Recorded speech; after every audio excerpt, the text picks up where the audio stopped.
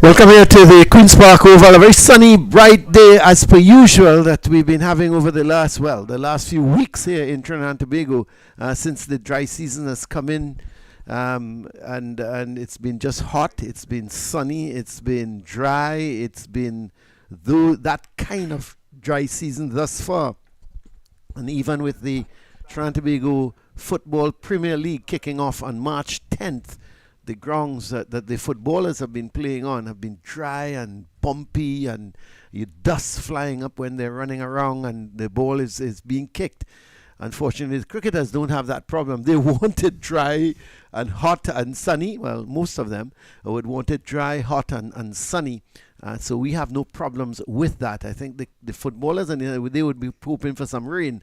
But it really doesn't look like if it's going to rain, at least not in the immediate future here at the Queen's Park Oval. And we're going to resume here on day 3. It's going to be Trinidad and Tobago Red Force against the Barbados Pride. And there is the match summary so far. 203 Trinidad and Tobago. The Barbados Pride replied with 271, a lead of 68.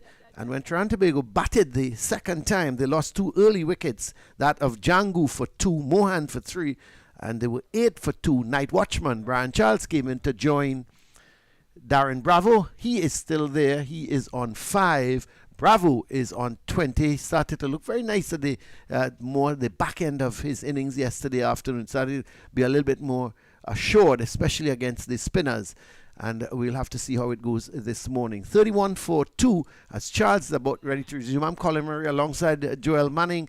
And good morning to you wherever you may be viewing this broadcast. And good morning to you, Joel, as we see the first delivery from Brian Charles. So, Brian Charles, the first delivery from Shem Holder. I've started again this morning, right? Don't say anything. Just say good morning for me, please, Joel. Good morning, Colin, and good morning to our viewers on what is a very beautiful Friday here in Trinidad and Tobago. I had my first doubles this morning. Oh, you did? Yes, here is Holder into Brian Charles. Hey, how was it? Oh, fantastic. Exactly, where was it? Where did you purchase it from? I purchased it from the Queen's Park Oval, thanks to our producer. Oh, you purchased it from the Queen's Park Oval, thanks to but I didn't get any. But anyway, I wouldn't go there. I really won't go there. Here is Holder again. Now, what is the here? That's runs for Charles. That's a bad bit of fielding.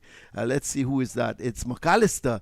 He started to run to the ball rather than running around to get the ball, and so it went past him, and they were able to pick up 2 runs. So the first runs for the morning goes to Brian Charles. He is now on to 7, and the total on to 33. What's the role of Brian Charles this morning? Let me ask that first question to you.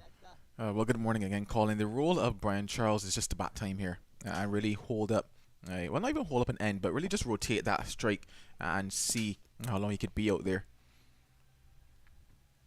Yeah, that's so very true. I think a lot of people think a night watchman, his job is done once he survives the evening before. But his job here this morning, and you're right, is to just play time. He needs to stay there. If he can bat out the first hour, rotate the strike a little bit, get Darren Bravo on strike more. What he doesn't want to do is what the Trinidad and Tobago Red Force would not want is for him to fall early and a new batsman has to come in. I think his job is to stay there as long as he can, partnering Darren Bravo. Yeah, certainly. Basically, it's gone from him being a night watchman to now being the number 4 That's right. batter in this situation. So the first over of the day from Shem Holder comes to an end. 2 runs from it, 33 for 2. Yes, and Holder's completed his 5th over, none for 11. Yeah, and a lot of people think that, the night's watchman job is done, and when he comes out the next morning, doesn't matter. He can try to maybe score as many runs as he can, but the thing is, if he gets out within the first 15 minutes, you put the batting team back under pressure because a new batsman is coming in. Not only a new batsman, but one of your recognized batsmen. And don't forget, the bowlers are fresh. The bowling is on top at that point in time. So he would want to bat as long as possible. Well, it seems to be, is it McAllister? Yeah, it is McAllister. Surprised they opened with Holder. And not maybe pace from both ends? It could have been a consideration because I did expect at some point that McAllister would have the ball. I figured it might actually be from that end, given that's where he's bowled from Pavilion end, yeah. all throughout this match. But in terms of the conversations that I've been hearing surrounding how the surface is playing now, I wouldn't say I'm surprised that they opted for Shem Holder, especially given that from around the wicket, when you look at where the footmarks are starting to take a hold and where the wicket has just been playing a little bit up and down, he's been getting the ball to grip out to the surface. A lot of the guys are saying that they actually expect the ball to turn a lot more today. They said they didn't really turn as much as they expected on day 2, but the pitch has started to deteriorate even more, and I do believe that the spinners, especially off spinners, when you look at how the surface is set up at the moment, to really come a lot more into the game. Shem picked up 5, so maybe they're thinking he could get another 5 in this inning, so not necessarily a bad tactic from them.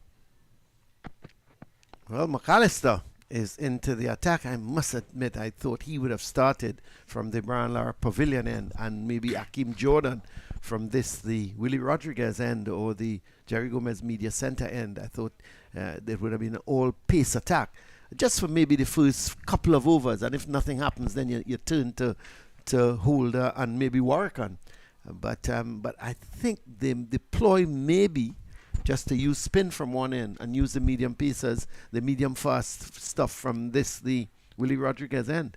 2 slips and a gully, so not a real attacking feel at the moment to Bravo. That's short, lifting, and Bravo just getting under it. I think it wasn't that well lined just outside the leg stump, and Bravo had the easy task of just bending and allowing it to go through behind his back. Yeah, I think though that I kind of side with you in terms of the fact that I might have probably preferred to see Akeem Jordan take the ball. Like I said, I figured that Jerry McAllister would bowl, but not necessarily from this end. Yeah. And with the ball still relatively new, we saw what Akeem Jordan's been able to do with the new ball. I figured that they might just put in his hand from this media center end. Bravo, that's not a bad delivery, and Bravo just couldn't do very much with it. Yeah, I also think about the fact that when Jordan was asked to bowl what would have been quote-unquote the older ball, you saw that he wasn't necessarily as effective in terms of he had to kind of switch from what is his natural game, his game plan. And I figure, if you're going to give Jordan the best use of the ball, it'll be here at the start of the morning, just 17 overs old at this point.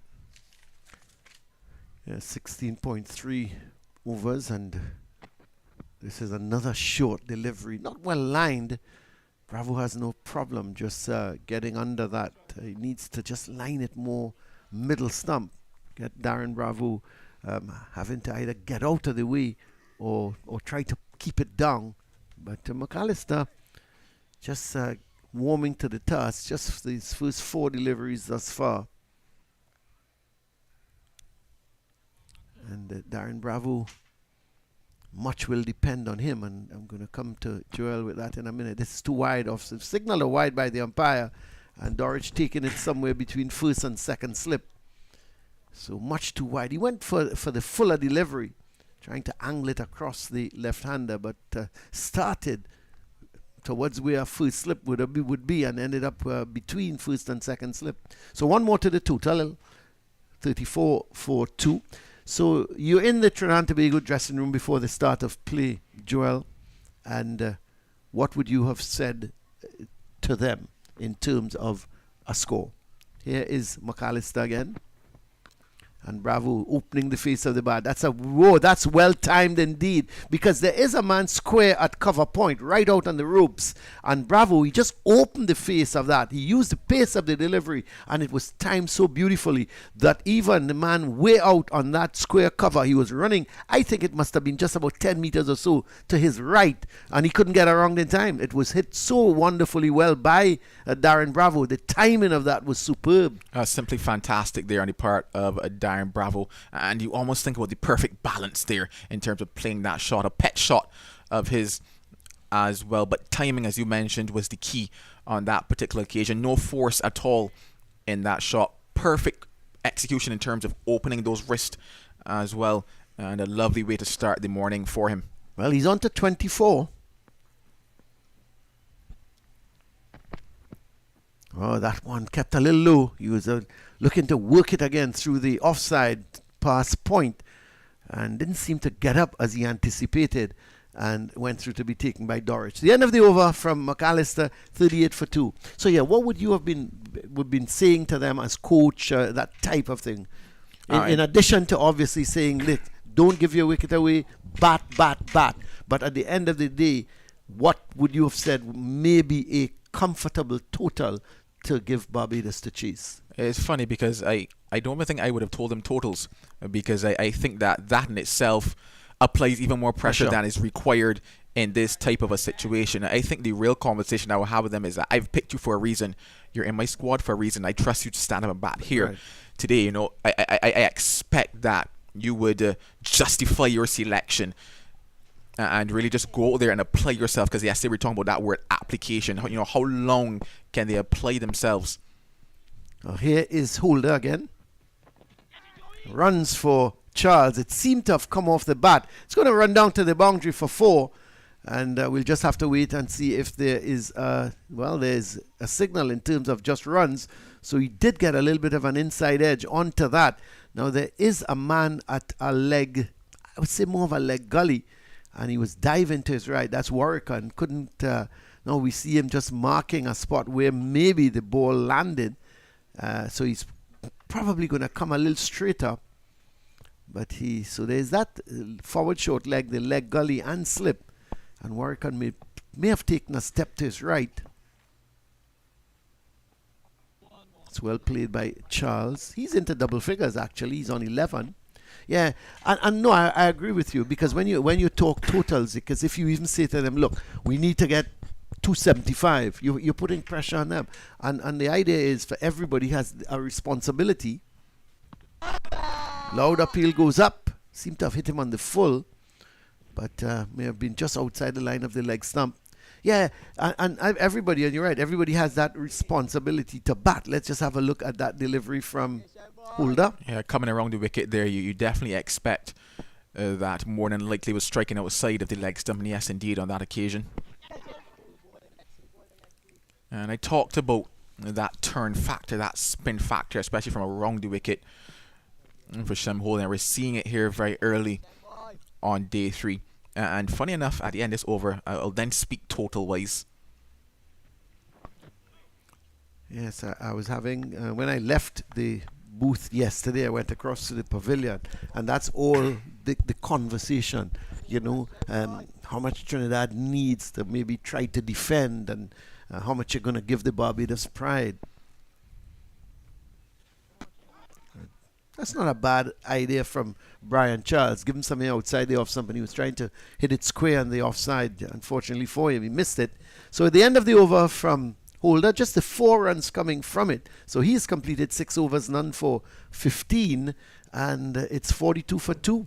Yeah, I think that total wise things might actually surprise a lot of people who have been trying to have the conversation surrounding what could be the potential target score. And I said, you know, in terms of the coach's conversation, it had to be a case of apply yourself and bat. Let's see where we are at lunch. Let's see where we are at tea, because the expectation is that at tea you will still be batting. And as such, not to say, okay, this is where we want to be by XYZ time. However, yesterday on commentary, I mentioned to you that I do think that anything north of 150 could pose a potential challenge. And funny enough, I had whispers with both camps this morning just to get a sense of where the mind is. And on one side of the coin, one side was saying they don't want to chase any more than 100 batting last, and on the other side of the coin, they were saying that if they get up to 200, they see themselves in with a chance. And that 200 minus that 68 puts you at that 140. That 140, and is because of what they think about the surface at the present moment. That's very, very interesting. Here is McAllister. This time he's coming around the wicket to Bravo. A lot of the conversation yesterday afternoon was 150. Felt, you know, anything less than 150, you know, Barbados Pride would probably sneak a victory. I am also of that opinion. I just think they need somewhere between the 150 and 200. Now, the thing is, if you get up to 200, it means you got to score 268. And that's going to take some batting. No, and it's not to say that the pitch has deteriorated that much, but it's a pitch where you got to play yourself in, and once you play yourself in, runs will come. But the thing is, The first 20, 25 minutes of your innings is a crucial period. I think the other side of it is that, and funny enough, not that they were looking to get 200 lead, but actually if they could get to 200 in total. Yeah. But the sense of you're looking at the Barbados Pride batting, and something I mentioned yesterday too, in terms of that experience factor and how probably across maybe 4 innings so far they've crumbled. I think back to the match against Jamaica, and it wasn't much for them to get less than 100, and very quickly you saw wickets tumbling, 4 or 5 and that kind of stuff. And the conversation is that if it is just on the north of that 100, just closer to that 150, probably just above that 150, the type of pressure that could come into play in terms of when you have no Imran Khan bowling, because they're saying that the slower the spinner is, the more difficult it is for the batting side of things, because you don't have to put everything behind the ball. And the likes of Warwick Khan was bowling just a little flatter yesterday. He's probably a little easier to bat than, let's say, Imran Khan or Shem Holder, who are just, going through that push and pull type of a scenario, and they don't necessarily want to find themselves in a case whereby you have your debutant who was batting at 3, Sean Worrell, or have the likes of Kevin Wickham and those guys, Jonathan Drakes, who's under a little bit of pressure, Mosley, who likes to play shots. You won't necessarily have to put them in a situation whereby all of a sudden you find a slide happening very quickly and you're falling short. So in terms of Barbados' perspective, wickets, less than 100 is all they're willing to accept. Because even though you have the talent and the potential, you also understand the realities of what your batters have been doing so far. Very true. Peel going up, but clearly seem to be heading down the leg side. So Charles beaten for pace at the moment with those 2 deliveries, was very late in coming down on it. Yeah, and no, it's I can't disagree with a lot what you've said, and it's all in the mind as well. And you talk about the slower the spinner. Carrie Pear was another one who I thought was bowling too quickly. He was pushing it through. Give the ball a little bit of air, give it time to turn, and I think that's the adjustment the spinners have got to make. Charles is going to get a single because he's just turning it down to fine leg. He's looked pretty comfortable, hasn't he? Brian Charles looks better than a number 9 that he batted in the first innings. No, he batted number 10 in the first innings. So he certainly he looks a little better than a little more capable than a number 10. But he's going to continue here. He's on 12 and it's 44 for 2. Yeah, he's looked easy so far for the morning, but I like that as a better over from McAllister in terms of how he finished, because we saw that he was just, I guess, once again just a bit too short, a bit too wide. And it's interesting because when I actually think back over a lot of the wickets that Jerry McAllister has taken, it's not necessarily been with the new ball. I think back to when he made his debut. He was brought in after lunch and he instantly took a wicket there. I think back to the match Leeward Islands here. Well, Leeward Islands here, also in that spell later down when he took wickets. Even here in this match, he was not effective with the new ball. It was the older ball that way he just had to concentrate on that line and length and pace. Instead of having to factor in, well, I have a new ball, let me see, if I could do a little something with it. And that's why it was so interesting that he didn't opt to put it in the hand of Akeem Jordan in the morning session when you still have it relatively new. And I think back to the fact that after 26 overs, when Akeem Jordan was given the ball after lunch on day 1, he did nothing with it because there wasn't much movement on offer. You need to explain this field to me, because there's a long off, a long on, a deep mid wicket, a deep point, and a deep backward square. I don't think Brian Charles has given the impression that he's going to go over the top. The only thing I could think of, Joel, is that they want Darren Bravo, the left-hander, facing the off-spinner. Well, I would never attempt to explain what is happening out there. Dare I get it wrong? I couldn't understand the feel, and because Brian Charles just had to push the ball in the offside and he gets an easy single. So the only thing I could think of is that they want to get Bravo facing the off-spinner, who's Shem Holder, and he's bowling wrong the wicket to the Trinidad and Tobago Red Force captain.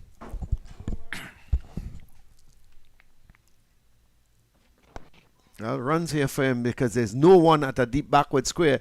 It's possibly going to hold up before it gets to the boundary. It does, and they're going to come back for 3.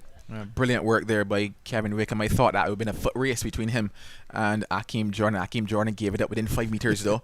But that's the youth of Kevin Wickham. They're sprinting down, chasing that ball. But in terms of if the ploy is to bowl to Darren Bravo, then certainly that's not where Shem Holder will want to be starting it. You know, we saw in terms of where the ball was spinning from, it was just around middle and leg when the right-hander is facing, so that tells you, well, middle and off for the left-handed Bravo, and I think that is where Shem is really looking to aim this particular delivery when it comes to the left-hander.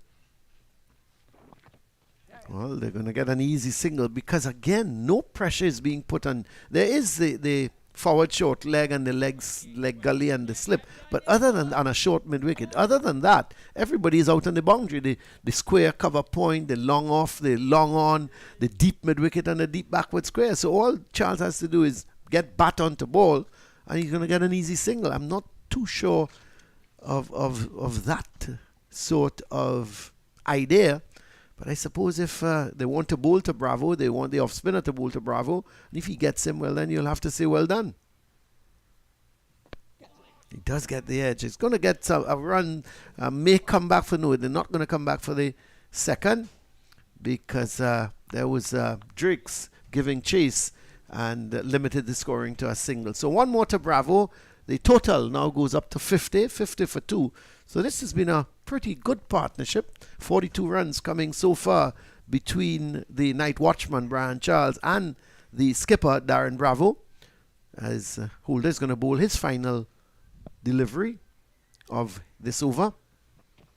And Charles negotiates it well, and it's the end of the over. So 50 for 2 now after 20 overs is the summary of the match thus far. Red Force still 18 runs behind, and they would want to knock off those 18 runs before losing a wicket. And still, when you think of that, they'll be 68 for 2, but in effect, none for 2. And you would want these two at least batting out until the first hour of play, and then take it from there. And the longer Charles stays with Bravo, Joel, it's the more frustrated the Barbados Pride bowlers will become. Certainly, because obviously coming out this morning, you mentioned wickets, you know, and of course they would love it to be the wicket of Darren Bravo, but they would take and accept the wicket of Brian Charles as well. And hence why I just feel as if it's not necessarily the start in terms of the intensity and the look that they were looking for this morning. Still some time, still early days, but I just don't feel like it looks just as what they came out to plan, or rather what they planned for this morning. Oh, here's McAllister into Bravo. He's just going to get a single because he's playing out towards the vacant mid-on. There's no one. There is a mid-wicket that, well, more of a wideish mid-on. And Bravo is playing it straight back up on the onside of the pitch and immediately calls for the single as the man from mid-off there was just running across. That's Kevin Wickham. Just running across towards mid-on to do the fielding, and they get the single. We haven't mentioned Roshan Primus in terms of the bowling attack. He was the one picked up the wicket of Darren Bravo in the first innings, and we haven't seen him yet into the attack. Yeah, you could probably have considered that maybe with the amount of overs that they had to bowl yesterday, that maybe Primus could have been one of the ones that they opted for. This is short but badly lined from McAllister. I think that's what he needs to do in terms of he's got to show some fire to Brian Charles. I think he's got to give Brian Charles some chin music and see what happens. But so far he's handled it well because McAllister's been just offline a little bit. Needs to get that into the body of Brian Charles and see how he handles it. Yeah, it's been more so wide music than chin music, you would have to say. That's right.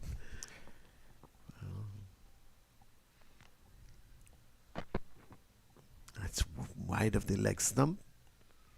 So it's not been the first 2 deliveries to Charles have been basically offline. Dorich wouldn't be too happy with that. 3 slips and a gully for Charles, Then there's a more of a backward point, a short, more wideish mid off. Then there's the straightish mid wicket, forward short leg and a man down at fine leg. So a 6-3 field for McAllister. There is delivery pitched up to him. That wouldn't worry Charles because it's a little bit too full. If there's anything, he would be a little disappointed that he hit it straight to the man at that shortish or wideish mid off. And that's Shane Mosley there doing the fielding.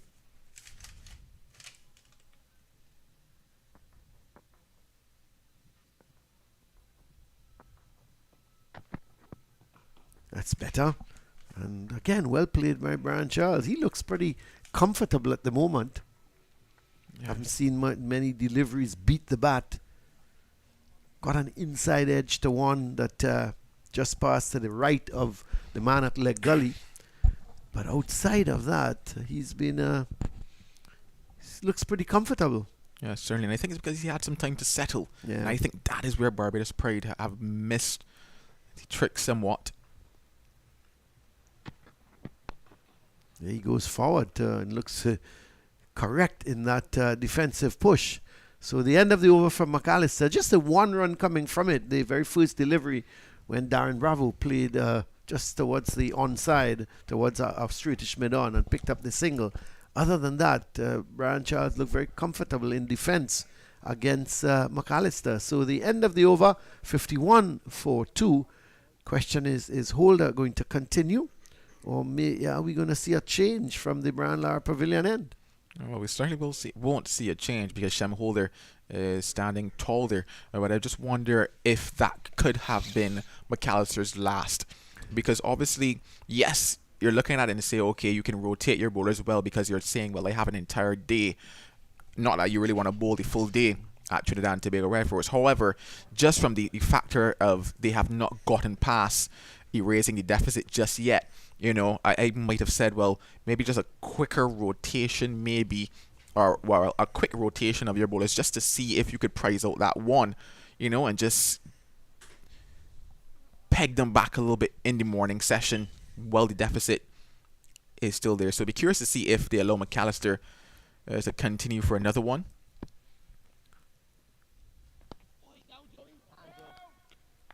It's strange. I'm looking at that shot Darren Bravo is playing, and I really can't say if it's coming off the edge or if he's just slightly opening the face of the bat. But it's a dangerous shot because they've got two slips in place, and he's just getting to it and just sort of just opening the face. And if he doesn't get it right, could so easily come off the edge and go to any of those slips. He's got to be careful playing that shot.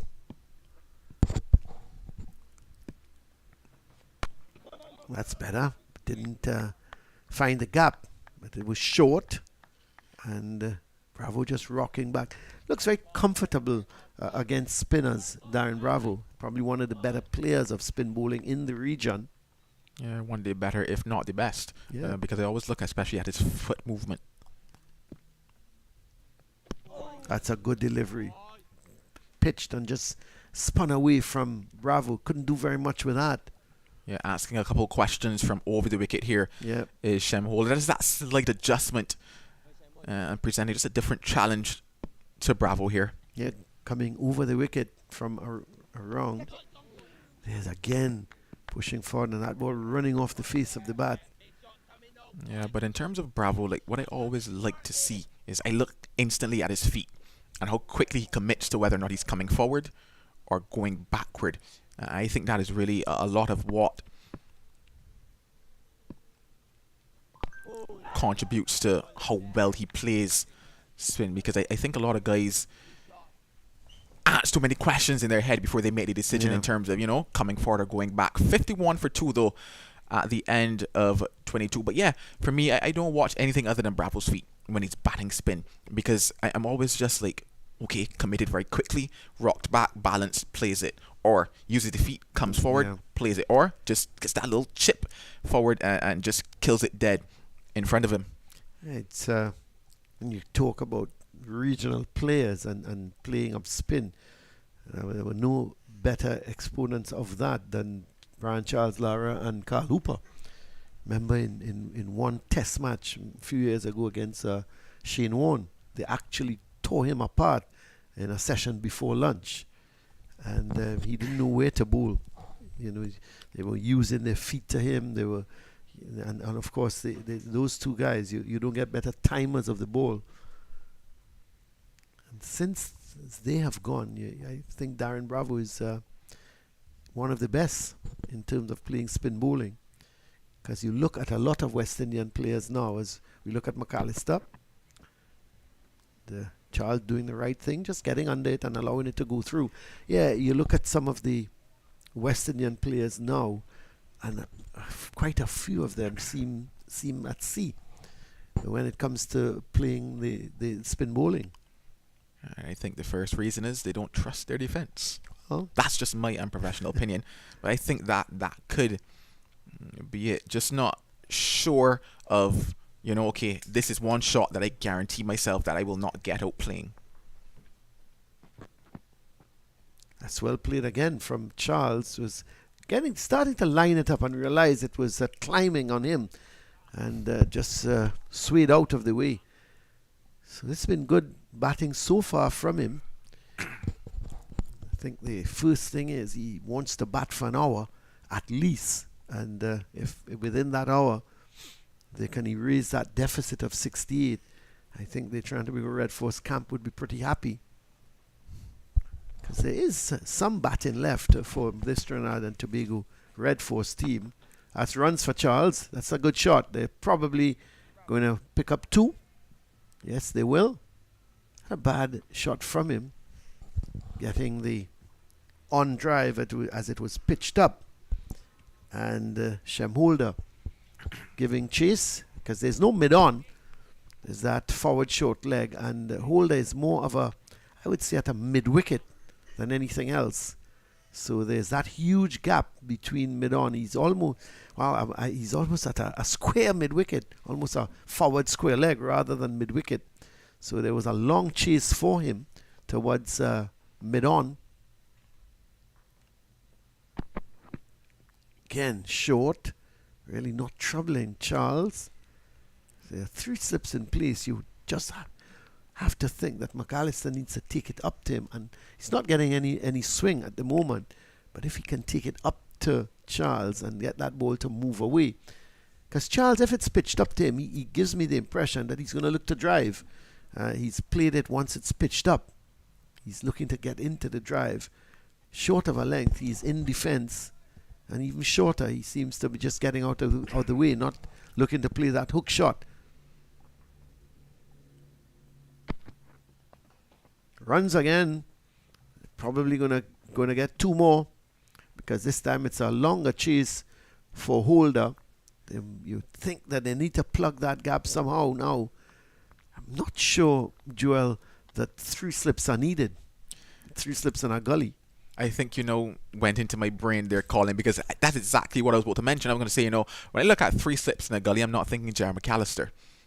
I'm thinking in terms of the fact that he does need that mid-wicket and potentially needs that mid-on as well if he's going to go full. And when I think 3 slips in gully, I think Akeem Jordan. Yeah, that's right. Well, they've made no change to the field, so it means that McAllister needs to go a little wider of that off stump, because he's got the protection on the offside. He's got a wideish mid-off, and he's got a point. This time he plays it just to the left of Holder at that forward square leg, and there is no run. So not a bad over for the Red Force, picking up 4 runs in it. And Brian Charles moves to 18, and at the end of the over, 55 for 2, 13 runs still in arrears. Now, I think it could be a scenario or a situation whereby they just might be asking McAllister to bowl something that is not McAllister, if you get what I'm about to say here, because like I mentioned, McAllister is your burst bowler.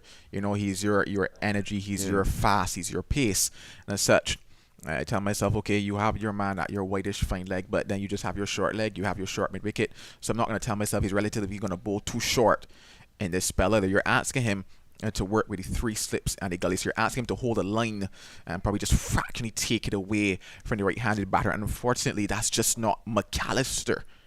And that's no insult to him or no dishonor to what he's done, because he's bowled well. But you also understand the frame of mind certain bowlers usually bowl within. And I think that is just right now not McAllister. And I said, I think that is more the Akeem Jordan, because of the control that he will have and the movement that he gets. Yeah, but based on this field setting, as we look at Holder starting a new over, Bravo looking comfortable at the moment. Yeah, based on the field, you're not going to expect him to take that ball up to Charles, especially middle and leg. He's going to take it up wide of that off stump. But other than that, if he's going to bowl middle and leg, you would expect it to be short on the line of his body. This could be, that's a really well-judged run, because I was going to say for a moment this could be trouble, but it was really well-judged, because as Bravo played it, he called for the single. So obviously good running between these two, and one more to the total. Bravo on to 31, yeah. And that's why I'm a little perplexed at sometimes at the bowling of McAllister, because based on that field where you've got the forward short leg, you've got a forward square leg as well. It means that, to me, he's going to look to bring it short and hope that Charles may look to pull or something like that, or fend it off the body. But he's been carrying it up to the bat, middle and leg, which is not what Dorich would want. That's a good delivery. Beating Charles just seemed to run straight on, rather than spinning back at the right-hander. So he's on 18 from 57 deliveries. He's done well. He's frustrated this Barbados Pride team. No, he certainly has. And from a Red Force perspective, just eating away now at that lead. Just trailing now by 12 runs. They started this morning trailing by 37.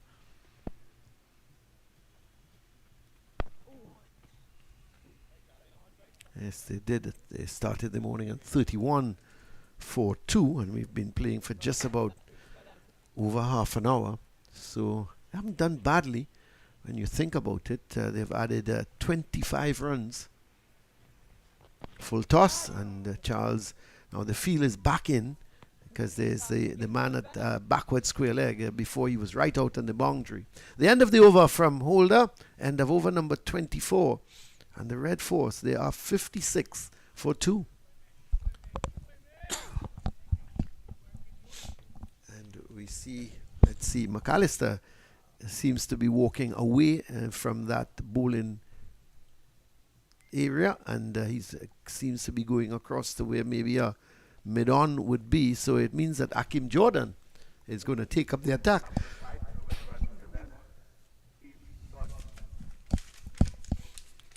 Yes, indeed, it will be Akeem Jordan, introduced now in the 25th over. 2 for 6 so far from his 5 overs. Yeah, he certainly bowled well yesterday. He was helped by the loose shot by Django outside of the off stump, but take nothing away from him. He's picked up 2 wickets so far from his 5 overs. It'll be interesting to see now if after the spell from McAllister, if Jordan is still able to get the movement that we probably have come to know of him.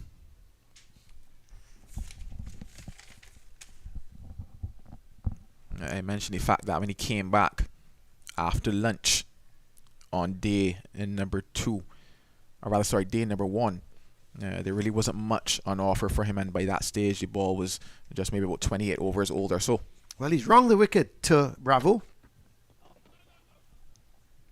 Starts, you look at him, just 2 slips and a gully. So much more protection in the outfield, because there's a square cover point right out on the boundary. There's that cover and mid-off.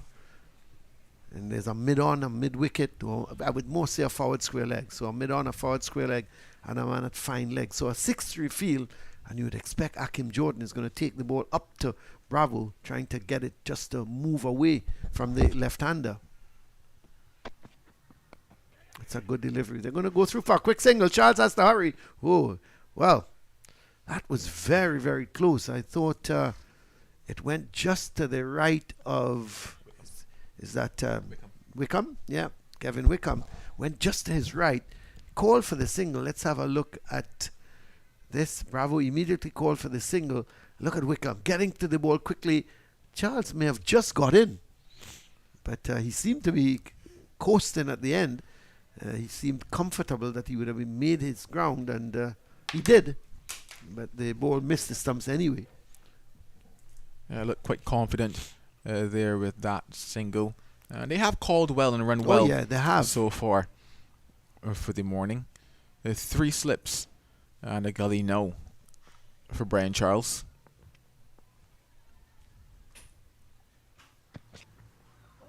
Oh, that's gone. Well, Akim Jordan has come and has done the trick. Taking the ball up to Brian Charles, pitching and just leaving him. Charles started to play and tried to withdraw his bat, but it was a little too late. And a partnership of just actually one short of 50, a partnership here with 49 runs between Charles and Bravo has come to an end, and Akim Jordan has done the trick again. He's now got 3 for 7. He's picked up the night watchman in Brian Charles. He makes his way back to the pavilion, caught by Dorridge off of Jordan. Let's have a look for 18. If you're looking to bowl with 3 slips in a gully, the man that you want the ball in the hands of is Akim Jordan. Just a bit of movement away. Brian Charles looking to leave it, but left it really late. His bat was outside, away from his body. Took the bottom edge, and a good catch in the end by Shane Dorridge. So they get the first wicket of the morning. Trinidad and Tobago Red Force 57 now for 3. Yes, certainly a good change, and you know it's sometimes it's difficult to understand why Akim Jordan didn't open the bowling or start the morning from this end, the Willie Rodriguez end, and maybe McAllister from the Brian Lara Pavilion end. One just pace, out and out pace, trying to shake up Brian Charles, and the other one pitching the ball up, getting it to move, and that's what you want. And Charles, I think he misjudged the line when he realized it was outside the off stump. He was trying to withdraw, and it was just a little too late. But a good innings from Charles, and he's batted just short of 40 minutes, 37 minutes this morning, and I'm sure the Red Force camp would be happy with him, and they're taking the score. They've added 26 runs this morning with both himself and Bravo, and he did in fact Wade hold the down, and the McAllister was taken out of the attack, so he had the Barbados pride thinking of how do we dismiss this man. Started the morning on 5, so he's added 13 of the 26 so far, but it brings Jason Mohammed to the crease. Mohammed getting a half century in the first innings, and I'm sure the Red Force would want him to repeat that. 3 slips on a gully, no forward short leg, so you know where Akim Jordan is going to line up outside the off stump. You expect that from him, and Mohammed picking it up early allows it to go through. So really good bowling on the part of Jordan, and really, you look at it now, Joel, no wickets in the first innings, and he's picked up the 3 so far to fall in the second inning, but that's the game. Certainly how the game of cricket goes, and it's just so interesting because this is what you know, and that's what you expect of Akim Jordan, to present that challenge in terms of the movement of the ball. And I talked about the fact that I'm looking at 3 slips in a gully, and I said no insult to Jerry McAllister, but that is not his particular field set. That is not the type of bowler that he is. And you're asking him to bowl something that's not within him at this present moment. That is Akim Jordan. If you want 3 slips in a gully, if you're looking to take the ball away, if you're looking to bring those slips into play, you must put the ball in the hands of Akim Jordan. And they did it, and they've been rewarded for it. That's right. So in his first over, picking up that wicket of Brian Charles.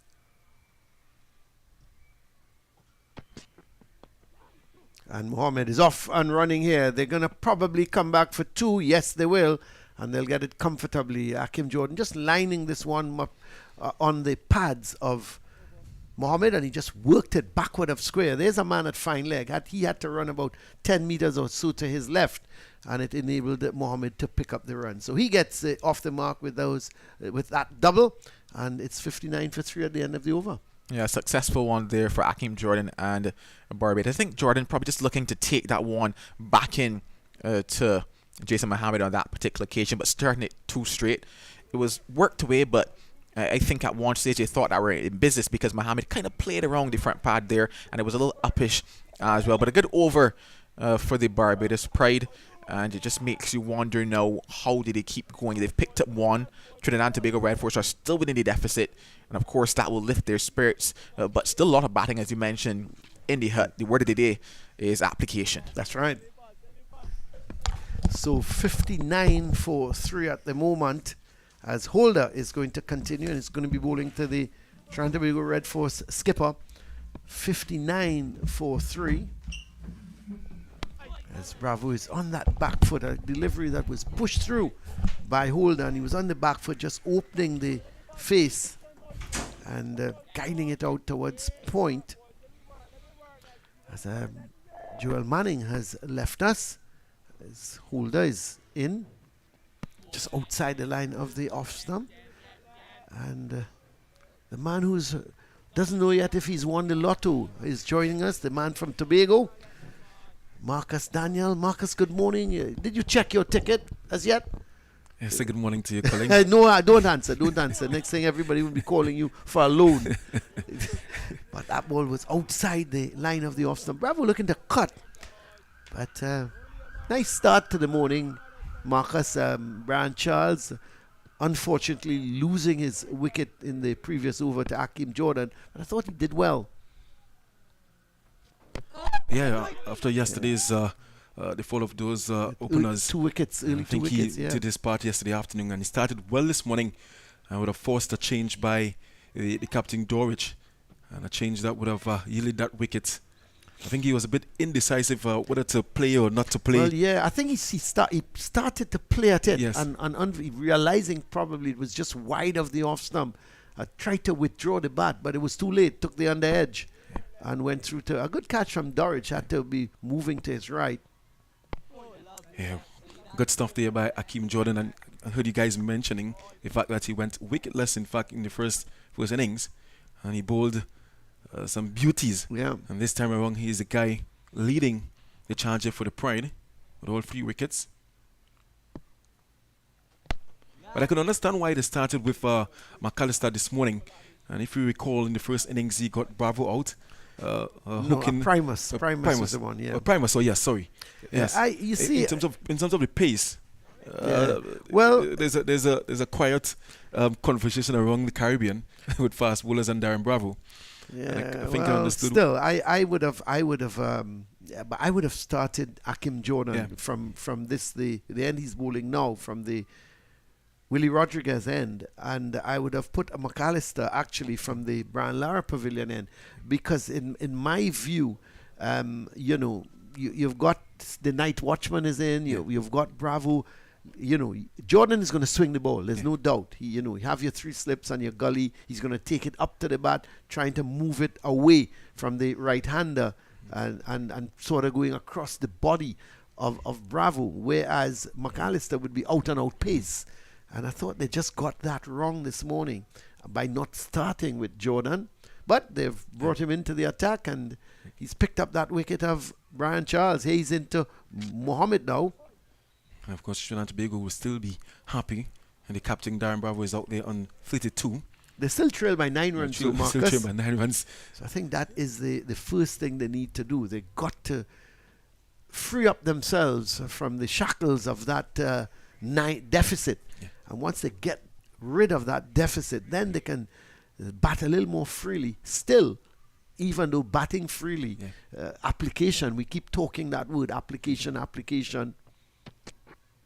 And there's Mohammed. That's a pleasant shot. He's going to pick up some runs. It's not going to go into the boundary. It was more of a push than anything else. And he picks up 2 runs. But Mohammed looking very confident, isn't he? Getting onto the front foot and pushing it to the left of the man at cover, and he picks up 2 more runs. He picks up 2 more runs because he was on 2, so he goes to 4. But that's a good shot, Marcus. He was lining it up nicely, and he pushed it using the pace of Jordan and to get it past the man there at that short cover position. Hey, Mohammed looked really well in the first innings, and he has started well here again for the Red Force. They will need him to bat, I think, all day. Well, they would need a couple of them to bat all day. That's another good shot. Again. This is much firmer. That has a lot of timing in it, and it runs to the boundary for 4. That was another good shot. He looks confident, Jace Mohammed, and you could see from his first innings that the 55 would have given him a lot of confidence. But this one was a firmer drive, it wasn't a push like the first delivery. Yeah, look at it replayed here. Akin Jordan looking for some swing, and there was Jason Mohammed textbook cover drive. And you can understand what the captain and the Barbados Pride, they are trying to do here. They have left the covers a bit open, and they are forcing or inviting the drive from Mohammed, searching for that edge. But Mohammed too good a batter. Surprisingly, they've taken out the third slip, and they've put him towards a forward square leg, or backward square leg, I should say. That's another. It runs again for Mohammed. Is he going to come back for the second? Yes, they're going to come back for the second. And again, we see this ball pushed, this time to the left of Mosley. He's had some running to do. And the 3 previous deliveries, now we're going to see the strengthening on the offside. So because they're taking that man out from the backward square leg, and they're going to put him towards a cover. And they're going to ask Mosley to come a little straighter towards more of a mid-off. Yeah, So I a think bit of strengthening of the offside because of those 3 shots from Mohammed, who looks really good. 2, 4, and 2. So he's quickly into double figures.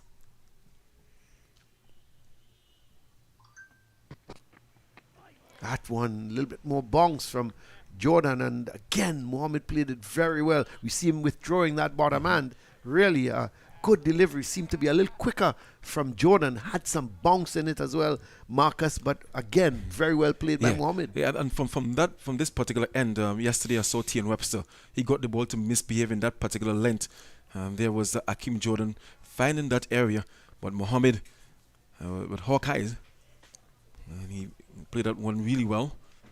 Could have been a spot of butter with that one. Right behind that one, Jason Mohammed looks really good, finding the middle of the bat, and the end of another over. The score 67 for 3. Yes, 67 for 3. 27 overs in this the second innings of the Red Force. They're now trailed by 1, and they'll be looking to put a good total on the board to have the Pride chase. Colin, what do you think will be a good total? We discussed that a little earlier this morning, Joel and myself. He was talking about the Barbados team themselves. He had a little whisper with some of them, and they didn't want to chase more than 100. Oh. I think they need, the Red Force needs somewhere between 150 and 200, and obviously closer to 200 for Barbados Pride to chase down on if it goes to day 4.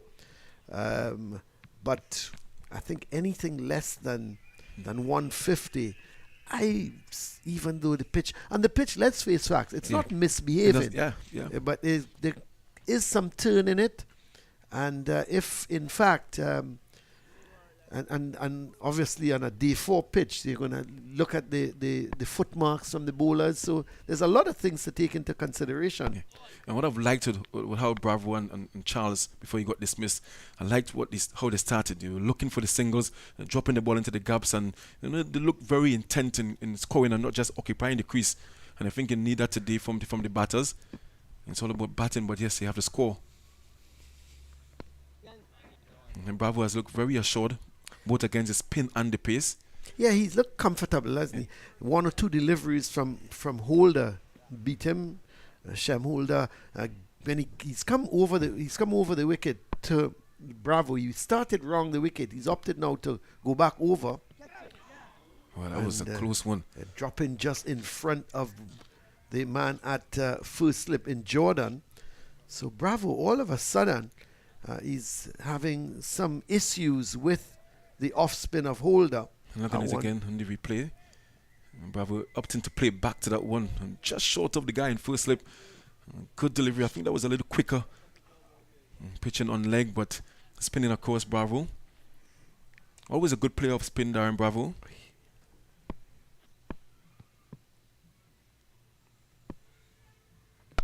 Lovely, lovely what a shot. drive. What a shot.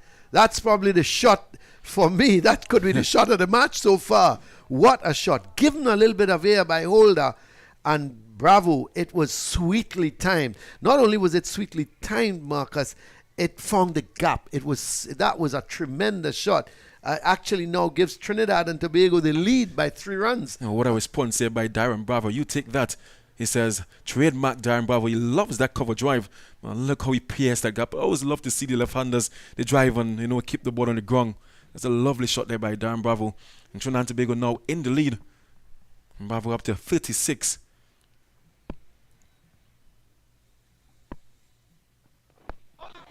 So Holder's gone back in to that delivery where he's more pushing it through. The one delivery he gave some air turned out to be a half volley for Bravo, and he absolutely hammered it through the offside. I think he's attempting to bring those guys in short cover and play there. But Bravo, too good a batter, pierced the gap perfectly.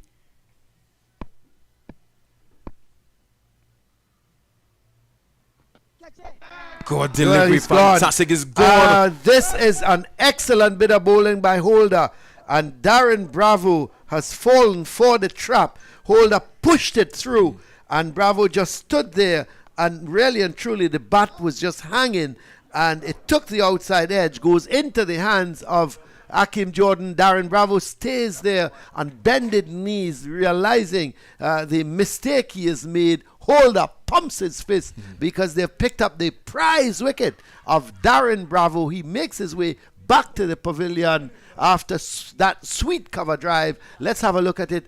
Marcus was pushed through. Chaim Holder, a really eventful over here by Chaim Holder, but he responded after that cover drive from Bravo. A little fuller, a little faster, and there's Bravo pushing out that delivery. One probably sort of played a little softer hands, but really good stuff here by Chaim Holder, the man who got his first 5-wicket haul in the first innings. He has got the prize, a scalp of Captain Darren Bravo. And Trinidad and Tobago, and seriously a spot of butter here now at 71 for 4. They lead only 3 runs, so effectively there are 3 runs for 4 wickets, Colin. Yep, there are 3 runs for 4 wickets because Bravo is making his way back to the pavilion, caught by Jordan at first slip. Jordan involved now in all 4 dismissals off the bowling of Holder. You have to give Holder credit. He gave it some air, couple deliveries, maybe in the 4th delivery, and Bravo drove him sweetly. He went back to just a little flatter, getting it on or around that middle and off, and slightly turning away from Bravo. Bravo pushed out at it, got the outside edge.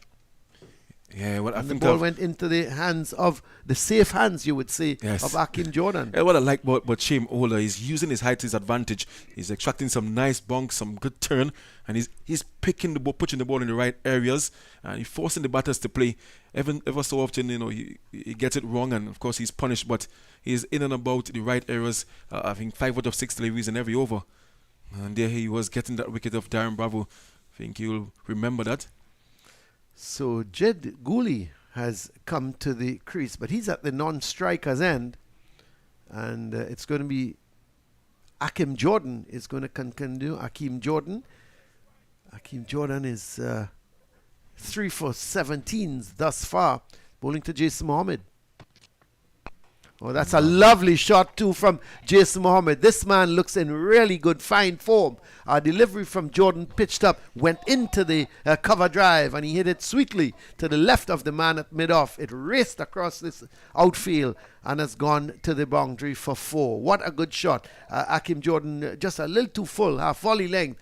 And let's have a look at that shot from Jordan and the pride looking for the edge of Mohammed's bat, but Mohammed has been excellent this morning on those drives. Yet another shot piercing the gap, and Jason Mohammed top scored for Trinidad and Tobago in that first innings, and he looks the party again in the second. He's on 14, and the mid-off has gone about halfway back now to the boundary. And Trinidad and Tobago not daunted by the wickets that would have fallen. They're still playing their shots. Yeah, well, I think Mohammed is full of confidence now. And based on that innings, his first innings, when he got to 55, and you're looking at him now, and he's come in, and he's almost coming in where he's left off. He went into a little bit of a shell in the first innings when he got to 50.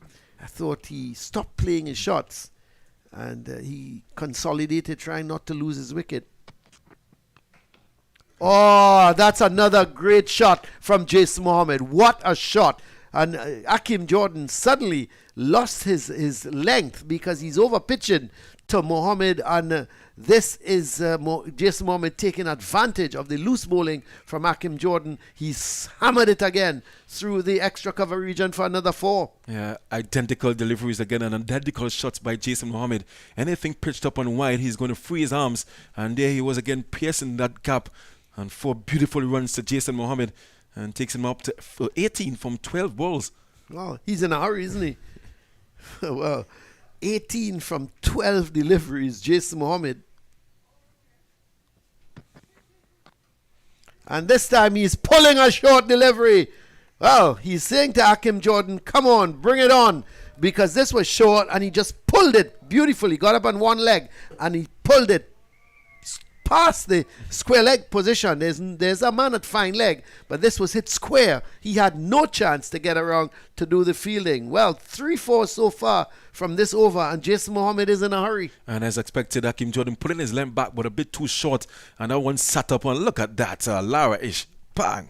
4 runs there. Yes. He's right-handed. He's right-handed. Yes, right-handed. Lovely shot there by Jason Mohammed. 3-4s in the over. How will Akim Jordan respond here for the Pride? Another short delivery, but this time it was angled into the body of Mohammed. Couldn't do very much with it. It was not short enough for him to go for the pull. So he was just playing it out on the offside, on the onside, and there was no run. And the lead now up to 15 here for the Red Force. And they're looking to capitalize on this good spell of batting here from Jason Mohammed, but he'll want to stay there. You know how this game of cricket goes. You just take one good delivery to bring to an end your innings. Good delivery alone there by Mohammed. They're going to get a bye. An end of an exciting over in which 13 runs they came off it, 3 boundaries and a bye. And the Trinidad and Tobago Red Force are now 84 for 4 after 29 overs. Darren Bravo top scored so far with 36, and Jason Mohammed out there on 22. And his new partner, Jet Gooley, I think, is now going to have a refreshment break according to Culling. And the players going to refresh themselves. Another beautiful day here at the Queen's Park Oval. And a sprinkling of spectators in again. I'm expecting a really good fight with the bat from the Red Force. And hoping to improve on that score of 203 in the first innings. And they are behind the 8 ball at this time. And 4 wickets down, including that of Captain Darren Bravo. Jason Mohammed, the man who top scored in the first innings, is out there. And has looked really good thus far, 22 from 15 balls. And Jet Gooley, he'll want to right the wrong that he did in the first innings, playing himself in, and then getting out to what he'll consider a very loose shot. And just looking at some scores around us as well. The Guyana versus Jamaica. Guyana, of course, 278 in their first innings, and 178 for 4 currently. And they would have dismissed Jamaica for 115. And the Leeward Islands versus the Windward Islands. The Leeward Islands declared on 382 for 9. And the Windward Islands, they have responded with 254 for 2. What a response there. Yeah. And I saw Alec. Athens, yeah, he is on 124 not out. Yeah. And Hodge. What a purple patch he's in, though. Yeah. I tell you, I must admit, when it comes to Athens, I have a lot of time for that guy. I think he's a really super player. I saw him here against Guyana last year in a 4-day game, and he got to 68. I was disappointed because he was so much on top of the bowling. And but his 68 was so well put together. He looked a good player, and they were playing Trinidad and Tobago in the next game, and I remember seeing David Furlong, the Trinidad and Tobago coach, and I said, "Hey, there's a guy playing for the Windwards called Athanaze." I said, "You got to watch him. He's a good player. If he gets going, he can present a real problem." Yeah. Of course, he failed in both innings. And David Furlong said to me, he says, "That's the guy you're talking about." But, I knew he would come on. I just hope he continues to show the progress he is showing. He needs to continue to work hard at his game, But I was disappointed that I made mention of that.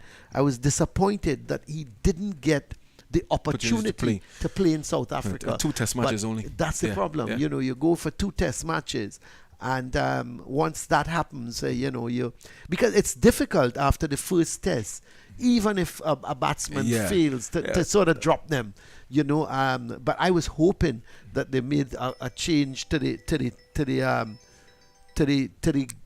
team, and Athanaze would have been able to get in, but unfortunately it was not to be. And you see, that's the other problem, Marcus. Not enough test cricket is being played, so if he doesn't, he's probably not going to get a chance again until maybe the India series. And after this here, what happens? He's probably going to go and play. There's not much first class cricket after this, so he's going to go through a patch where there's no first class cricket, and who knows, by the time July comes back around, when the Indians come here to play the test series, what is he going to do? He's got to get some kind of cricket in him where he's going to be playing the red ball version of the game, so that when the Indians come, he'll be well prepared. Well, hopefully he probably goes there to the UK and get into one of those counties, so he can continue with the good vein of form that he's in currently. And I hope that continue here. The Queen's Park Cricket Club, Trinidad and Tobago, 84 for 4, a lead of 16 runs. And Jason Mohammed and 22 from 15. Yes, Holder now is coming back around the wicket to the right-hander. Remember, he switched and was bowling over the wicket to Bravo, but he decided to come back around the wicket to the right-handers. And let's looking at Athanaze, what he has done thus far after 4 matches, 549 runs. He's averaging 91.50. Yeah, he's in such a purple patch. And I'm glad to see him making hundreds, because, unless these guys make hundreds at the regional level, you have to question if they can go on to the international level and make hundreds. But to me, hundreds, it's a habit, and I'll explain to you what I mean. You look at sometimes I don't like to use the Lara factor, because he's an exceptional player, but he was scoring hundreds at youth level. And when you score hundreds at youth level, when you get up to the senior level, Mohammed pulling that delivery. That's a catch. What a catch. What a catch. I think the umpires will want to look at that. Well, again. I'm not sure. Mohammed is standing I strong. think it came off the boot or something of the man at forward short leg. And it came off his boot and then ballooned in the air. Mohammed is not moving, but it's really unlucky if he is in fact dismissed. Let's have a look. Ooh. Did it come off the boot? That's a really listen, close. I think you need to zoom into that one. After it hit the boot, what a catch by McCaskey. He can't do nothing wrong. He's gone. McCaskey can't do anything wrong. Mohammed is not happy. He is standing his ground there still, and but he has to go. Well, that was really unlucky. You have to admit, Jason Mohammed, and he is really, really unlucky. With the ball firstly coming off the boot, and we see there, Is it Jordan? Yes, Jordan is just sort of patting him on his back and saying, well, these things happen. But so Jason Mohammed has to go. He's making his way back to the pavilion. He was looking so good, Jason Mohammed. He was on 22 from 19 deliveries. And what an unlucky dismissal. He got onto the back foot. We're going to have a look at it again. Let's have a look at that. And it was short. He gets onto the back foot, smashes it. I think he did the right thing there, the short ball. He got back and he pulled it. The only thing that he did wrong was hitting into the boot of the short leg fielder. Well, and unfortunately, but the man at short, look, he's getting treatment now. He was getting out of the way. Yeah. It was a situation where he was praying that ball wouldn't hit him. And that's what they call a freak dismissal. How unfortunate.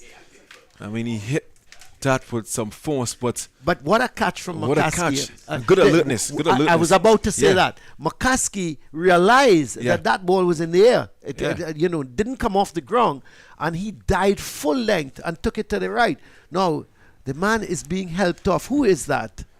I can't make it. Is it Wickham? Wickham. Yeah, so Wickham. I think that would have done some damage to his ankle. Yeah, it hit him flush. Oh, wow. I can't tell the last I've seen a dismissal like that. I don't think his players would be too unhappy that he's going off injured, because let's hope he's all right and there's nothing broken or anything like that. Yeah, not a good delivery there from Chaim Holder, but he's going to claim the wicket. Of course. Bad delivery. And Mohammed, must claim it. Mohammed got back as he, of course, was invited to, and pulled it down, but pulled it into the boot of Mr. Wickham, and good alertness by the guy in cover, in short and mid-wicket, sorry. And then got the wicket there of Mohammed, who was looking really good. Runs. You have to feel for Mohammed, because he was looking so positive. He was looking good. He actually, I would have thought that Akeem Jordan would have been taken out of the attack because of the onslaught from Mohammed. I think there was a clear plan by Akeem Jordan and skipper Dorich. They invited the drive, hoping that Jordan would have extracted some swing. Look at Wickham. He still can't put that left leg down, that left foot. Yeah, you need some ice. Get some ice on it. Hop along. There's a committee in the Queen's Park Cricket Club called the Hop Alongs, because they hop along going to the gym and things like that. So maybe Wickham, I can recommend Wickham to them. I hope it's nothing severe. Yeah, let's hope so. Let's hope that just some ice and maybe some magic spray may do the. He may have to go for an X-ray, because depending on where that hit. Yeah. But oh my word! But Joshua De Silva has come to the crease, and he has some serious work to do. Trinidad and Tobago effectively 16 for 5. That 100 that Barbados spoke about this morning in terms of chasing. It could be very much on. Well, could be less than 100 the way things are going. 16 for 5. Chaim Holder in the wickets again. 7 for the match thus far. Well, De Silva is off the mark with that single. So much depends on this pair now, because after this, there's not much left. There's Imran Khan. Then you have Carrie Pear. Well, Tion Webster as well. So you've got Tion Webster. So there is some potential, batting potential. Yeah, I like that word. There's batting potential. Whether that potential can really stand up to this Barbados Pride team and get the runs is a different story. And you have to give them credit. They came here at the Queen's Park Oval, and they have adjusted to the pitch.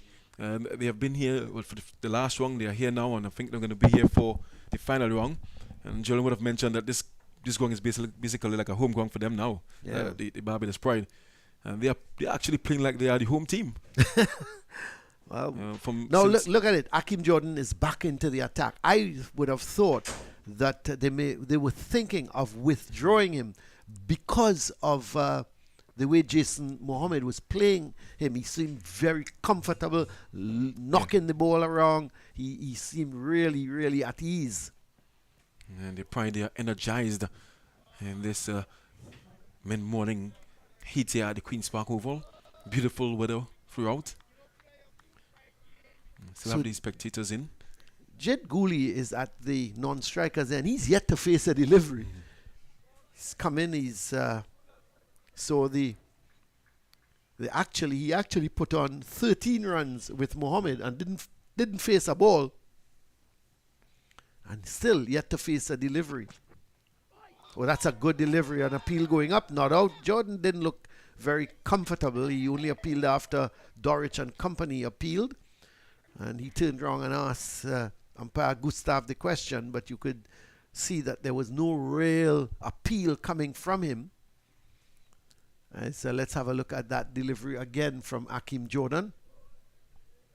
And Jordan into a really good spell this morning. I mean, barring those deliveries that Mohammed put away to the boundary, but he has been there and about this morning. Da Silva was pushing at that. Just for Da Silva back from international duties. He'll want to stamp his authority here in this region at this regional level. And shouldered arms in the first innings and lost his off stump. You wouldn't want to be doing that this time around with Trinidad and Tobago effectively 17 for 5. It's still a good pitch for batting.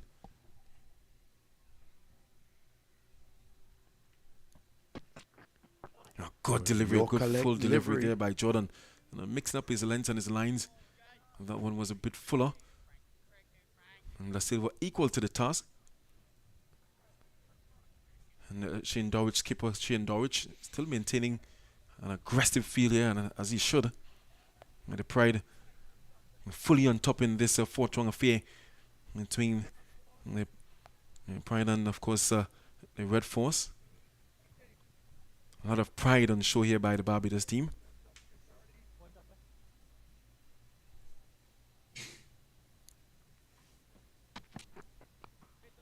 And this time, Da Silva punching this one out to looking more confident with that, didn't he? Look more confident with that shot, Marcus. Yes, much more confident.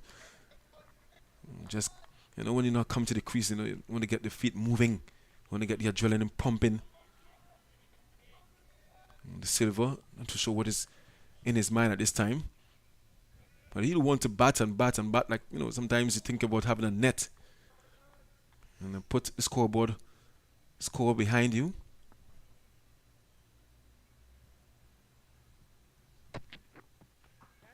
Punching again this time. Runs for Da Silva. It's probably not going to get to the boundary, but they will look for the third. Yes, they're coming back for the third. And would you believe it's the end of the over, Marcus? It means Gooley will not have the strike again. So it's almost, I know Da Silva is not farming him, but it almost seems like he's farming him. But at the end of the over, it's 81 for 5. Da Silva is on 4. Gooley, I don't have to say he's not out because he hasn't faced the ball. And a spare thought for Gooley because I know that he's anxious to get of course his first delivery out the way, yes? But that's how it goes sometimes. 3 runs to Da Silva, 3 good-looking runs. Yeah, good shot, wasn't it? Not too much power behind that one, but placement. He looked good in the first inning, until that moment of madness. Yeah, misjudgment. Misjudgment. You're being kind, Marcus. You're being very kind. It was just a crazy moment. Madness. I mean, one man in the deep at a deep mid-wicket and you go for that sort of shot. I mean, it didn't make sense. Yeah. He wanted to get a big score this second inning. And he looked so, you're right, he looked so compact. Yes. He looked in good nick. He was playing everything on merit. I even said that. I said, the one thing with Gooley, he's going to play everything on merit. Yeah. And then all of a sudden, he got something went to his head, and he thought he could have hit the ball out of Queen's Park Oval. There's a new short leg. I don't think Barbados would mind. I don't think Barbados would mind if they continue to get a wicket with the ball coming off the boot of the man at forward short leg. But what a catch by McCaskey, what a catch. I love the alertness. That's I love the alertness. You hit the nail on the head. It was the alertness of him to realize that the ball had come off the boot and was in the air. I mean, he threw himself to the right and took it one-handed. And he knew it came off the boot because he celebrated immediately. Yeah. It was really a super catch. And I think you're right. What the most important thing about that catch wasn't so much the actual catch, was the alertness for him to realize, hey, I've got a chance here. And he just flung his body to the right and came up with it one-handed. And Holder is into a really good spell here. He's trying up the runs and getting the wickets in between. And keeping my eyes on the lead at 21. And Jed Gooley comes into the strike here for his first delivery. He's been out there, what, 20 minutes? At least. Came in with a total, when Bravo was dismissed at 71. Yeah. So 18 runs have been scored and he's yet to face a delivery.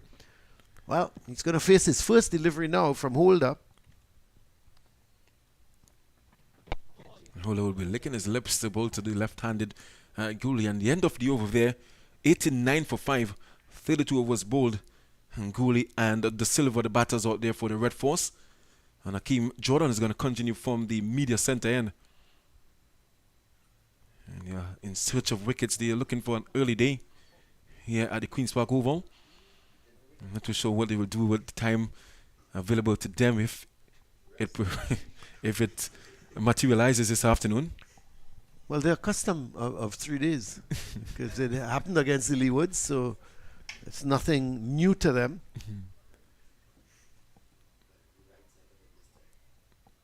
And the Silva on strike here.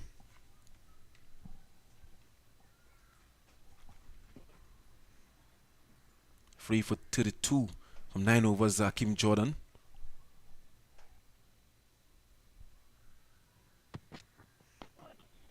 And the Silva shaped up nicely.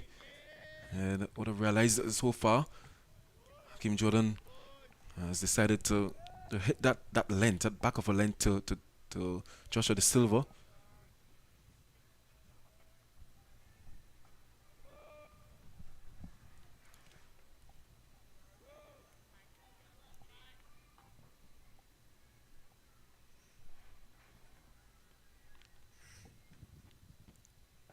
Right piano one again.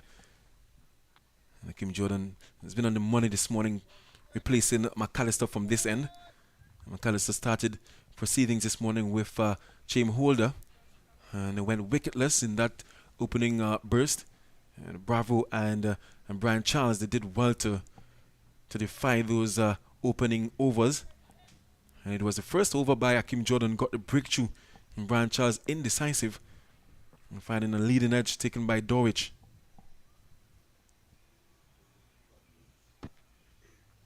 And De Silva again, he'll want to bat and bat and bat and bat and bat all day. Well, he needs to. No doubt about it. He will be very familiar with this pitch here, this being his home ground, Joshua De Silva. And of course, they come down against regional bowlers after facing Rabadan and so and others in South Africa. Yeah, you know, that's the thing, Marcus. Funny you mention that because you come off of facing the likes of Nokia and Rabada, and you come at regional level, you should dominate. You should dominate, yeah. You know, and yes, I know Joshua De Silva is not a batsman per se in the sense that that's his role. His role is a wicket-keeper batsman. Yeah. And I asked that yesterday about, wicket-keepers and batting. Yeah. What would you prefer?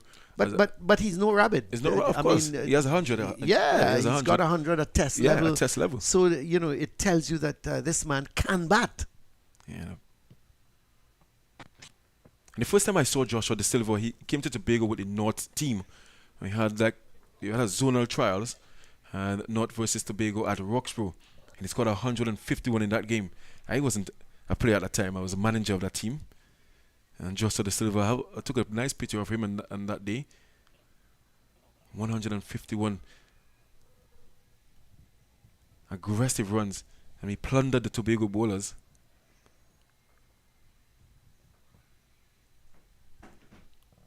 It's interesting with Hakeem Jordan staying into the attack. I thought if Jason Mohammed was there, he may very well would have been taken out of the attack. But the end of the over from Jordan, he's completed his 10th over, 3 for 32.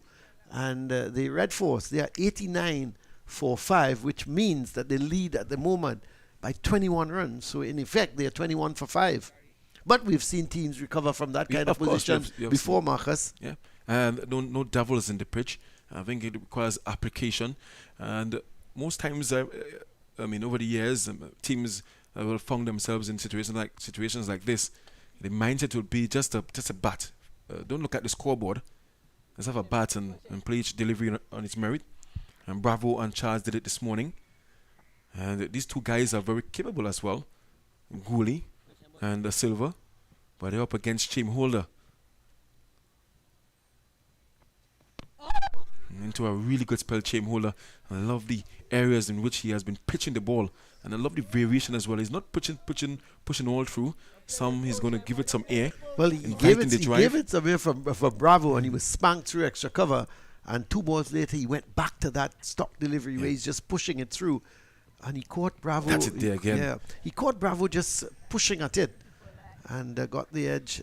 There's 2 slips in place. We haven't seen Warwick into the attack yet, and he's at a second slip. And you see the bunks. He's extracting there. And he caught Gooley and surprise there. That's a good shot from Gooley. He's going to get off the mark, and that's going to run away for 4. Well, not good fielding there down at that deep mid-on position. And it seemed to be Worrell. It looks like Worrell, the man they were showing, Worrell. As it was a full toss. It was hit well. And there was Worrell dive into his, well, I don't know if you could call it a dive, but he was falling to his left and couldn't stop it. So that would make Gooley feel good, getting a boundary to get off the mark. Yeah, rare bad delivery there by Chain Holder. And put away by Gooley. And that should make him feel a bit better. Yeah, Shem Holder in his 14th over now, 2 for 32. And they have options, Barbados. The experience of Warwick. Yeah, we haven't seen Primus yet. Primus hasn't had a bowl. When you look back at Primus in the first innings, just had 4 overs, 1 for 15. One has worked away off the legs by runs Gooley. Again for Gooley. He's going to pick up a double. Goes on to 6 at the end of the over from Holder. So he's completed his 14th over. 2 now for 34 as Gooley helps himself to 2 more runs, and the total on to 95 for 5. And they're in search of a partnership here. And I've had a partnership of 3, 5, 49, the best that's between Bravo and Charles, and then 14 and 13. And this pair already they've put on 11 runs so far. And they'll want to build on that start so far. I think the hardest thing to do as a batter is to start. You get out there, you need to pick up the length, the pace of the pitch, what the bowler is attempting to do. And when you get in, you need to cash in. Well, Akim Jordan is going to continue. I'm a little surprised. I would thought they may have looked to make a change, but not that he's bowling badly. Not that he's bowling badly. Yeah, he's. I think since Jason Mohammed has gone back into the pavilion, he's bowling a different line and a different length to Joshua De Silva. He's just back of a length, and I think he learned from. Too full from the against Mohammed when Mohammed was driving him through the offside. I think he's pulled back his length slightly, and Joshua De Silva is not. It has to reach for it, and so far he's just been very watchful in defence. I think they have clear plans for each batter. The Pride. Good delivery, Joshua De Silva, and showing the full face of the bat there. I like how you say they have a clear plan for each batter. Wonder what the plan was for Jason Mohammed. Bowl it short, let it hit the boot of forward short leg, and we're going to get him. And they will tell you that they planned that. I hope Wickham is okay. I really hope so. I'm hoping Wickham is okay. I don't think Jason Mohammed be hoping Wickham is okay. If I was Jason Mohammed, I hope he can't walk for the rest of the game.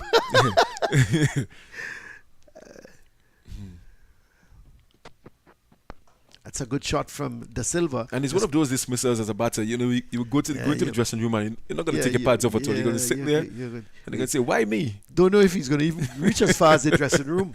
He's going to just be standing around and just saying, you're right. Why me? Why me? There's so many other play. There's Yes. so many other ways to get out. How can I get out like that? And after looking so good. Yeah. Oh, yeah. That's the thing. Jason Mohammed was really looking good. He was middling the ball. He was playing his shots. Yeah. That's what I liked about it. He was, and that ball was short. It deserved It what is- it. Well, it didn't deserve the outcome, but it certainly deserved to be heading down towards a backward square leg position. And the Silver dropping that one out to point and single taken. So they lead now by 28 runs.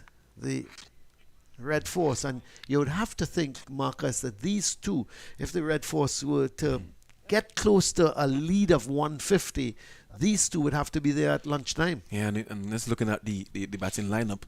Tion Webster and Imran Khan, probably the last two recognized batters in the lineup for the Red Force. And what I like about the batters out there, left and right combination, it just unsettle the field. And once they continue rotating the strike. And it's also the bowlers, they've got to Yes. switch their line. Yeah. And if they can actually rotate the strike, makes the bowlers switch their line of attack. Yeah. That's a good ball from delivery. Jordan. Well played from Gooley. All bowlers will tell you that they prefer to bowl at a batsman and work a batsman out, and instead of having to change angles and lengths with left and right at the crease. But Jordan, an international bowler, he didn't play. He got called up for the West Indies. I think that experience itself in getting on the plane and going to a foreign country and just rubbing shoulders with those international players would have done him and his confidence a world of good. And he's here doing what he has been doing. At the end of the over from Jordan, so he's now completed his 11 overs, 3 for 33. Or he's completed 11 overs, sorry, not his 11, but 11 overs, 3 for 33. 96 now for 5, the Red Force, and they lead by 28 runs. Yeah, and I think we're going to see a change from this end. Jordan looks very jaded, walking around. Who would you turn to? I think Warwick will come from the Warwick, bottom. the left arm, Yeah, I think arm orthodox spinner. Yeah, he bowled pretty well in the first innings from this end. What about McAllister? Bringing back McAllister. McAllister, in the first innings, he came back well after the luncheon period. And we'd have seen him already for the morning. Right. And then So you would want him to go have some lunch. Yes, and then come back. I hear you, Marcus. You're very kind. And then You're a looking very at- kind individual. Make sure he's well fed. Yes. And then let him loose on the Trinidad Red Force. Tobago Red Force. And also looking at the batters at the crease. In the first inning, he got Jid Gullit to play that erratic shot and got him out. But just play the mind games a bit. So I'll bring him on at the bottom again and see if Jid Gullit will. We'll do the same do the thing. same thing. Oh, come on, Marcus. You're not kind. You can't believe Jed Gooley's going to play a shot like that again. Please. Well, I'm hoping if it does, it goes over the boundary this time. Well, you know, the thing about it is why take the chance? Why take the chance? You know, I mean, because there's a man out there. Fine. If it goes for 6, hooray. Yeah. But if it doesn't, you're out. Yeah, match situation. A lovely drive there by the Silver. He's going to get one. Yeah, just a single. Yeah, the Silver look, seeing that the man is out on the long off boundary, just caressing the ball more than anything else. Picks up an easy single. Yeah. Joshua De Silva always, to me, when he goes out to bat, he seems to be in control, and then he does something and gets out. Doesn't either plays across the line, or tries to play a shot to a ball that's not there. But he always looks in control until he gets out. Very much like Gooley, isn't it? And I was just going to say I can name many other That's true. many other That's regional true. players that they Very, normally very true. look really good when they are starting their innings, and then Yeah, what I like about Joshua De Silva is he mixes aggression with defense. And, I think he's got a pretty good technique. Yes. He tends to line up the ball well. He moves his feet. But, I think he's a better player than some of his scores suggest. Yeah. And he always gets a start. Yeah. You look at that was so it's close to really the off close. stump. Well, you have to give Gooley credit. He knew where his off stump was. Yeah, but that's but he walks away as if to say, woo, boy. that's a brave leave. Yeah. And especially with holder coming around the wicket, you'd expect that the ball would be angling in. That was a really brave leave there by Jid Gullit. And look at it again here. and pitched up on Gooley. Whoa. Whoa. That was really brave there by Jed Gooley. It just turned away at the last moment. The end of the over from Holder. At the end of it, it's 97-4-5. Gooley is on 6. Da Silva is on 7. And you seem to have a word with Dorich, Marcus, because Warrican is into the attack. Yeah. I sense that Akeem Jordan just he was after on that his last last over. legs, Yeah. And it's a good move. As I mentioned earlier, the batters at the crease, especially with Jed at the crease, want to see if he'll be tempted again. Being Warrican, I will be inviting him I'm not to take too that big sure. shot. I Marcus, you see with that comment, I think I'm going to leave. When you start to say you're hoping that Jed Gooley is not going to play the same sort of shot and thing, and if I'm on air with you and he does the same thing, I don't know what you will say. So I prefer not to be on air if Jed Gooley plays that same shot. But I can't see lightning strike twice. I mean, he's if Gooley gets out caught deep mid wicket or something like that. Off of Warrican, you have to say, well, he's learned nothing, and he's at the non-strikers end. I suppose that's the first plus. And I'm sure that the fielders, the captain will be reminding him of that shot he played in the first innings. Here is Warrican. Well, it's all mind games. If I was a Barbadian player on that field, I'd be shouting, remember the first innings, as Gooley about to take strike. So it's all in the mind. Yes. And Da Silva looking good so far. He's gone for that. He's taken off the helmet. He's gone for that broad brim sun hat. So Warrican, I think if you had to maybe find a little bit of fault with Warrican in the first innings, I thought he wasn't giving that ball enough air. He was a little bit too flat. And here he started with two deliveries that really and truly that Da Silva just had to push forward to. Again, I would just like to see him giving it a little more air. There's just one slip in place and that forward short leg. There's a short cover as well. McCaskey, who took that absolutely brilliant catch to send back Jason Mohammed. What do you think the role of Warrican here now? Is it just to plug an end? No, he needs to get a wicket. He needs to, that's what I'm saying. He needs to show a little bit more variety. Give the ball some air. Tempt Da Silva. Da Silva is just pushing forward in defense. Look at it again. Tempt him. No, he holds his hands over his head. I'm not too sure why, because I thought Da Silva was in control of that. He got onto the back foot and opened the face of the bat. But I would give it a little bit more air.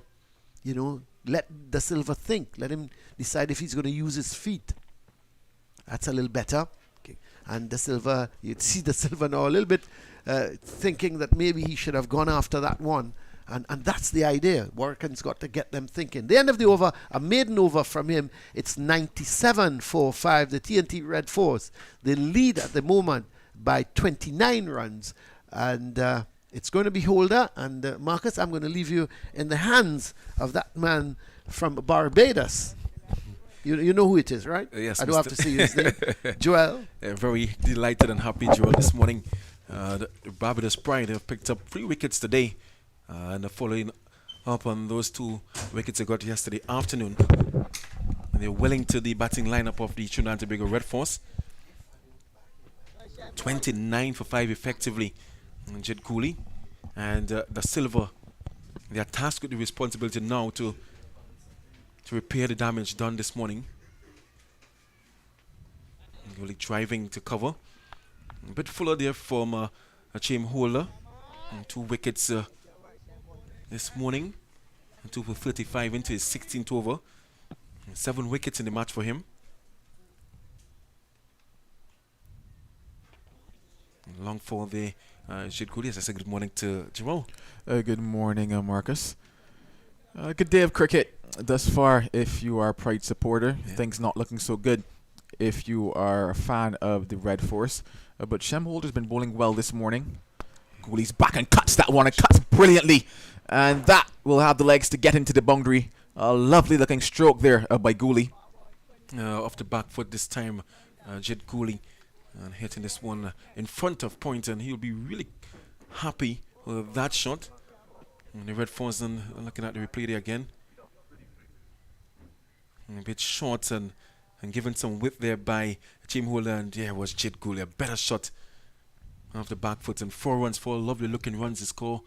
101 for 5. The 100 is up now for the Red Force. Lead 33. Yeah, I don't think that delivery was as short, maybe, as many thought it was. I think it was great use of the crease there by Gooley, getting deep on that occasion and just cutting it nicely in front. And good hand-eye coordination there.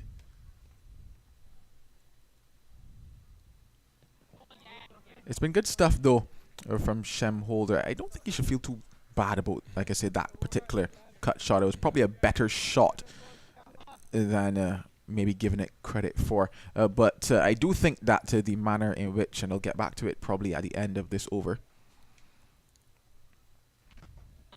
So a dot ball to close things out. 101 for 5, the Red Force.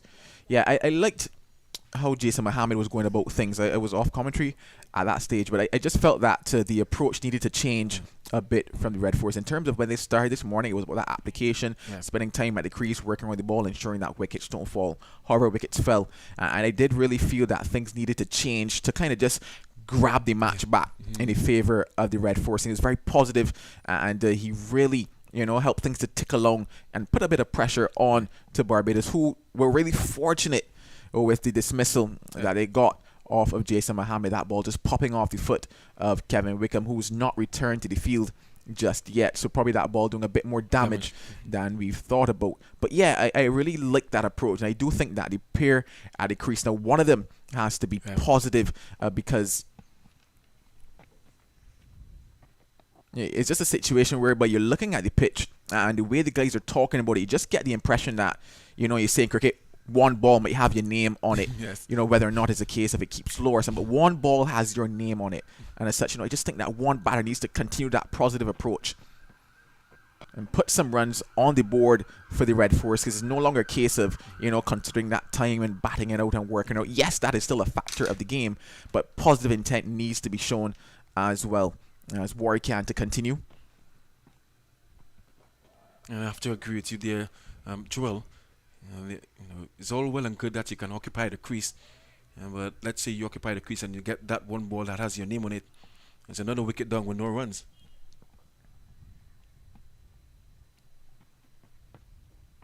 Currently in the lead is 33. Yeah, by no stretch of the imagination, a mountain for Barbados to climb should the innings end here. But it's just so interesting, as I mentioned earlier, the conversations regarding, what they might want to chase, what they might not want to chase, where Red Force see themselves in this matchup. It's a case of they're telling themselves, okay, if we could get to 200 and above, we're in probably good waters. Well, in better waters, the higher we get. But at the same time, Barbados obviously not looking to chase too many here, given how things have gone for their batting lineup. So another over from Warwican, 101 for 5. Yeah, of course. And I think at the start of the day's play, Captain Bravo partnering with Brian Charles, and they would have set about the batting this morning, hoping that they could have survived probably up until the first hour and then to lunch. But things didn't go their way. And all is not lost. We still have some potential batters in the camp, and do have these two at the crease at this moment. That's Da Silva and Gooley. And Holder to continue. Yeah, all is certainly not lost. A lot of cricket to still be played. Yeah. So if you're a Red Force fan, lift your head and smile as Holder to continue. And it's left alone by Gooley. It's just been interesting how Warwican has opted to go about his overs so far. Just bowled 2 overs, I believe, so far for the morning. I think he's still searching for that good length. Looking to see where are the areas in which he can operate. Not just that good length, but the pace at which he's bowling. Because the guys have been talking about the fact that the slower you bowl on this surface, the harder it is to score runs, the more challenging it is to bat. I just think that you just get a quick single there to Mosley, probably just sleeping a bit there at cover, but a good call and a good run And to Gooley. they will want to do more of that. As I mentioned earlier, in terms of the left-right partnership, where of course the Silva right-handed and Gooley left-handed, it will cause the field to be changing ever so often. It's nightmarish for captains at times, having to always change around the field, and the bowlers as well. You want to be bowling to one batter. And the partnership moves up now to 18, so they are into a little rebuilding phase here. Gooley and the Silva. And Chimhula will want to keep the Silva at that end. Just to work at him. You say that, but then I see the field is spread.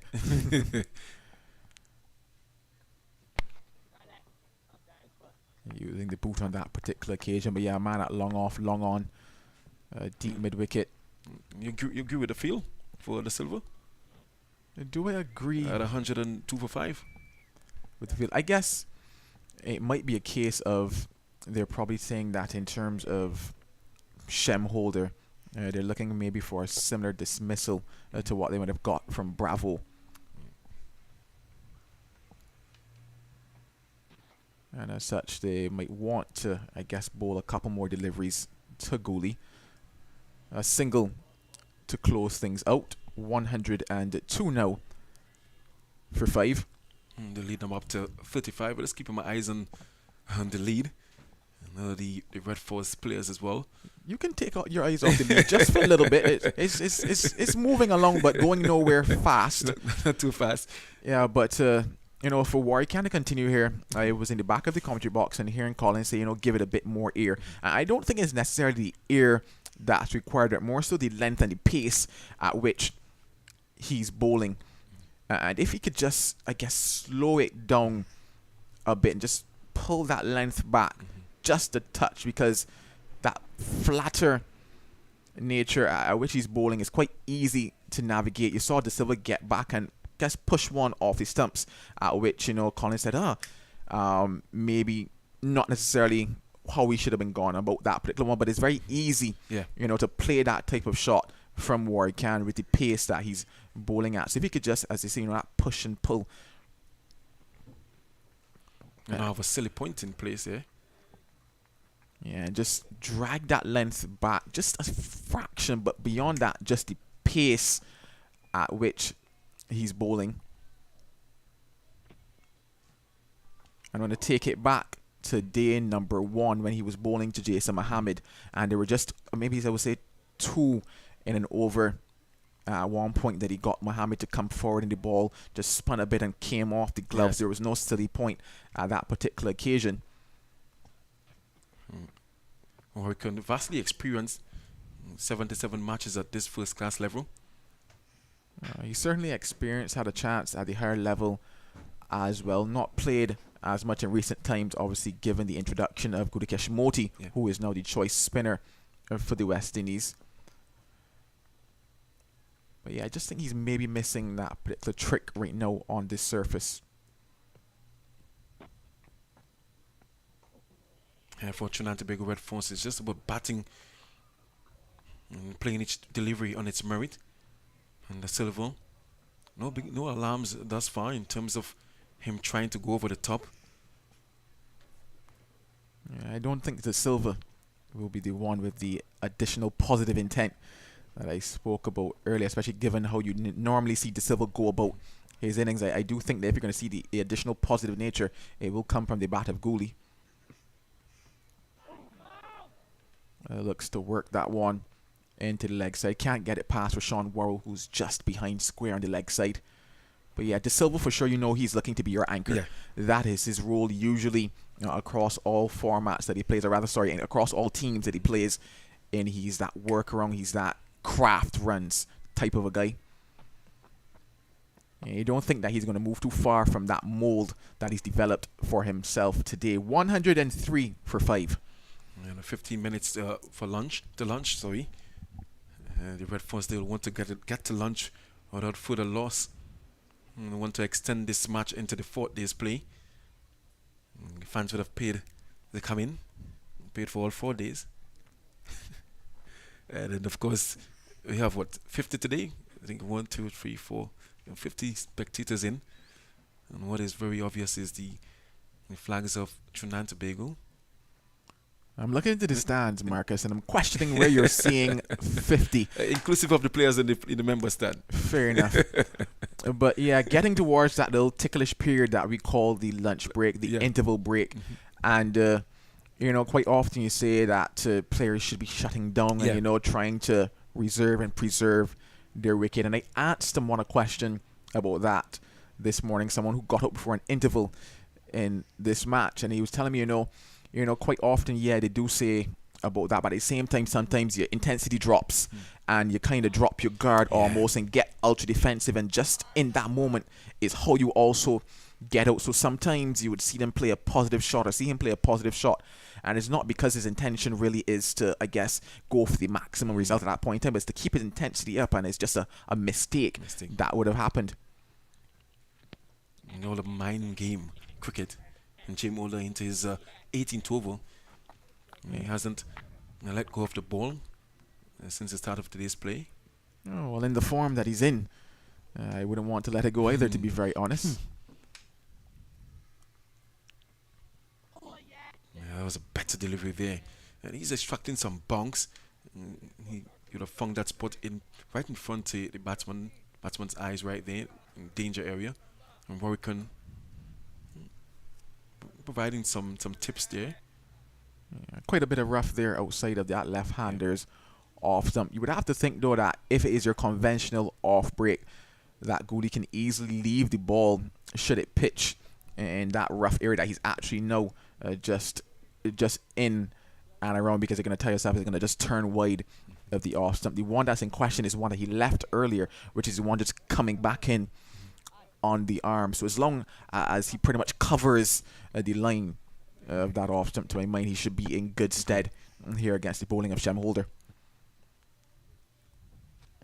And they've reinforced the offside and taken the guy from mid wicket. And I think, what do you think is the plan here for Gooley and Shem Holder? I think attempting to get him to play square of the wicket. When you look at the field, you see two slips, you see a man at short cover, you see a cover and an extra cover as well. It tells you that it's really about that drive factor or that defensive factor in terms of probably just taking the edge for Shem Holder. You constantly see Gooley just walking out and patting down that area in front of that off stump. So he has his eyes on that, and so does Shem Holder as well.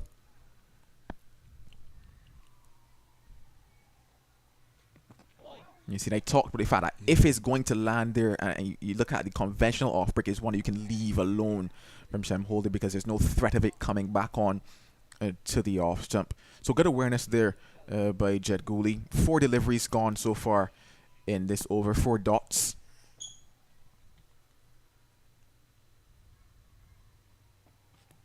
And it's a really good spell here by Shem Holder. He's not only getting wickets, but he has dried up the runs as well. And he has recognized that he can walk away, and Gooley is just in front of his eye line there in that rough area.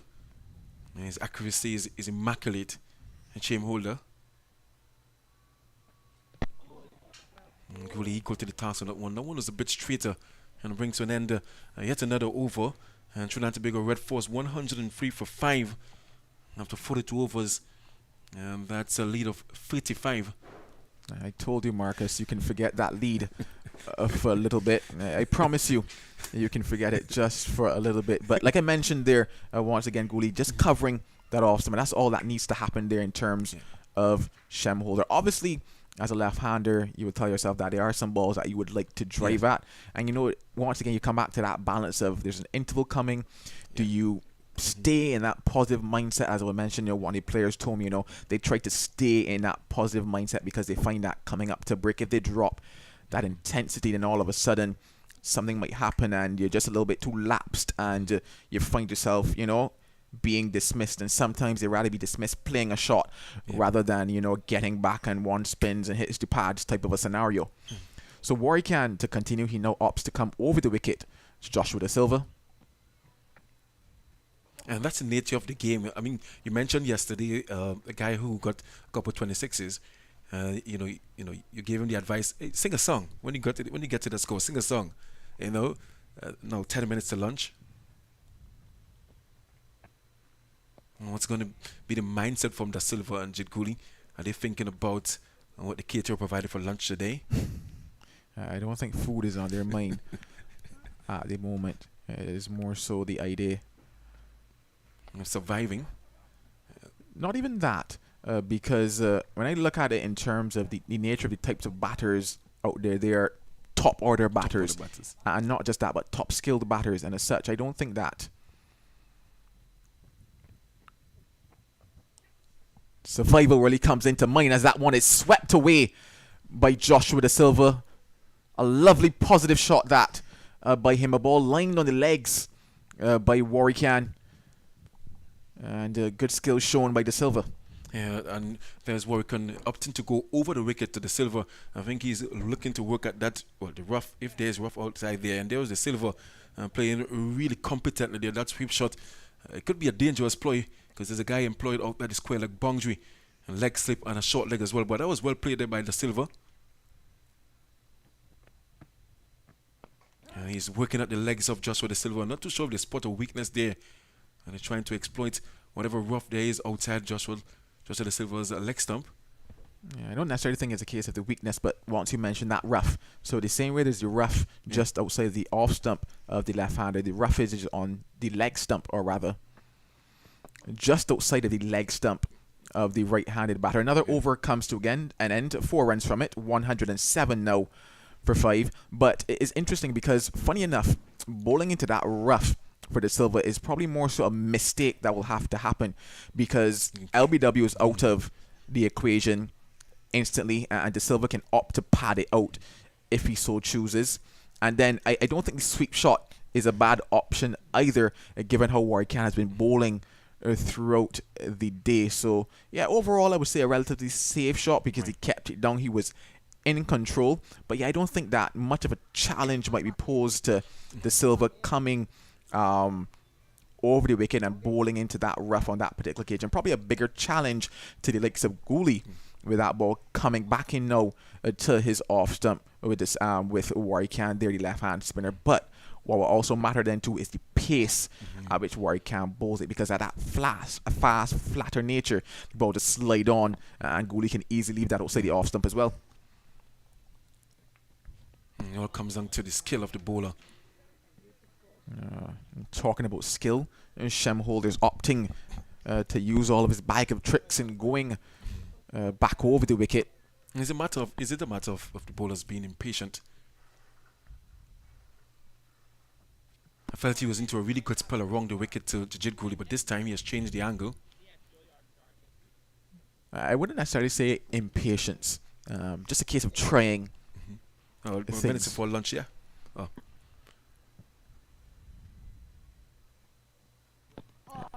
Worked away for a single. Hakeem Jordan gives chase, but he can't prevent the 2. So 2 more runs to Gooley. Yeah, it's funny enough that you mentioned the impatience factor. There was a scenario in round 1 when Matthew Nandu was batting to Shem Holder. He opted to start over the wicket traditionally, went around the wicket 2 overs after that, opted to come, it went around, yeah, and then opted to come back over maybe about 3 overs later. And I did ask him, why, because as I said, I'm usually curious as to the tactics and whether or not you could have maybe stayed over for a little bit longer. He said, it's just a case of some days you want to try different things, see what might work for a little bit, and then go back. But that is worked nicely off the legs by Gooley, and it will trickle away into the boundary now. It's a really good shot there by Gooley. I think what worked for him there, he was very close to the pitch of the delivery, and he did not try to hit it too hard. It was more about placement. And he gets 4 runs. And Jid Cooley picked up his second boundary there, yeah. Very close to the pitch of that one. That one was given a bit more air, a bit slower.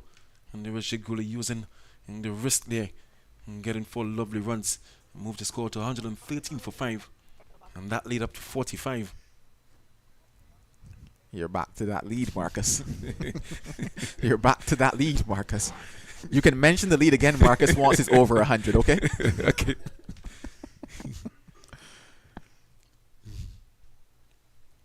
Five minutes out from lunch. Prompts a slight change in the field. John McAllister now comes just a bit more to his left at mid-wicket. Driven nicely. This is good cricket by Gooley. Gets the boundary, a balanced shot through mid-wicket.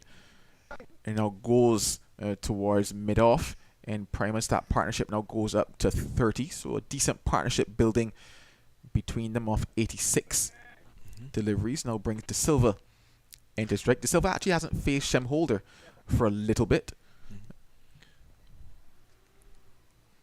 And the partnership went up to 30. This time around though, they've brought the field in for De Silva. I mentioned that maybe 2 or 3 overs previously with Shem Holder to De Silva. The field was quite spread to him.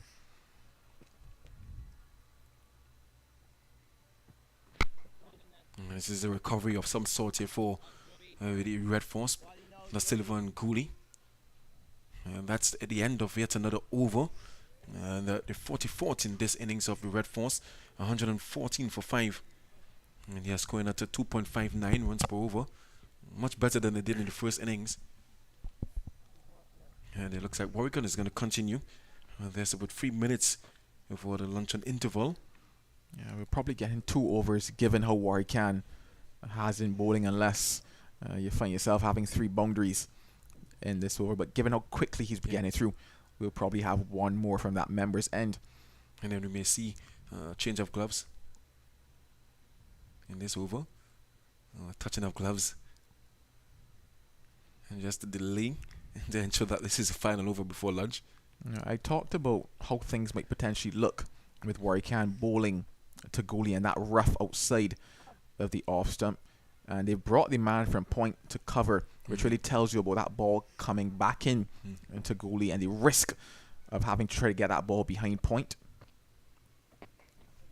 The pace at which he bowls will be very important, I find, in this over. He can find that rough because it's all there in front of Gooley. It's quite visible.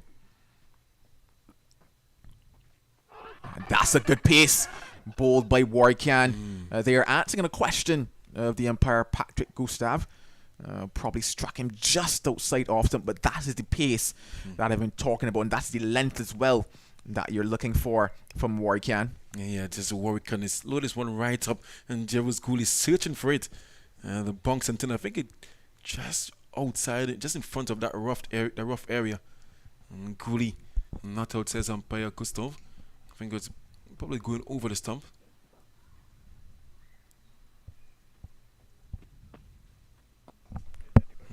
Warwick again this time a little faster. Just another quick look at that particular delivery from Warwick. Good pace and good length. And definitely a good shot, but possibly an inside edge. There, I took my eyes off of it very quickly to look back at the live action, so don't take my word for it. Well, but you called for it in terms of the pace he's bowled in this over. Nice pace and good. That one probably just a touch fuller than he wanted to be, but it just need to drag that length just back a bit, and the pace at which he's bowling, and it makes Gooley think just a touch. Goes too full on this occasion though to close out the over. A maiden from Warwick. Looking at the guy at square leg, see what umpire Wright will do at this time. And yes, indeed, the players are turning to head back into the pavilion. Patrick Gustav flicks the bails, and yes, that will be lunch on day number 3 here at the Queen's Park Oval. Trinidad and Tobago Red Force 114 for 5 at lunch, after resuming on 31 for 2 at the start of the day's play. So they've lost 3 wickets in this morning's session, more wickets than they would have liked to, and as such you would have to tell yourselves that still in the driver's seat are the Barbados pride. Shem Holder, he picked up 2 wickets this morning, and the other wicket went to the bowling of Akeem Jordan. So as it stands, Trinidad and Tobago Red Force 114 for 5 at lunch on day number 3 of the West Indies Championship. A quick look at the scorecard. And of course, and yesterday, Trinidad and Tobago, they lost Amir Django for 2. And Vikash Mohan, he departed yesterday as well for free. Today we saw the dismissal of Captain Darren Bravo for 36. And Brian Charles, the night watchman, for 18. Jason Mohammed, with that freak dismissal, he made 22. And currently at the crease, Jed Cooley on 18 and Joshua De Silva on 12. And then looking at the bowlers, the pick of the bowlers thus far for the Pride, Hakeem Jordan with 3 wickets for 33 runs from his 11 overs bowled. Chim Holder bowling his off spins, 2 for 48 from 19. And also bowling Jeremy McAllister, none for 15 from 7. Jamal Warwick, none for 16 from 8. And the bowling figures there for the Pride. 83 runs scored this morning. The partnership currently between Da Silva and Gooley, 30. They will be looking to build on that partnership. The post-lunch session. We're going to come right back, 40 minutes or so.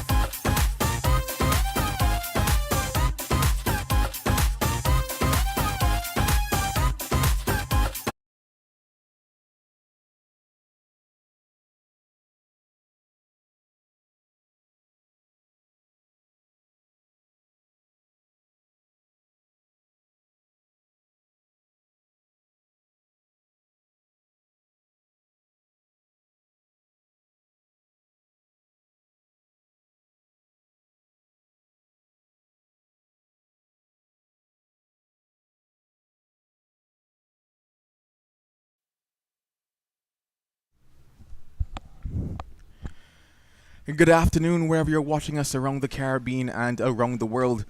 We're at the picturesque, the beautiful, the sun-filled Queen's Park Oval in Trinidad and Tobago for action between the Trinidad and Tobago Red Force versus the Barbados Pride.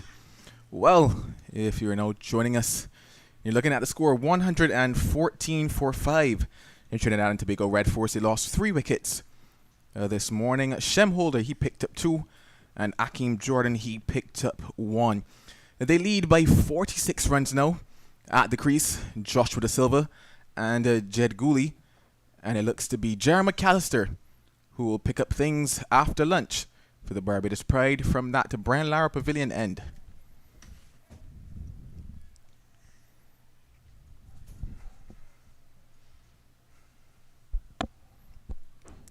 It certainly was an interesting morning of action here at the Queen's Park Oval. Things started with a pair of McAllister and Holder. McAllister bowled 4 overs and was relatively unsuccessful in those 4. He didn't leak much runs, but he didn't pick up any wickets either. Holder, he bowled well and contained things, but then Akeem Jordan was introduced into the attack, and he struck in his first over that he had. He removed the night watchman in Brian Charles, caught behind by Shane Dorrich. And then things started to happen for Shem Holder. He picked up the big scalp, that of the skipper, Darren Bravo.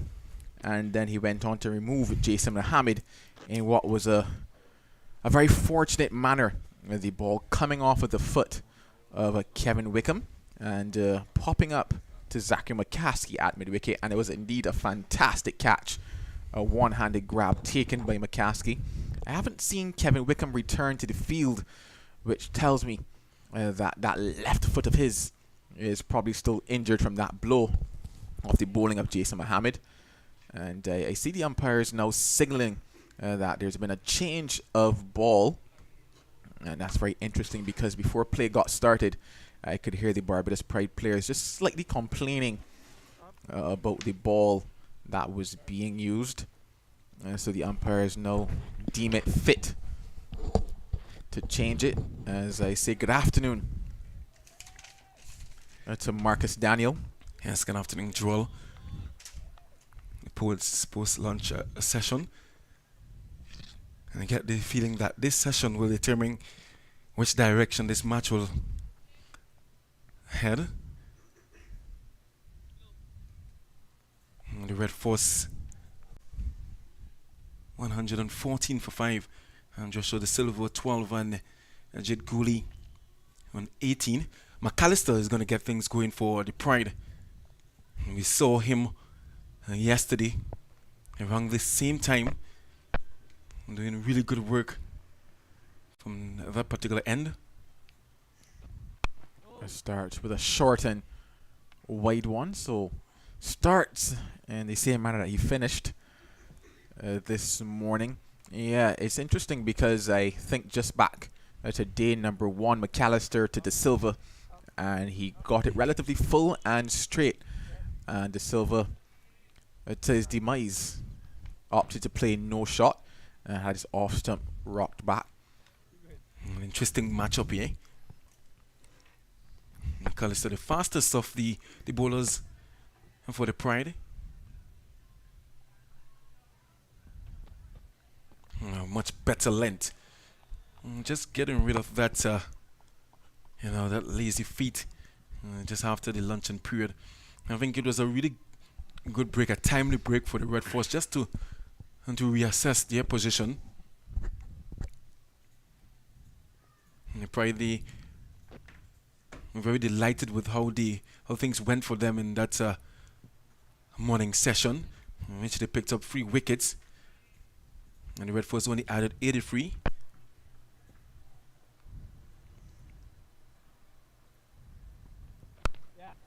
The first runs off the bat after lunch go to Da Silva. You say a timely break for the Red Force, but I in fact believe the break might actually favour the Barbados Pride in terms of getting a chance to, just go back and refresh the legs and have another burst at the Red Force. If I were the Red Force batters, the likes of Gooley and De Silva, I would have enjoyed the opportunity to keep batting because things started to get a bit easier for them. You saw them working around the ball. Gooley was using the crease quite well to the likes of Shem Holder. So for them now, they have to actually restart almost. So I do believe that break would have favored the Barbados Pride just a bit more, So they picked up those 3 wickets. They got a chance to rest for that 40 minutes to rethink the strategy and then come again. In terms of the Red Force now, they must restart their innings here again. And Gooley wastes no time in getting a single after lunch here for himself as well. Yeah, and you being the coach of the Red Force and you just having that break, what would have been your discussion to the batters of the Red Forces? De Silva and Gooley? Just simply go out there and do what you're supposed to do, bat. Bat, yes. And do the same thing I would have mentioned just before lunch in terms of the positive intent, at least from one of them. And I said I figured it'd probably be Gooley that might just be a bit more positive than Joshua De Silva. Yeah, but somebody must take on that positive intent and not necessarily play rash strokes or be ultra aggressive, but really look to put just a bit more pressure back onto the Barbados Pride. Good shot there by De Silva. He has played that shot particularly well since he got to the crease and gets another single. And the field well set there by Captain Dorridge. And takes the score along to 117 for 5. Yeah, I would love to see that intent. Well, they would have to decide on which particular bowler they think they can get runs off. And McAllister started just back of a length. I think he's going to work his way into that length. We saw him bowl brilliantly yesterday just after lunch. He's still hitting that back of a length area. Gooley right behind that one. And that brings to an end the first over after the luncheon break. And at the end of it, 117 for 5. 46 overs faced in this second innings by the Trinidad and Tobago Red Force. They're up against it. The lead of 49 for 5 effectively. And let's see who's going to continue. Who's going to take up the attack from? It will be Jamel Warrican. Warrican is going to continue. Yeah, he bowled 5 overs this morning from this media center, and he's going to continue with the ball after lunch.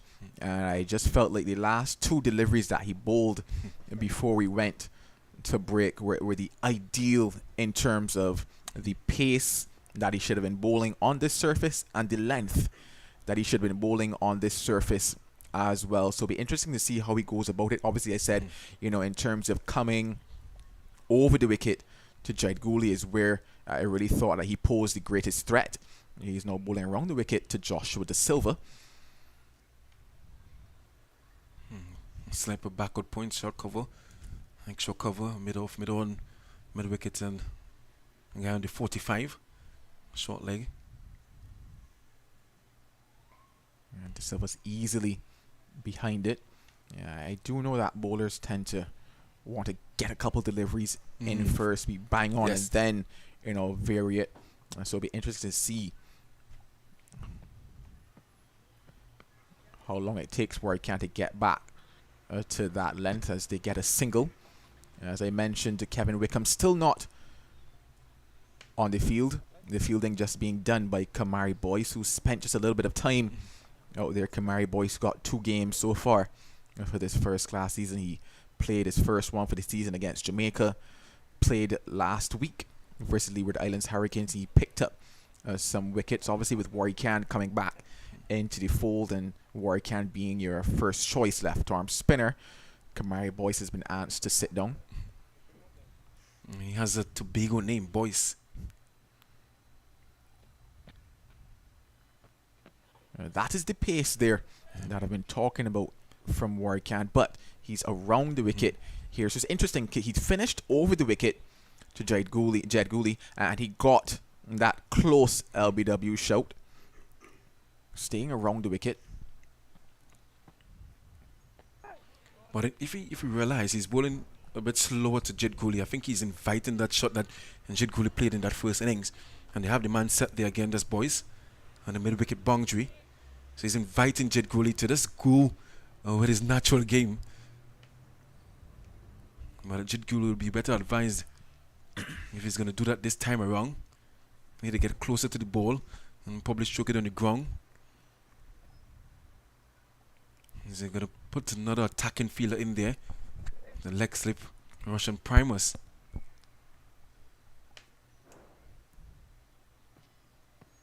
And so the pride, they're on the hunt for wickets and lacking the attacking instinct by Captain Dorwich. Not daunted by the prospect of Jed Gooley and the silver.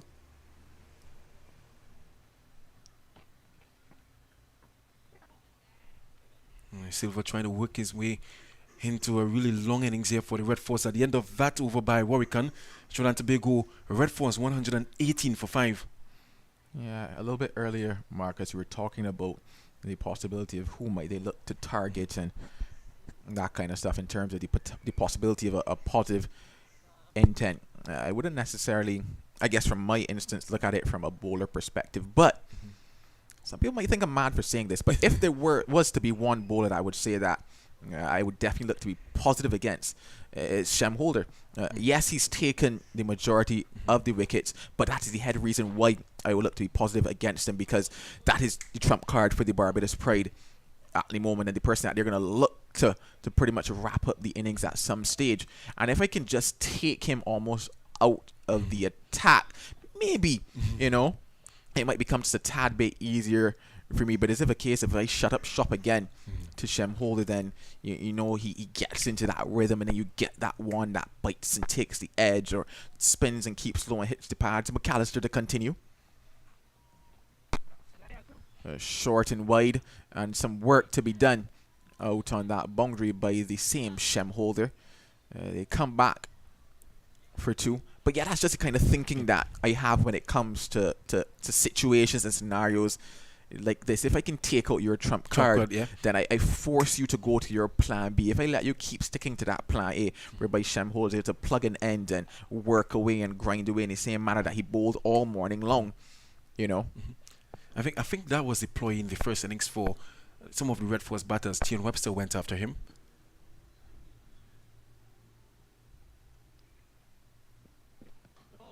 And Tian Webster, after hitting him for 6, I think out to mid-wicket, he held out to the same mid-wicket. And Shem 5 for 71 from 18 overs in that first innings. And operated at 3.87 runs per over. But he's bowled well.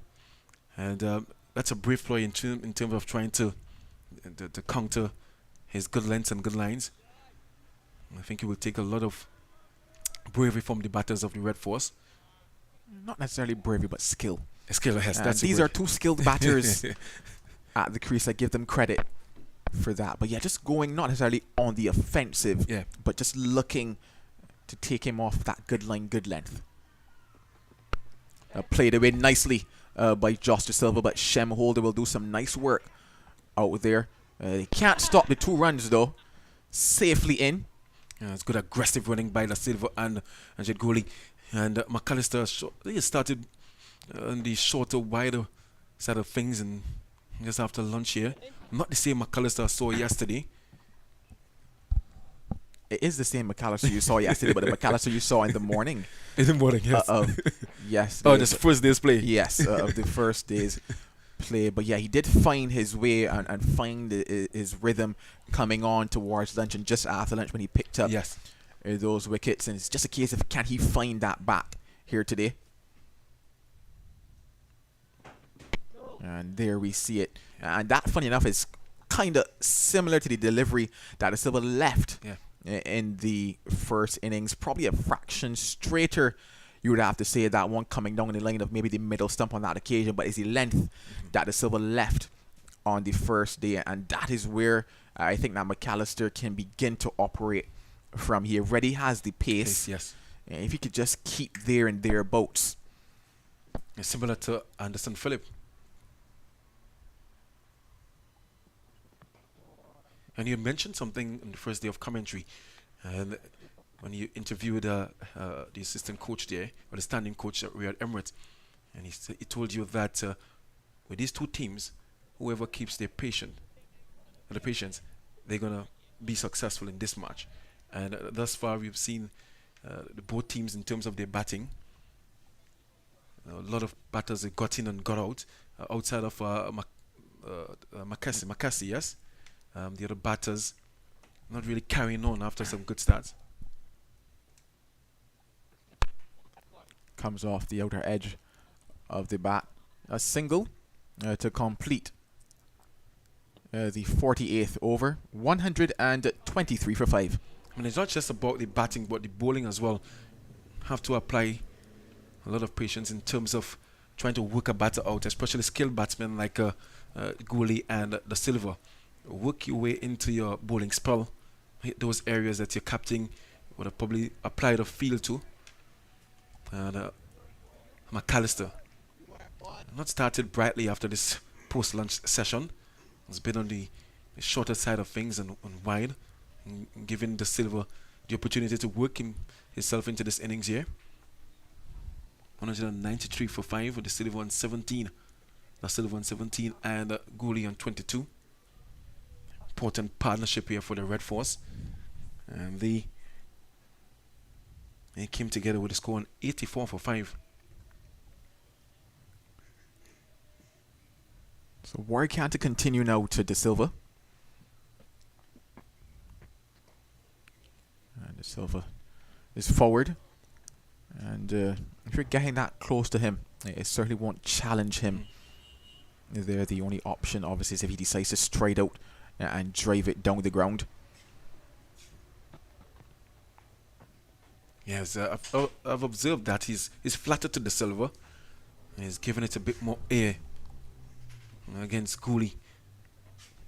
De Silva equal to the task thus far.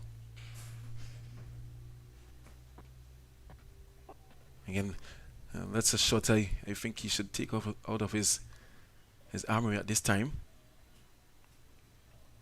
Where we can go in around the wicket. And again, the angle that ball back into the right-handers.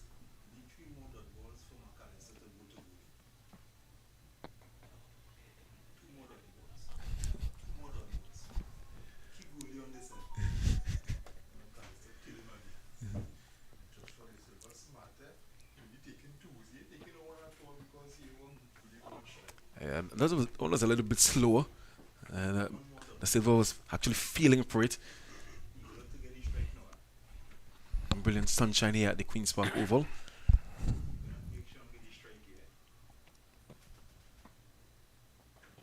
And the game, and I get the feeling that very important first hour after lunch, and that's the end of that over. 123 for 5, and 49 overs bowled in this second innings. In the third day's play, are we going to see this match get into the fourth day? I think that's dependent on this current partnership. Even before we consider the fourth day, let's consider this session. And McAllister to continue. This will be the first time I believe he's bowling to Gooley after lunch. He gave Gooley some sharp stuff in the first innings.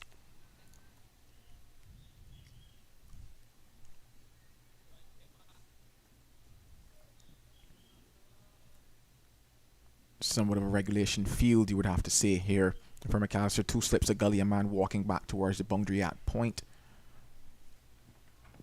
Yeah, I talked about that sharp stuff that he gave to Gooley in the first innings, and he's attempting to do just that. However, the surface is not responding in the way that McAllister might have hoped. On that occasion, the ball just dying. We did talk a lot about that and the expectation that, especially from the seamers, that you do expect that the ball will begin to die a lot as we really get through day 3 into the evening here, and possibly into day 4. Well, I like the attempt there from Gooley. Seeing Captain Dodge is doing some adjustments to the field there. Guy is not out. What do you call that position there? McAllister also now opting to go around the wicket. And almost a type of a double bluff, you would have to say, this time going up full. Kamari Boycia was pushed back to what would have been a forward square leg boundary position there.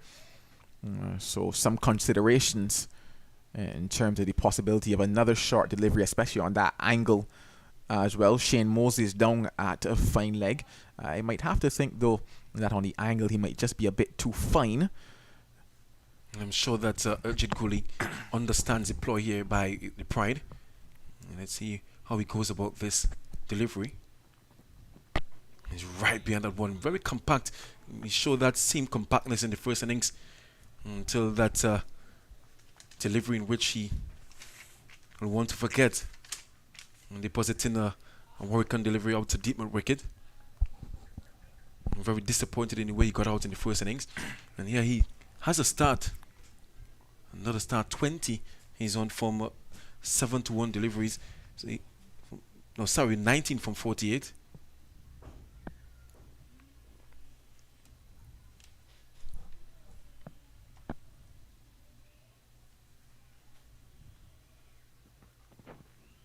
And down the leg side again. That's what you get, fast bowlers, when you come around the wicket. You often tend to, especially bowling to the left-handed batters. I mean, the skill of some of the fast bowlers, the best in the world. They'll get it to pitch and straighten. Yeah, it's been interesting, and he's gone back over the wicket now, but he also had a chance to bowl at Bravo, both in the first innings and the second innings, and every time he opted to go around the wicket to Bravo, who also is a left-handed batter, you found him just angling down that leg side as well and not posing much of a threat. Over the wicket now is McAllister. Short lifting delivery, but not much behind it coming out of that surface again, and because of that you just wonder if maybe that short ball ploy from McAllister might not necessarily be the best approach now given the surface. And as I say that, Kamari Boyce is being asked to come back into what would have been the circle if they were one.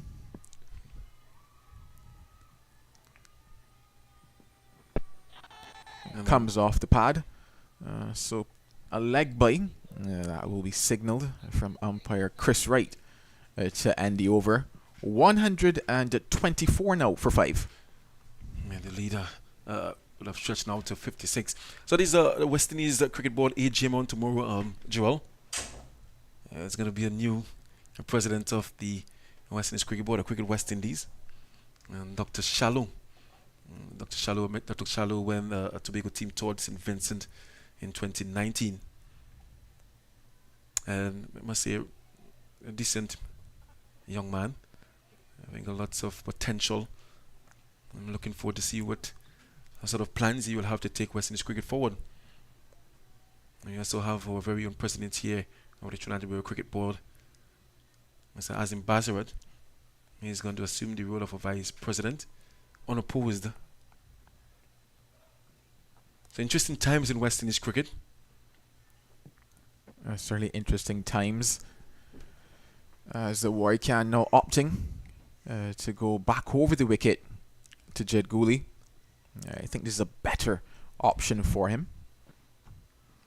And especially if he could just get back to what he bowled just before lunch as well. He has the rough outside of that off stump.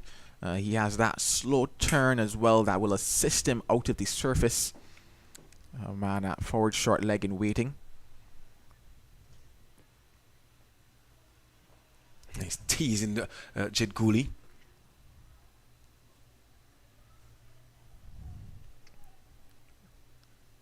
Vacant offside field tells you the type of line that Warrican will be looking to bowl here.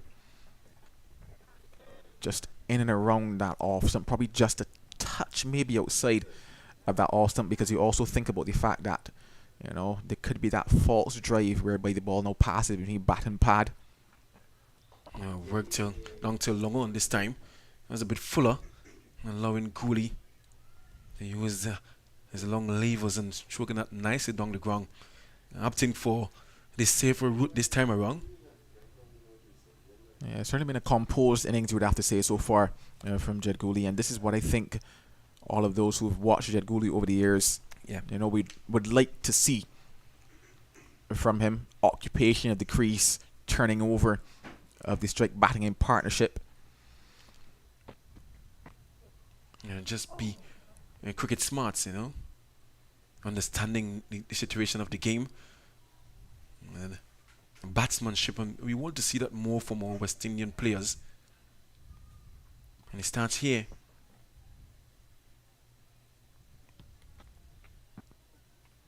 And this is the level before they get into international colours. Well, you say it starts here, but I dare say it starts at the under 13 and the 15 level, because in terms of if you have the ability to think that way from young, you carry it forward.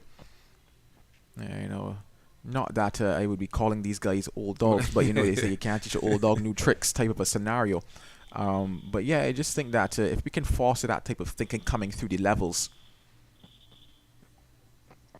it makes it by far easier for it to be reinforced, yes, not necessarily implemented at this level. So the end of the 51st over, 125 for 5. Yeah, and you get the feeling that most times our players, they get selected from this level to represent the West Indies on the international stage.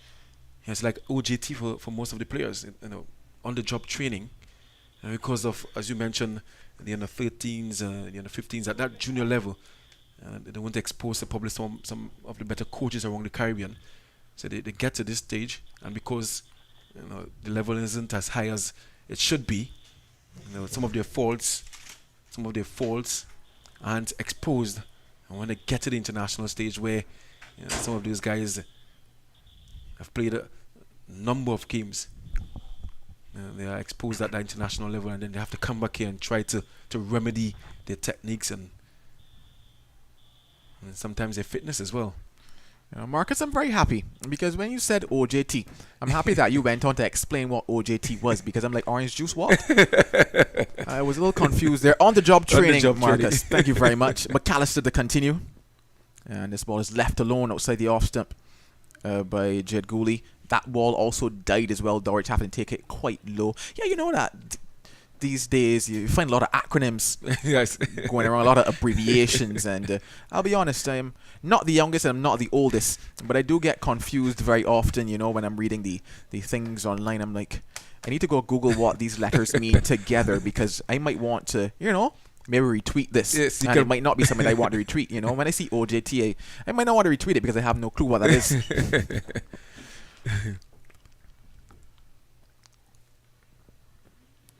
You see the indifferent bunks on this pitch. I think that's worrying for the Pride batters. Worrying? Not so much, but I guess you could say an area of concern, and hence why the discussion surrounding this morning was a case of, probably don't want to chase anything north of 100, because you just don't know what the surface will become. And like I said, it's not a case of that you don't have the faith in your batters, but you just look at the realities of the situations of what you've been putting out thus far for the tournament, and thus far, your batters haven't necessarily always been coming and answering the call. On a surface that was by far better, they look for one. Will they get two? Opt against it. Kamari boys doing some good work coming off the boundary there. But yeah, in the second innings versus Leeward Islands Hurricanes, there was not much in the surface there either. You saw them capitulate down to 78 all out, and it was not because the batting talent wasn't there. It was just the application side of things that wasn't there, and it's happened a couple of times. I think back to the Guyana match as well. I think to Jamaica, where Dorich and Shane Mosley did stuff and batted, but outside of that, not many others. And hence why they're going to tell themselves, well, we know we can bat and get past 100. We could get 150. We could get 200 even, on a last day wicket. But do we want to chase that? Do we want to apply that additional pressure to our batters? No, we don't. That lead now at 57. Just a slight change now. So 2 gullies and a man tight and short at point from McAllister. Goes wide and scampers a single. Rashawn Worrell doing the fielding there. An interesting field set on that particular occasion to Joshua De Silva, as I mentioned. They moved that man from the second slip, asked him to go to a second gully, and then Warwick came extremely tight and square at point as well, telling that they're probably looking for De Silva either steer or cut McAllister. But given the bunks in his surface, I'm not too sure what that type of shot might have looked like. Maybe he might have cut over the delivery, given how things have gone. But Gooley now into strike. I think this is a matchup that the Pride would prefer. McAllister versus Gooley. And he's played McAllister well thus far. He decided to stay over the wicket.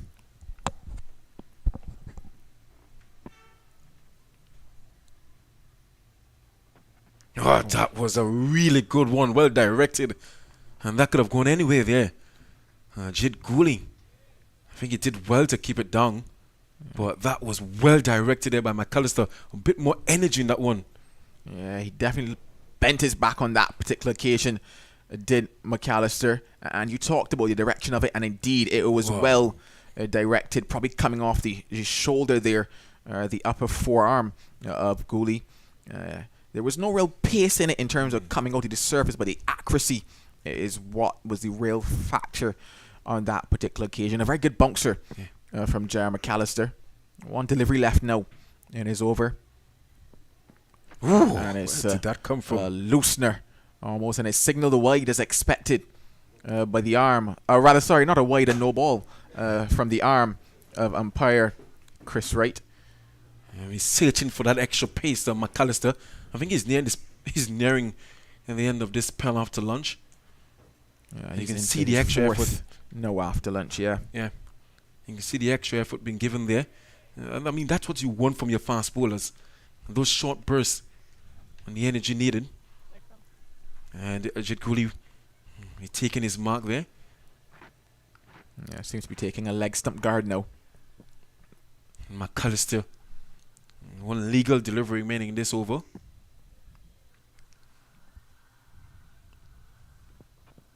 Oh, he worked that one down to the along the fine leg.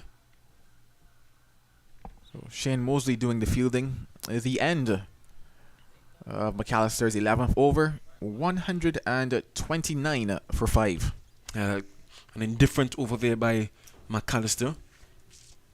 I think he's going to get another one for the members' end, though. Are we going to be seeing a team holder return from there, from that end? Well, given the pats on the back that I just saw from Jordan and Dowrich, the manner in which McAllister was wiping his face as well, not much energy left in that right arm of his, the way he's trotting off, I would have to think that was McAllister's spell for now. He's given it all, as they would say, put his lunch energy behind it, expended what was left of the food, and now waiting for tea. Yeah, that's a nice way to put it. Yeah, the clouds are hovering over this Queen's Park oval.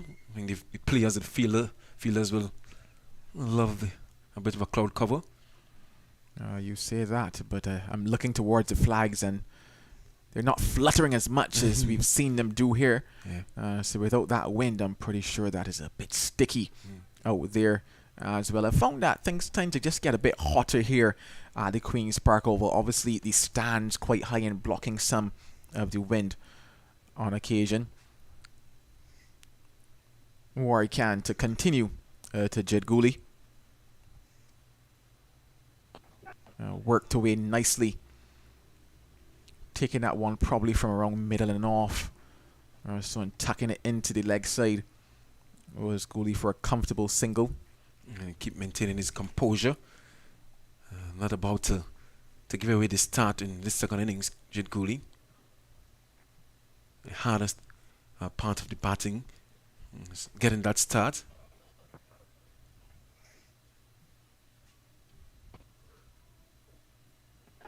De Silva came forward quite early there.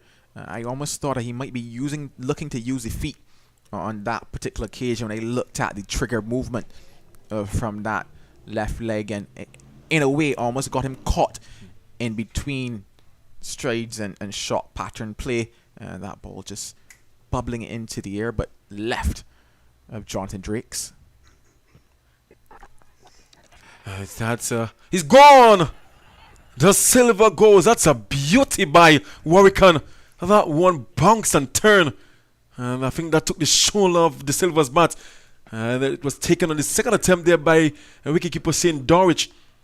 That's a really good delivery there by Warwican. I think that's what you've been asking for, Joel. It certainly takes you back exactly to what I've been talking about in terms of the pace of that delivery. The previous one was well bowled as well, but this occasion just a bit straighter. They're starting just around that middle and off stump line and take the shoulder of that bat, probably also the shoulder of the Silver as well, bobbling up into the air, and an easy catch taken by Shane Dorwich. So the first wicket after lunch, it is that of Joshua De Silva. The Trinidad and Tobago Red Force 130 for 6. That's a left-arm wrist spinner delight there, Joel. That bounced and turned and took the edge there of Joshua De Silva. That was an unplayable delivery. Really good stuff by Warwican, and that's what you get when you utilize this pitch that we have here at the Queen's Park Oval. A bit slower, and you get that bounce, and the Silver goes. And coming in now is T.N. Webster. What a delivery there by Jamal Warwican, using all of his experience as a first-class player. And of course, he would have represented the West Indies as well. And congratulated there by his teammates. In fact, he was hugged and lifted in the air. And prized wicket of Joshua De Silva. I think that hug came because somebody probably told him, this is the type of pace you need to bowl on this surface. This is how you need to slow it up, because it's a lot more challenging in terms of having to now wait for that ball to get to you, and that was brilliant to see from him. I mentioned before lunch how he bowled to Gooley, and the one that just took the pad. In terms of the length and the pace of the delivery, it was perfect, to be quite honest. And on that occasion as well, to De Silva, just drawing him forward, and obviously not there because it's not as full as you think it is, and then the slow turn out to the surface, taking the edge, and wicket number 6 down, and it brings Tion Webster to the crease. And just before that dismissal, I was just about to say, De Silva has to be a bit careful in putting forward to those deliveries with the silly point in play.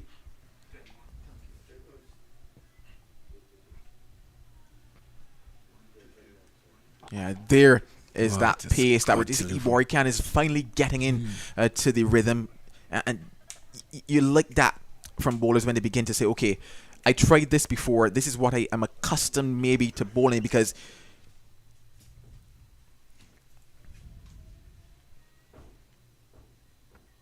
the pace that Warwican has been bowling at throughout this match is a pace that in recent matches you've become accustomed to seeing him bowl, but you need to make adjustments based on the surfaces that you're playing on, and he's finally made that adjustment and it's worked for him. Just once again bringing those slips into play. So the end of a successful over, 1 wicket and 1 run from it, 130 for 6. Well, effectively, if you're looking at the scoreboard, you're seeing 130 for 6, but based on the deficit that the Red Force had to erase, they're actually 62 for 6. Still some more runs needed if you're telling yourself that you're going to pose a challenge for the Barbados Pride. And somebody that I know has several comments to make on all that has gone down today. Looking quite smart in his blue shirt is Colin Murray. I had a meeting. Would you believe it? But I carded it for lunchtime. That's why I'm just back. Not that I had a long lunch, but I had a long meeting. You had a lunch meeting? Yes, basically. Okay, no basically. problem. How was your lunch meeting? They were more happy than I was because I invited them for lunch. So I had to end up foot in the bill. But it was the only time I had. You eat too much, Joel. I wouldn't look to invite you for lunch. I would. But mind you, the way I'm hearing you love doubles and things, a couple doubles, 2-3 doubles wouldn't break my pocket. You know what I mean? You would seem to be happy with that. But talking about being happy, the Barbados Pride, they would be happy after lunch because picking up that wicket of De Silva, Joshua De Silva. It's Ken De Silva gets started, gets to 20 and gets out. And he must be very disappointed. Gooley is looking good though. He's settled in nicely. He's on 23. And Tion Webster, if he settles down, he can get a few runs as well. So it's not a situation where the Red Force, they don't have batting left. Well, Shem Holder replaces McAllister now from that members end. He's bowled all morning long before lunch. McAllister just bowling those 4 overs before being asked to take a rest. And now the golden arm of Shem Holder. And I said golden because he picked up those 5 wickets in the first innings and then 2 this morning. And one of those was Bravo. A little bit lucky to get the wicket of Jace Mohammed. I really feel for Jace Mohammed. The thing was, he was batting so well. You know, if he was scratching and things like that, you might have said, well, but he was batting so very well. And how often do you see? We've seen those kind of things happen where the ball hits the body of the player and goes in the air. But what a catch as well from McCaskey. I think Marcus was talking about how alert he was, realizing that ball had come off the boot and there was an opportunity to get Mohammed. He was diving full length and took it in that right hand of his. It was really an excellent catch from him. Well, Tion Webster is going to be facing Holder for the first time. Got his wicket in the first innings, and notice they've started for Webster with a long off, a long on, a deep mid wicket, because they know he loves to go over the top. He's got to curb that today.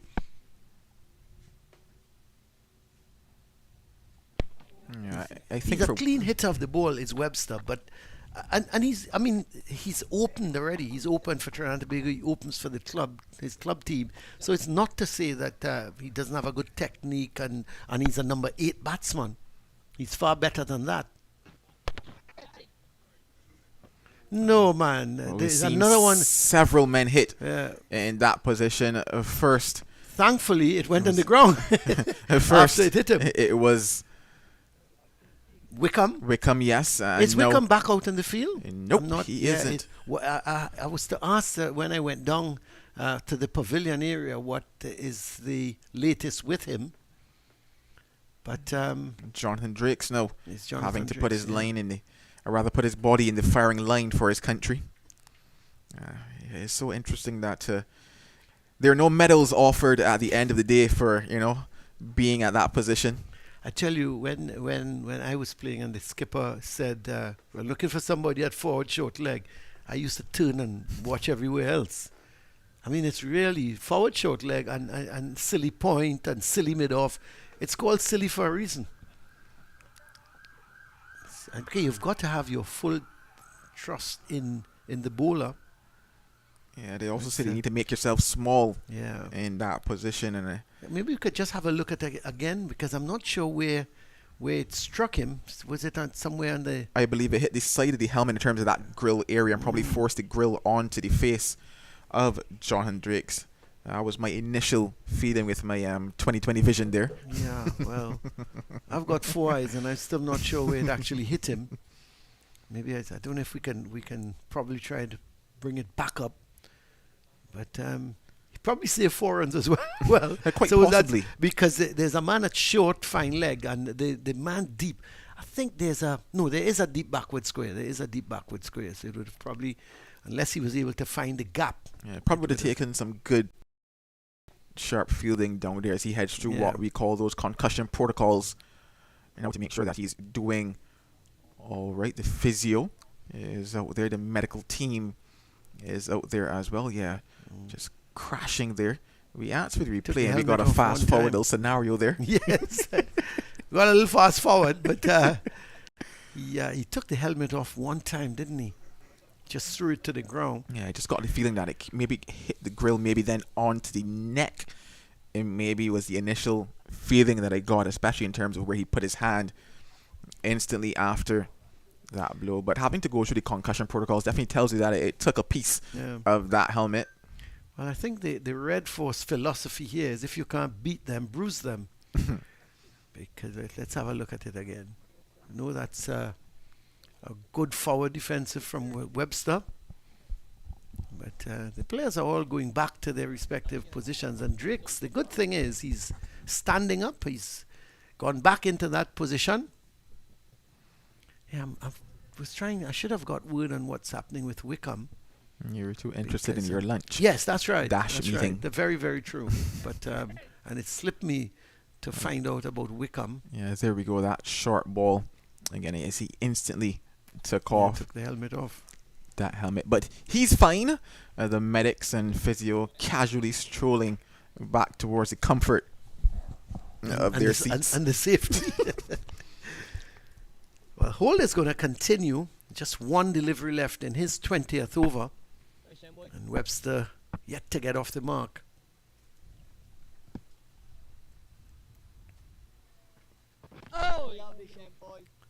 So well negotiated by Tion Webster. So the Red Force, 131 for 6 at the end of the over, leading by 63 runs. And based on your little secretive meeting, Joel, with the Barbados team, you would think they wouldn't. Another 37 runs will give the Red Force a lead of 100. So they certainly would not want to see the Red Force add maybe another 50 onto those 100.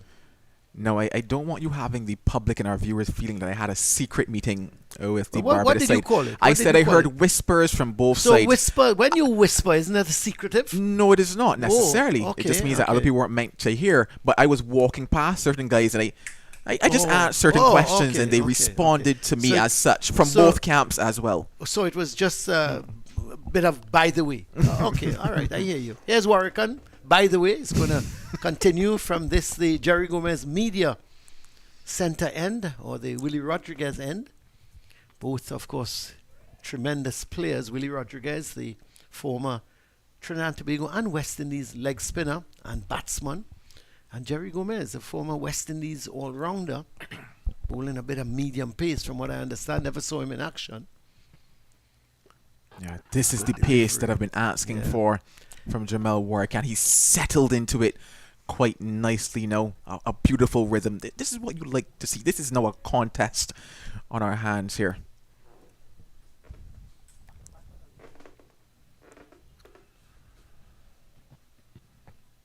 Lovely flight from Warwickon. So different from his first innings when he was operating and really pushing that ball through. Very much like the left arm spinner from Trinidad, Carey Pear, was doing the same thing.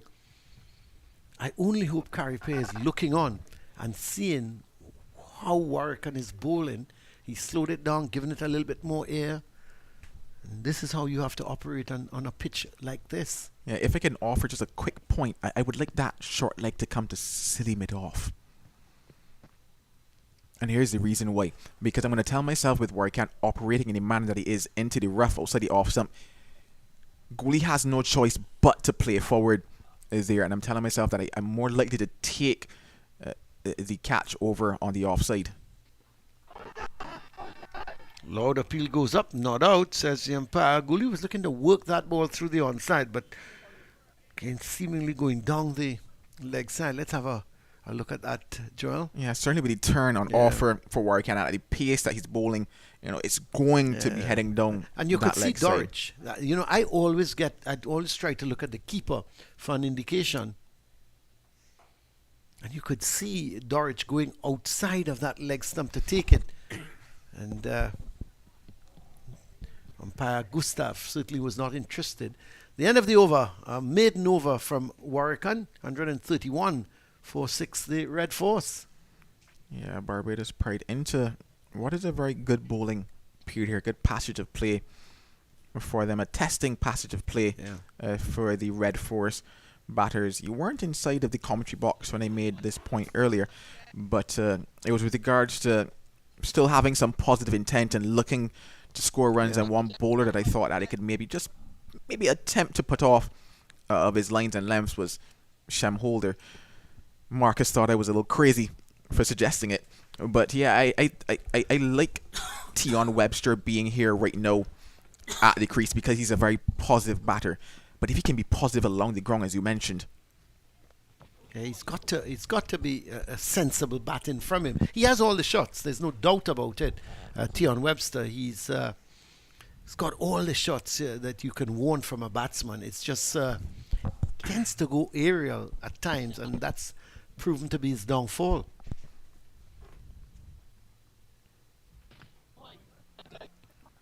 That's a good bit of fielding. Oh wow, McAllister.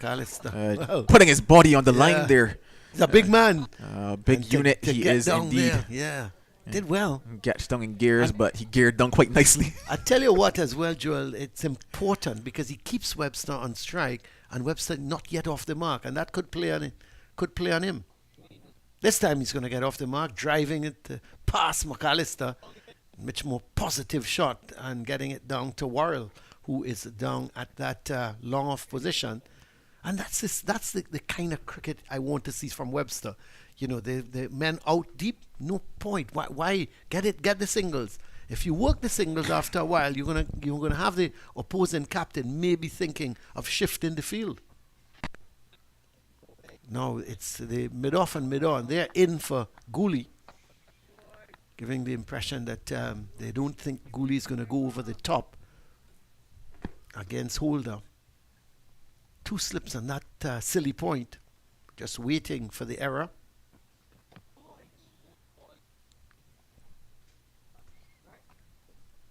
Gooley standing firm, 24 from 71 deliveries. I noticed a slight limp there from Shem Holder, and after that he pointed down to the foot marks that he's been bowling into. I'm not sure if he might have twisted something there or bent the knee just a touch. Yeah, something is just off there for Shem Holder. Mid-off in the meantime has gone on back to long off.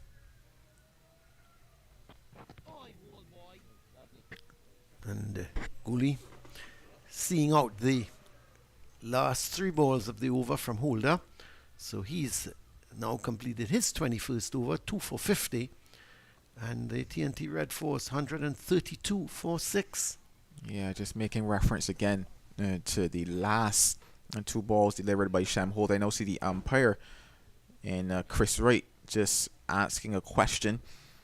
I see him on that walkie-talkie, probably going to ask the ground staff to just make a little adjustment there to the surface. And it's the front leg of Shem Holder as well, that left leg. That's probably causing him a bit of problem when he lands there. They had to do some repairs to that section of the surface across from day 1 into day 2, and we're now into day 3. I see the third umpire has gone across to where the ground staff are located. So there must have been some conversation between umpire Wright and the third umpire. I think that's Cowlesser.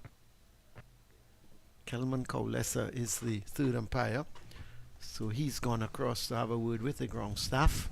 So I would expect they're gonna come out and see if they can do some sort of repairs to that area. It's a good shot from Webster. He's not going to get any runs because he's finding the fieldsman there at that point position.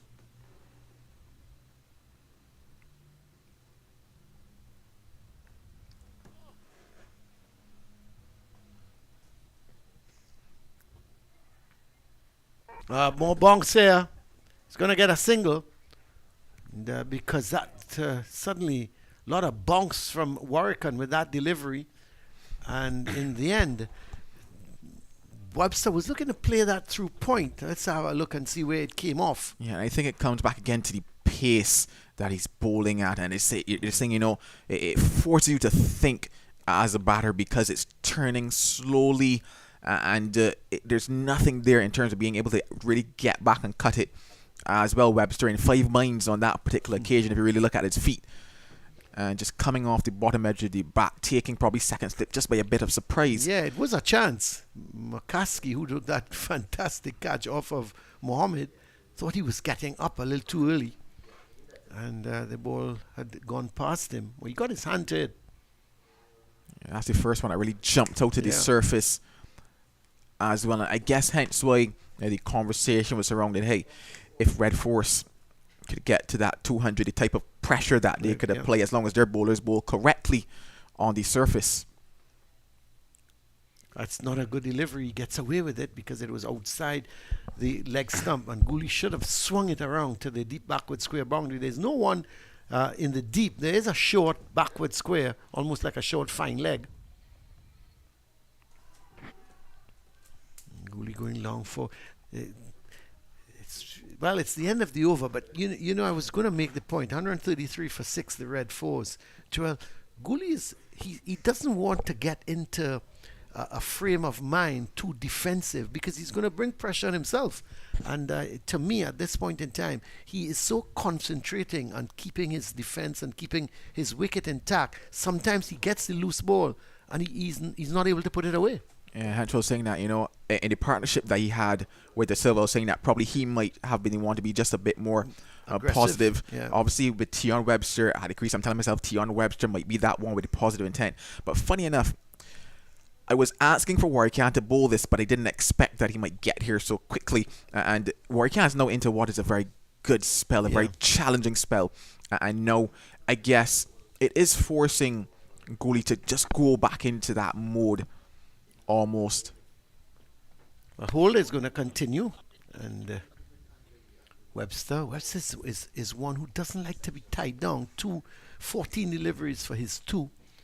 And you just have, from a Red Force perspective, hope that he keeps his concentration level.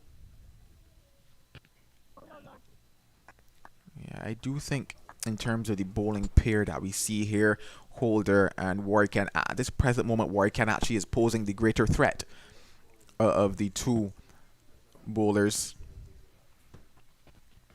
So well, Webster making room for himself. It may have come high off the bat, so didn't come off the middle of the bat, so it's not going to run into the boundary, and McAllister stops it from going into that boundary, and they're able to pick up 2 runs. So Webster doubles his score to 4, 135 now for 6, and the lead up to 67. Yeah, but with Warwick into that very good rhythm and the better of the 2 bowlers at the moment, he must look to get runs here off of Shem Holder. And I do feel that Webster is the man to do it here, being the right-handed batter.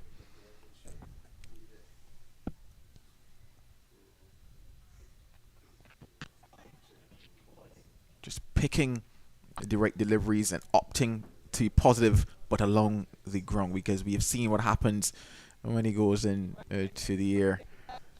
And the field is well set for that if he goes over the top, because there's a long on, there's a long off, and then there's that deep mid-wicket. There's nobody deep at square leg. So Holder can't afford to bowl short. And he's actually keeping the ball well up to Webster. So 1 delivery left for him to complete his 22nd over. Holder.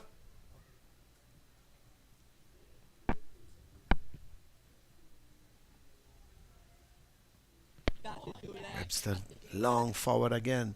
This has been a good spell from Holder, but equally good batting on the part of Webster, and we've seen what Gooley can do. So we've just about the first hour after the luncheon interval, and the Red Force, they have progressed to 135 for 6, losing the wicket of Joshua Da Silva. Silva went for 21, caught by wicketkeeper Dorridge, and the total at that point was 130 for 6. It's now 135 for 6.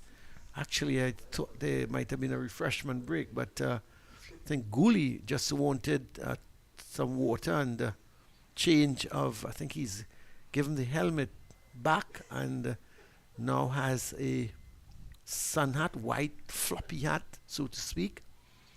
So there he comes, and he's going to have a quick word with Webster, and he's going to resume the battle against Warrican, Jamel Warrican.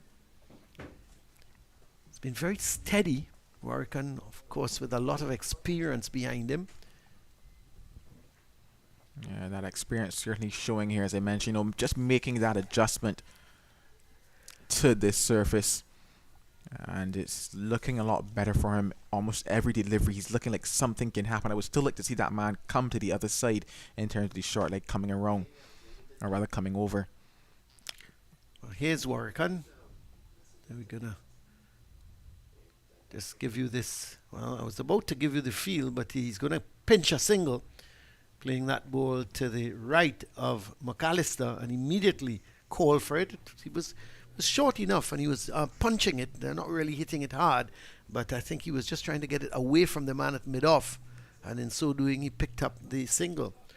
So the Red Force were trailing by 68 runs. They're now leading by 68, but they've lost 6 wickets in doing that. And you have to think that the Red Force, somehow, they need another at least 80 to 90 runs to make this a competitive game. You say that, but I do think that we're in competitive territory. Already? Colin. I'm not sure. If I mean, here is Warwick on again. No, the only reason I say that is because I don't expect them to be bowled out here at 68, if you get what I'm saying. No, in terms of, I tell myself that you're getting to that stage whereby there's, enough to ask questions. And I say that because if you bowl right on this surface, with the type of batters and the type of fault shots that we've seen on the better surfaces, I don't want to see it happen, but the likelihood of it happening is almost like a 50-50 chance. Now, I question, had Warwick bowled a little better, a little earlier, maybe one or two more wickets could have fallen as well. It's just about making that adjustment to the surface. So if Imran Khan can bowl, and we've seen him bowl well, if Imran Khan can come and, give it, as you would say, that here, but in terms of bowling that correct length and that correct pace, he will ask questions here. If Curry Pierre can do the same with the amount of right-handed batters that they are in the Barbados Pride side, and guys that usually lift their heads a little bit and what's not, you could see things starting to happen. So I still think this is a very good contest at the moment. If I were a Red Force supporter, I wouldn't have my head in the sand. No, I think you can't. But you look potentially, I think the Red Force can, maybe with the batting they have now, can add another 60, 70 runs, which would then take the lead to about 130 or thereabouts. And to me, then the game is on. But anything under 100, I don't think it should be that challenging to this Barbados lineup. It shouldn't be, but it could be. But no, obviously, yes, indeed, they want to get above there. Hence why, since he actually have been saying around that 150 range, I definitely know that there's that higher possibility of a win for the Red Force. That one tucked away into the leg side by Webster. They come one, they look for the second and get it quite easily. Rashawn Worrell having to do the work out there. But yeah, just as you begin to get past that 100 mark, as we get now to the water break at 138 for 6, the Red Force, 59 overs bowled. Yeah, as you touch that 100 landmark, you start to get above it.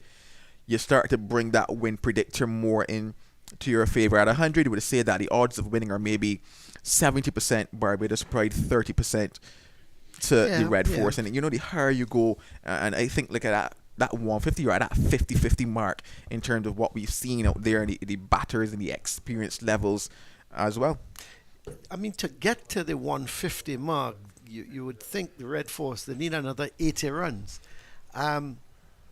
Potentially, I suppose they can do it, because when you look at, if you say you give Gooley, of those 80 runs, you give Gooley 35, you give Webster 30, and you give Imran Khan at 20 or thereabouts, then that's the 80 runs you're looking for. But you've got to get stuck in on this wicket. So much depends, in my view, on Gooley, because he's been there now. He's faced 76 balls, so he understands the pace, the bounce of the pitch, and he's the one really that needs to stay if they're going to get a lead of close to 150. Webster, on the other hand, and I think you made the point, Webster, on the other hand, is a shot player. He's a shot maker. He's going to look to go after the bowling, but on a surface like this, he's got to pick the right balls. He's got to make sure he's over the ball. He's got to look at the amount of turn, the pace of the ball. So there's a lot of factors with a Tion Webster, who is a talented young man. There's no doubt about it. But he tends to be a little over-ambitious at times in his shot making. And that's the problem. And if he was to go sooner rather than later, together with Imran Khan, it's going to be a tough ask for the rest of the batting, and it's only Curry Pierre and Anderson Phillip to come for them to add maybe 40, 50 runs. It's going to be extremely difficult. So this pair is very, very important from the perspective of maybe getting another 40 runs or thereabouts. And of the 40 runs, you would expect that the way Webster plays, he's got to get the majority of the 40. Gooley's going to take his time. Gooley's going to look to work the ball. If he gets a bad ball, he very well will put it away. But he's not the one that is going to really hustle the bowling and try and make shots out of nothing. So it's an intriguing situation, and I think you're right. The match is so nicely poised.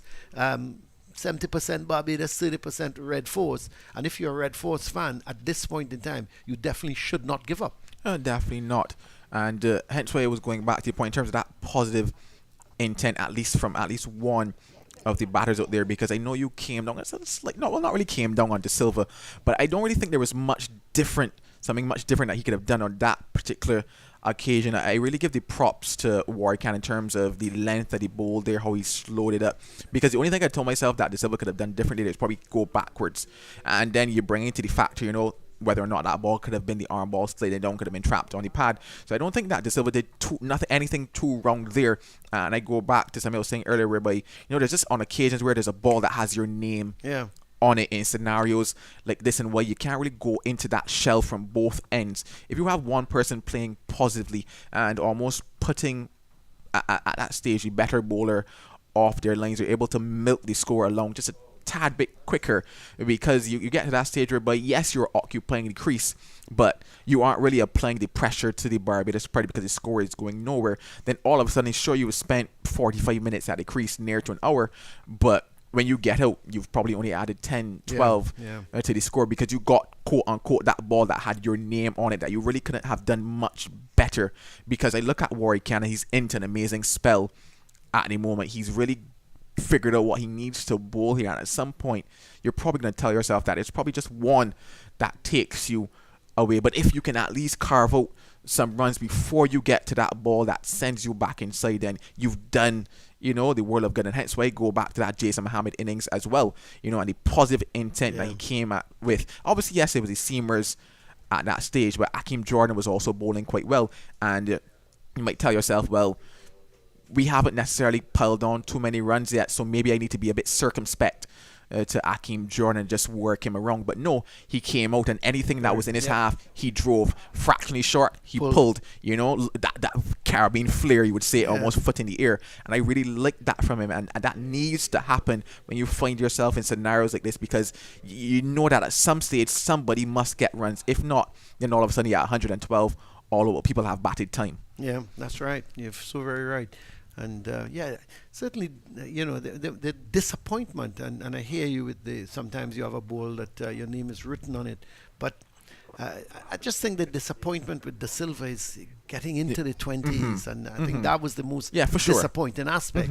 Not so much how he got out, but just, getting another score of 20, and we've seen it so many times. He gets in and he looks so positive and he looks so good. He looks as if he's going to go on to a big one, and then all of a sudden he gets out. And but he's still a young man, and I'm sure he will continue to progress. He will continue to learn.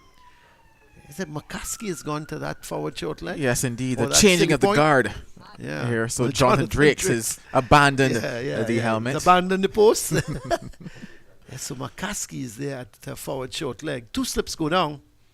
As Gooley, the left-hander, is going to take strike after that refreshment break from Holder.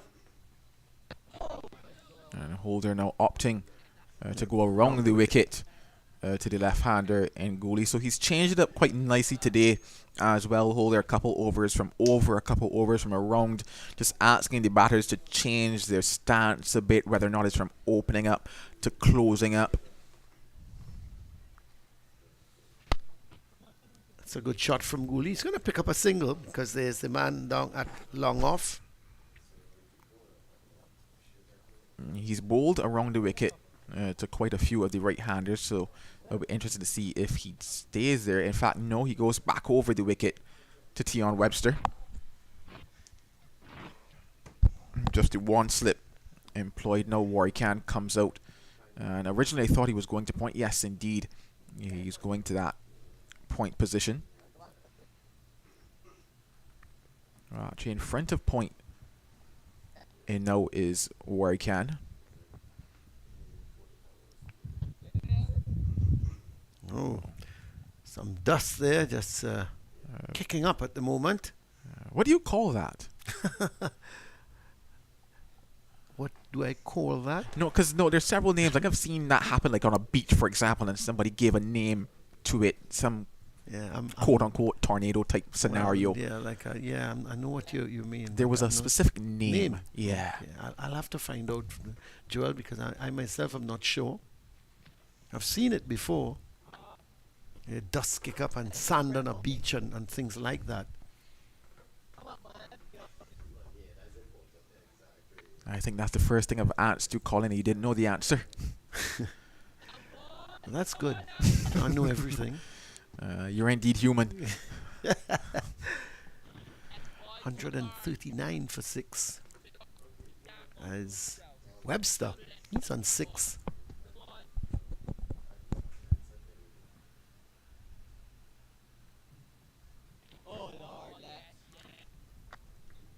I'm really at the moment, and I don't want to talk too quickly, but I'm enjoying Webster in terms of him struggling and having to, work this attack out. Doesn't like to be pinned down. He's the type of batsman he will, if he defends 2, you bet your life the third one he's looking to get after the bowler. But here, he's been very circumspect. He's been very watchful and playing every ball on its merit, and I think that augurs well. As I say, I don't like to talk too quickly because the next thing he tries to hit it out of the ground and gets out. But he survives this over from Holder, and at the end of it, the Red Force, 139 for 6. They lead by 71 at the moment.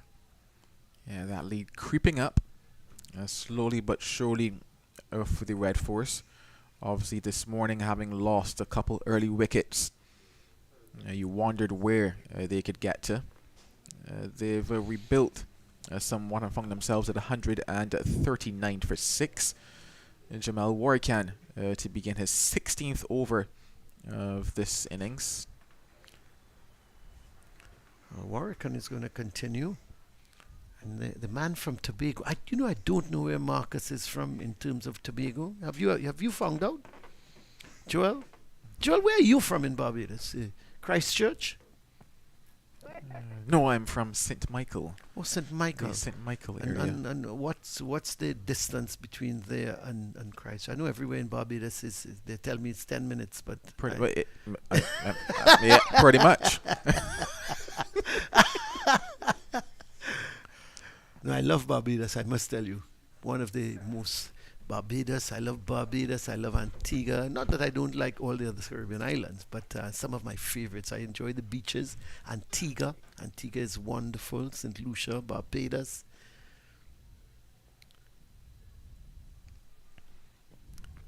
But you Bajan guys have a lot of money, because the prices in Barbados it's a little beyond my reach sometimes. That is not to say that we have money, but one must survive. I hear you, Joel. Okay. Yes, so I've got to find out. He's getting ready to come back in, Marcus. I've got to find out where part of Tobago he's from. Tobago is so really totally different, Joel, from Trinidad. Totally different from Trinidad. Everybody in Tobago, if today is Friday and they say, oh, is it Friday? Oh, they thought it was Monday. Or Easy living. Oh, wonderful. Absolutely wonderful. Well, Gooley is driving. Give him a little bit more air, and that's going to run away to the boundary just about now. That's 4 runs for Gooley. And Warrican very upset with himself. But it was, give him some air, but it was wide of the off stump. So it gave Gooley the room in which to play that drive. And boy, did he hit it well. You spoke about wonderful, and that was indeed a wonderful shot. Capitalizing on the loose delivery, the one loose delivery that he was given from Jamal Warrican. Just a bit fuller and a bit wider, as you mentioned, of that off stump, and he spent some time at the crease, and that was easy pickings for him. Yes, so he goes on to 30. Gooley, it's now 143 for 6. The lead goes up by 4 to 75 as Joel has made his way out of the commentary position, and In comes Marcus Daniel. At the same time, the sun has come out in all its glory here at the Queen's Park Oval. And Tion Webster, who is on 6 from 28 deliveries, he's going to take strike and from Holder from that Grand Lara Pavilion end. Full toss, and Webster misses out. Was a quicker delivery, but it was full, going down the leg side, and there was Webster. He was trying to paddle sweep it, and you would have thought maybe he should have just hit that somewhere backward of square, because there's a man at that short backward square leg. Once it went to his right or left, it would have gone to the boundary, but he was trying that more paddle sweep than anything else. Missed it, went through to the keeper. So 143 for 6. Good afternoon to you, Mr. Daniel. How are you? Good afternoon, Colin. And good afternoon to viewers. You heard the question I was asking. You heard the question I was asking Joel about where he was from, because I said I didn't know where you were from in Tobago. Yeah, of course, beautiful Tobago. I know that you enjoy coming to Tobago, and not just about the beaches, but about the people and the food and Why do the these guys? atmosphere. Why do these guys don't answer my questions? I know it's beautiful. I know the beaches, but I'm not. I don't know where part of Tobago is from. Just the lead up and the build up. Oh, the lead up and the build up. I love it. I love it. I love it. But continue, because it's sounding good so far. This time Lovely he's shot sweeping. by- That's what he should have done a couple balls before. He was looking to paddle sweep it. This one, he was sweeping nicely, and he got it in the middle of the bat, and he picks up 4 runs. So Webster, he would be happy with that. He goes into double figures now. He's on to 10. 147 for 6. A lovely partnership developing here between Webster and Gooley. There was James Holder strain a bit there. A really good sweep shot there by Webster. He kept it down and picked the gap perfectly. 4 runs. Just keep my eyes on the lead. 79 now. Effectively 79 for 6. But yeah, beautiful Tobago. Currently residing in Lower Scarborough. Lower Scarborough. Okay. Yeah. I grew up in... It's another good shot. Runs again for Webster. It's not going to go to the boundary, but he's suddenly opening up a little bit. And it's the end of the over from Holder. 6 runs coming from it. And the Red Force, they move on to 149 for 6. Yes, so Lower Scarborough. Yeah, but I grew up in Castara. Castara, Tobago, that's on the north side. The fishing. Yes, See, I know a little bit. It's a Castara. It's a good drive as well. Isn't it? It takes you about Scarborough, about an hour and a half. From the airport, it will take like an hour. Yeah. But from Scarborough, it should take like 30 minutes. That's okay. Yeah, it's not long. How are the roads in on the eastern side of Tobago, it's better than the north side. We had and last year when we had all those rains, we had a lot of landslides and stuff. So a lot of the roads became impassable. So they're now trying to rebuild them. But our roads in Tobago are fairly okay. Yeah. It can be better, but the situation with the economy these days, and the excuses that we get from the powers that be. Are you going to go into a little politics now, Marcus? I'm trying to stay from it. Let me know so I can just come out of the seat, so that I don't want to be part of that. Because your name gets called, and I don't want my name to be called. But you know everything in this country. It gets back to that. But we're not here to discuss that. But I'm saying we have some good roads in Tobago. Can be better, but passable. Yeah. But I grew up in Castara. I've lived in some other communities, but I give Castara the homage of. So were you into the fishing as well? Yeah. I love fishing on the rocks, and at night we do the shoreline fishing. I haven't done it in a while, but once you grow up in the fishing villages in Tobago, that's something that you tend to do, fishing. Well. And just today in Charlottesville, the furthest village in the East Tobago, and we have the cruise ship in the harbour there. Oh, the cruise ship is in? Yeah, it's cruise ship season now in Trinidad and Tobago. So you get I didn't realize you get a lot of cruise ships coming in. Yeah, it's a season now. Okay. Should end the end of April. Yeah. It's not a year long as some of the other islands, but we are very. The guys in Tobago are very thankful. The guys who do the handicraft and all these different things, taxi drivers, They want- showing them around the yes, island yes, and yes, that type yes. of thing. And go to Pigeon Point Beach and give them some rum punch and all these different things. I hope the guys tell them just how strong it is, because some of these foreigners think it's juice. Hakim Jordan into the attack here. Yeah, Akim Jordan has been brought back in. Are you surprised that he's taken off Warwick? Not really surprising. I think the change is good because these guys have put on they came together at 130 for 6 and they've looked relatively easy against Warwick. And I like the idea of changing up the bowlers ever so often. I don't want to get the batters too familiar with one particular bowler. And that leading, you have to keep an eye on that leading Culling. Yeah, 81. they will have to. They will have to. It's they don't want it to get it up to say 150. Yeah. Not that they can't. And I was making the point to Joel that 150 would be gettable but challenging. Yes. To me, anything under that, say 100, 125, Barbados should be more favourites to get it. But depending how well and when the Red Force team is dismissed and how much bowling in terms of today and maybe tomorrow they will have at the Barbados team. I think tomorrow you're talking another day here. The pitch is going to deteriorate slightly. It's not going to be unplayable. So the longer the Red Force can bat today and maybe pile on another 70 runs, 150 could be very challenging. Yeah, and when I you think anything over 150, oh boy, it will take some getting. And then when you factor in how both teams have batted, and in fact Barbados in their last game, and they got to 271 in this time around, the first innings. They will want to get to batting. I don't think they'll want to get anything over 150. It's gettable, but different factors, a 4-day pitch, and given that the batters haven't been in the best of form this season. I think a lot will depend. Now, McCaskey came good. He's came really good in the first innings, getting to his score of 90. What did he get? 92. You looked at him in the previous innings.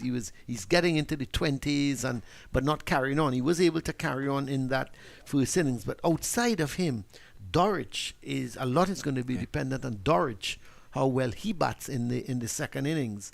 So it's going to be an interesting target to get, and it's how well these guys bat. And you'll also have to say the Red Force bowlers, especially the spinners, they have also got to bowl well. Yes, indeed. It's not a matter of they just run up and the pitch will do the rest of the work. The speed of the delivery, the variation, the flight, all of those things will come into contention. Yeah, the 150 up for the Red Force, 151 for 6 into the 63rd over. 83 runs the lead, 83 for 6 effectively. I'm really impressed with Gooley in this innings. He hasn't attempted anything rash this time around.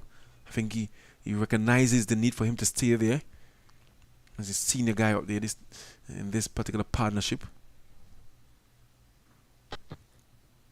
There's a good delivery by Jordan. Excellent, isn't it? Seemed to have just straightened on him, and he was pushing. I got the impression he may have just been trying to work that ball, Marcus, open the face slightly.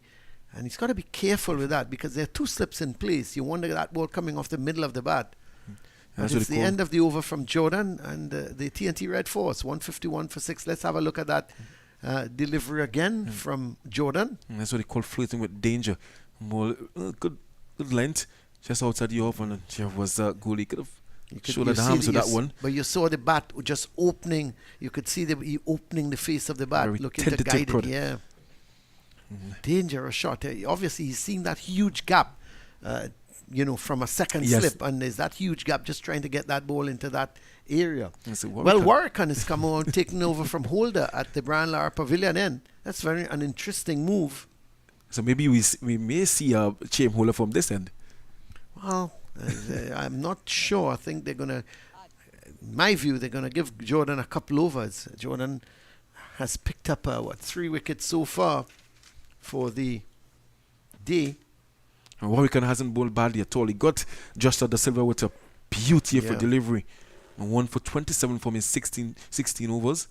I was making the point that the Silva gets a start, and gets out again, and Joel was saying that it was such a good delivery. Sometimes Yes. your name is written all over the ball, and you can't do nothing about it. It was Yes, and I agree. It was an excellent really ball, good. and suppose it's the kind of ball that you've got to bowl to get a player of the ability of Yes. Joshua De Silva out.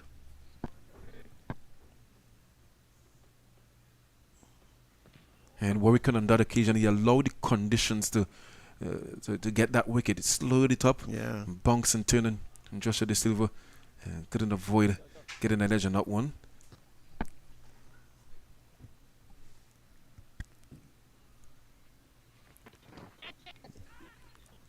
And down the leg side this time. It was a Got half away with appeal. that because there's nobody at deep backward square, and once Webster was able to get bat on ball, it would have sped away to the boundary, but didn't make contact with it. Just going back to that De Silva dismissal, he must have been bitterly disappointed. Yeah, of because course. He got the start, and unfortunately, as you rightly said, got a beauty of a ball. Yeah, I mean, we spoke about him, representing the West Indies, and then coming back at this level, you want to dominate this level. So I'm sure that he'll be disappointed.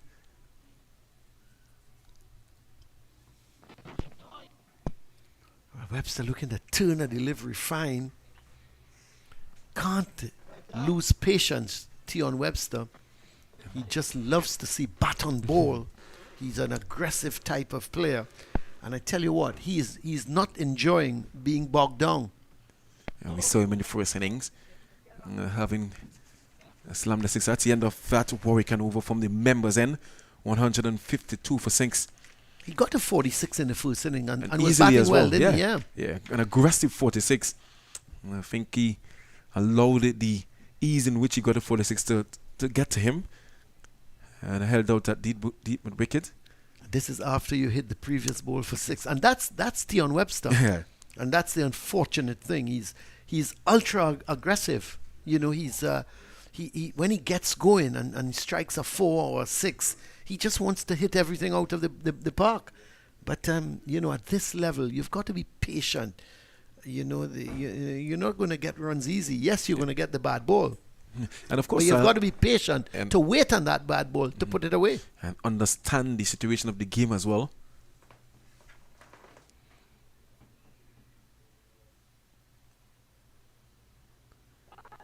And sort of a balanced field set here by Captain Dorich. He's still trying to conserve run scoring, but he has the guys in the position in terms of should that edge or anything aerial. Well, he's got a slip on a I would say, a straight gully more than anything else. So he's got those two in catching positions, but everybody else, he's got, he's got a point, a cover, and a mid-off, all saving a single. Yeah. Then on the onside, the only man deep is the man out at fine leg. He's got a shortish mid-wicket in case Gooley goes for an on-drive and doesn't get over it. Not a bad ploy at all. Jordan bowling pretty well. He's been consistent all match, hasn't he? Yeah. Got a lot of movement. I thought he got more movement in the first innings than he's getting here in this second innings. But what is good about Jordan is his line, his length, and his ability to just move that ball both in and out. And he started the slide here for the Red Force with those 2 wickets yesterday afternoon. And he got the wicket of Brian Charles earlier today. It's well played from Gooley. So it's thinking of the single, but it certainly was not on. And the thing is, when Jason Holder came in, what am I saying, Jason Holder? Jason Mohammed came into bat, he looked so positive, and he took Jordan and he was driving him through the covers he hit him 2 sweet shots through the covers, and then he pulled him 1 backward of square. And I thought, well, the following over he got out, which was so ill-timed, because I thought Dorich was thinking at that time maybe to withdraw Jordan out of the attack because of the dominance of Jason Mohammed. Yeah, so unfortunate the way he got out, Jason Mohammed. And we still haven't seen Wickham back on the field. Hoping that he's okay to continue with the tournament. Well, let's hope he's forget the tournament. Let's hope he's able to keep back, continue with this game and bat if necessary. If necessary, yeah. And that's well played from Gooley. Again, Jordan right on the mark, isn't he? Making Gooley play at every delivery. You're not seeing much swing because the ball is 64.5 overs old.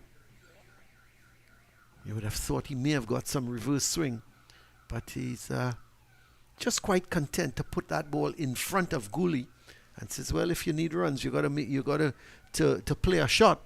You got to find the gaps." And so far, it's been a good over. Another good ball and well played again by Gooley. This is a good knock from him. Yeah. He's on 31 from 95 deliveries, is it? Yes, from 95 deliveries. It's 151 for 6. And I was making the point in the first innings when he was batting, and I was telling Joel that that's the kind of player I know Jed Gooley to be. You know, he's tends to be very watchful, works the ball around. If he gets the bad ball, he would put it away. And I wouldn't expect him to do anything too rash. And what he does in the next over, he gets caught at the deep mid-wicket. Always happens. And I think it's a case of these guys are playing a lot of limited overs matches, T20s and T10s. Because I saw him in the Dream 11 T10 blast at the Brown Academy, and he was outstanding. That's Jed Gooley. And he's here now at the 4D regional championships, where it requires him to be a little bit more patient. Thing is, Marcus, I just think these guys need to be playing more red ball cricket. It's just not enough red ball cricket in the region, and so you find you're limited in terms of the number of players you can look at the test level. I mean, when you go back and you check through all the teams and the performances, is 5 rounds of cricket enough? Well, Athenaeus has held up his hand, so he is one. You must say, well, okay, we're gonna have to include him. Webster cuts, doesn't beat the man there. And that's Drake's at backward point. Drake's has decided not to go back at forward short leg. Said, skipper, you need to find somebody else for that position. Yeah, and outside of that, you got to look around. Just there's a lack of consistency. Here's Webster sweeping. That's a good shot. So this has been a good innings. I really think that Webster, you don't want to talk too soon, but he's playing everything on merit. He's been in a defensive mode. This one was tossed up by Warwican, but it was badly lined, Marcus, and look at the shot from Webster. Again, Webster pulling out the sweep and pulling it out brilliantly. And I think that deserved what he got there. Warwican is straight down the leg side a bit there. And T.N. Webster, I like the term you use in terms of playing on merit. And T.N. Webster. And that has been the case of Jed Gooley as well.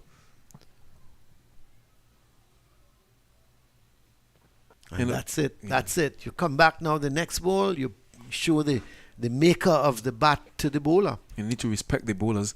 Yes, you are an aggressive batter, but the situation of the game, it calls for, a little bit more shot selection. Warwican continues to bowl well, though. I think when he experiments a little bit, because that ball that he was hit for 4, he just gave it a little bit more air, thinking, well, let me see what you can do. But it was badly lined, so Webster had no problem in sweeping it. The end of the over from Warwican, he's conceded 4 in that over. He's 18 overs now, 1 for 31. And the Red Force, the TNT Red Force, at the moment, they are 155 for 6. And the lead at the moment is 87 runs. Yeah, and just to get back to the point we were making about these guys not playing enough red ball cricket, because you want to ask these guys to bat an entire session or an entire day, but they can't do that playing T20 matches or T10 matches. Then they come here and they get to 30 or 40 or even 50, and it begin to tire. But this has been a really good inning by Jed Gooley. And this time, instead of putting behind that delivery just on the off stump, he decided to shoulder arms. And that was a better option. I just want to say hello to Dave Tadpole Mohammed, the former national player, former national West Indies. And West Indies back of the hand spinner. And he's sent a little message for me saying that he's hoping that the Red Force batsmen can dig deep because they'll be mentally tested against this Barbadian bowling attack, and that he's hoping that they can dig deep and sort of try and bat out as much as today as possible to give the bowlers a chance. Yeah, and like the term they used there, mentally challenged. Yes, Dave Mohammed could he do would- with a Dave Oh, Mohammed to gosh. come and bowl now, didn't we? It was an excellent bowl. I thought probably a little bit underrated, Dave Mohammed. You think so? But well, I think he's when I say I don't think people gave him as much credit Oh. as was due to him. He's very much in the mold of Inshan Ali. Remember Inshan Ali of the era of the 70s and the 80s. You don't see those type of bowlers much these days, do you? No. Is Tobago producing anybody, Marcus, like that? In terms of left arm spinner, none can come to mind right now.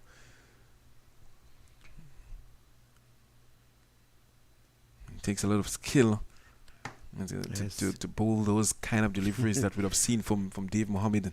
You remember a guy playing for South Africa as well, Paul Adams. I That's the think, guy is with that? yes, And yes. his head used to drop by his ankle, and he delivered the ball. With accuracy, yeah. Yeah, Shamsi is much like in that mold now, but even Shamsi is playing more T20 cricket. I think the guys are securing the future in terms of. Well, you can't blame them. You can't blame them at all. But even the South Africans were complaining about the lack of Test cricket. They wish they had more red ball cricket. I think is that a reflection of where the West Indies and South Africa they currently lie on the standings? Could very well be. And because look at the teams that are playing more Test cricket. It's a lovely job. But I'm looking forward to the World Test Championship between Australia and it looks like India. Yeah. That should be a really good series at a neutral venue. Yes. So you know it's not well. In England, you're going to get the ball moving and seaming, but it's not going to be spin friendly. That from the very first ball. Yeah. And you think the Indians, they can prepare proper wickets. Yeah, of course they because can. From the time the series went 2-1 up, the fourth test, well, both teams could have made 1,000. And then the Australians brought in their spinner as well. That's right. Long time I haven't seen an Australian attack with three spinners. It's the end of the over from Jordan, well negotiated. A maiden, but Gooley wouldn't be bothered with that because I think there's been a good partnership from Gooley and Webster, and not much 25, runs in terms of just 25. But what they're doing, I think they're occupying the crease. They're taking the time. They're wearing down the Barbados bowlers. Yeah, that's the term, they're wearing down. I'm sure that Captain Dorich is thinking different options at this time. But he's going to continue with Warwick from the members end into a marathon spell again from this left arm spinner, very experienced.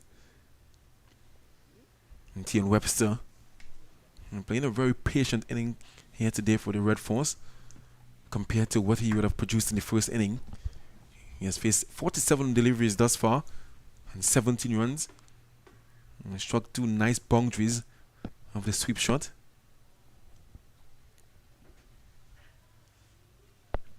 Good start again here. The West Indies are in action again tomorrow. Well, the first of 3 T20s. I think the game starts at 8 a.m. in Trinidad and Tobago's time. We have a new captain there, Rovman Powell. Yep. He's got some Webster making some room for himself. Not going to beat the cover field because it's well protected out there. That's Shane Mosley doing the fielding. Lots of Euro football on today as well, Marcus. Euro qualification. I know you're a big, you support that team from Manchester, so I know you're a big football fan. But some really good games. France playing Netherlands later in a Euro qualification. It's a big game. Yeah. And then yesterday, England beat Italy in Italy for the first time since 1961. Whoa. So that was a great result for them. And I support Portugal. Oh, you're a Portuguese fan? Yes. Okay. Got a 4-0 win yesterday. Yeah, I see Argentina beat, the world champions beat Panama by 2-0. Of course, Trinidad and Tobago, they're in action later at 4 o'clock. And then they're in Come up action in against Tobago on Monday. Bahamas. And then they're in Tobago on Monday. You'll be there for that game, would you? Most definitely. I can't get a flight. Can't get a flight over, Marcus. So I'll stay here and watch it on TV. I hope it's being televised. Yeah, I think it's on Flow. It's going to be on Flow. Yeah, so I'll just watch it on television. But they've got to get through Bahamas first. Yeah, I got to beat Bahamas. I think we can get past We should Bahamas. be able We to. should be able to get Yeah, past but, Bahamas. I think that's a chance, is it? chance. Sharp chance. He's not there for that. I think it just came off the bat. And he put it down. He seemed to be getting up, actually. And before, let's have a look. It was a But really sharp chance. Here's Webster pushing that one. Oh, Yeah. that was really hard. Yeah, And difficult. And the skill there is staying. Yeah, it has a stick, Yes, isn't it? yes. He attempted to use the boot again there.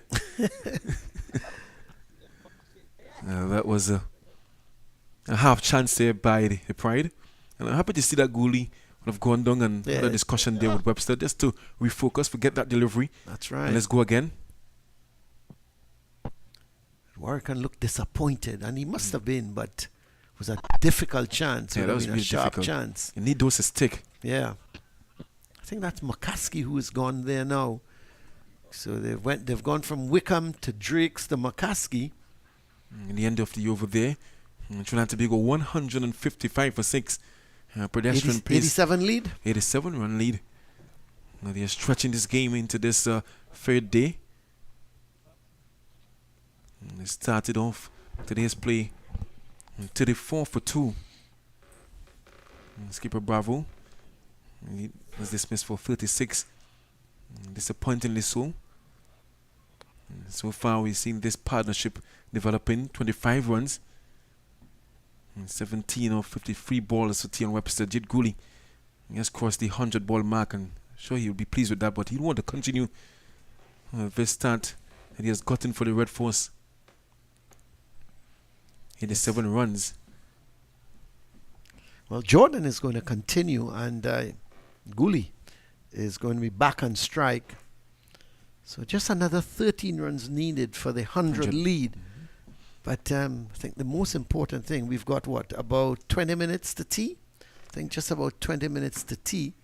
So that's the first thing. They're going to want to at least bat out until tea. Doesn't really matter how many runs they get till tea. They would want to be there to come back out after the tea interval.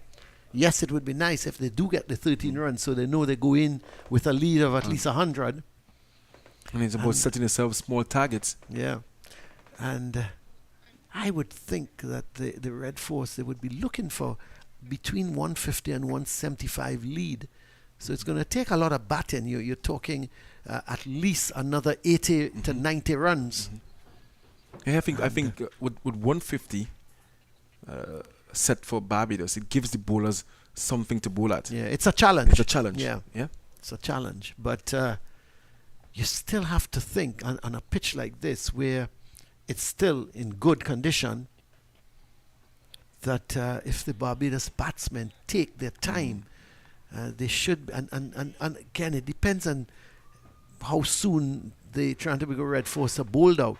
That they will have enough time to just sit down and bat, work the ball around, get the runs. And we were talking about the percentages, and both Joel and myself were saying, well, at this stage, Barbados still about 70% in front. Yeah. You know, and I suppose once the lead continues to build, the equation will change slightly. On point to that one, that's as a result of the current lead and how Barbados would have batted. McCaskey looked really good for his 92. Yeah, but you look down the rest of the order. Nobody really Yeah. stood out. I mean, Mosley got to 25. Wickham was looking good until he got out for 27. Primus got to 53. So there is some batting in this Barbados Pride team. Certainly capable. And then you've got the wicketkeeper skipper Dorridge. He went early to Anderson Phillip for 3. But you just have to think that he's not going to fail twice. He made a wonderful 100 here against the Leewards in the first innings when he really carried the Barbados batting, got 124 not out, came in with them struggling at 40 odd for 3, I think 46 for 3 when he came into bat, and shepherded the innings out to 324 or 322, sorry. Oh, well, loud appeal goes up, and Warrican, come on, you can't do that. He's going into the face of Jed Gooley, and obviously saying, "Come on, you're out" or something like that. You've appealed. Leave the decision to the umpire whether you think he's not or not. Whether you think he's out and you've given it not out. But surely you can't be running up in the face of the batsman like that. Those are the things that causes retaliation. Let's have a look.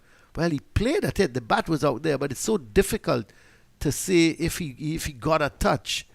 And in fairness, let's have a look at Jordan. Jordan didn't go up immediately, did he? Look at Jordan. He's now going up, looking at Warrican and Dorridge. But Jordan didn't go up immediately. And to me, if he didn't go up immediately, he would have seen what the umpire would have seen. Yeah, but in other words, what I'm saying is, it gives me the impression that because Jordan didn't go up right away, he also felt it was not out. And only when Dorridge and Warrican started to jump all around did Jordan put his hands up. It's difficult because we really can't pick up. Yeah, we don't have a snicko, do we? Maybe we can get a snicko for the next game. But you just can't behave in such a manner. And the umpire's decision always final. And you see, Akim Jordan has been troubling Ajit Guli in and around that area. He has left some alone, but that one he was fishing me at that one. I'm not too sure if there was an edge or not, but Ajit Guli is still there. Yeah, but I'm not pleased with Warrican, I must admit. You don't run up in front of a bat. You see, that's the thing that sometimes causes retaliation.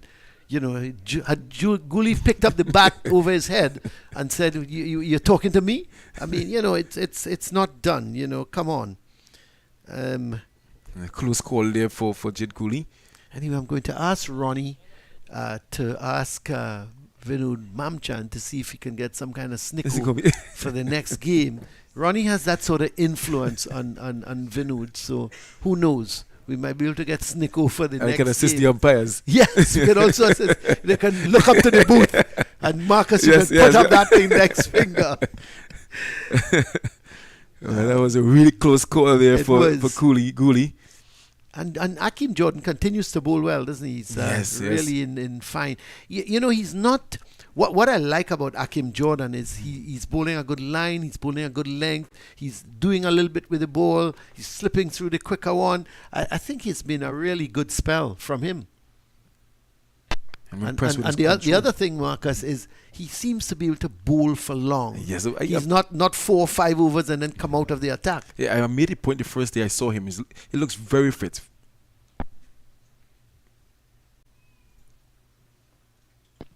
Well, I think you got to be. These guys have got to be careful, because I thought that ball, Webster sort of made it into a Yorker length where he should have been sweeping. Now there's a deep backward square leg, right out on that boundary rope. But they've got to be careful. You don't want to get yourself in a situation where you get so defensive and so bogged down that when you do get the bad ball, you can't put it away. Yeah. I see they're going to have a little chat again. Yes. So that's what partnerships are about. I think Gooley recognizes the fact that Webster is in that frame of mind now. And he thinks he can get after Warwican, but that's what Warwican wants at this time. And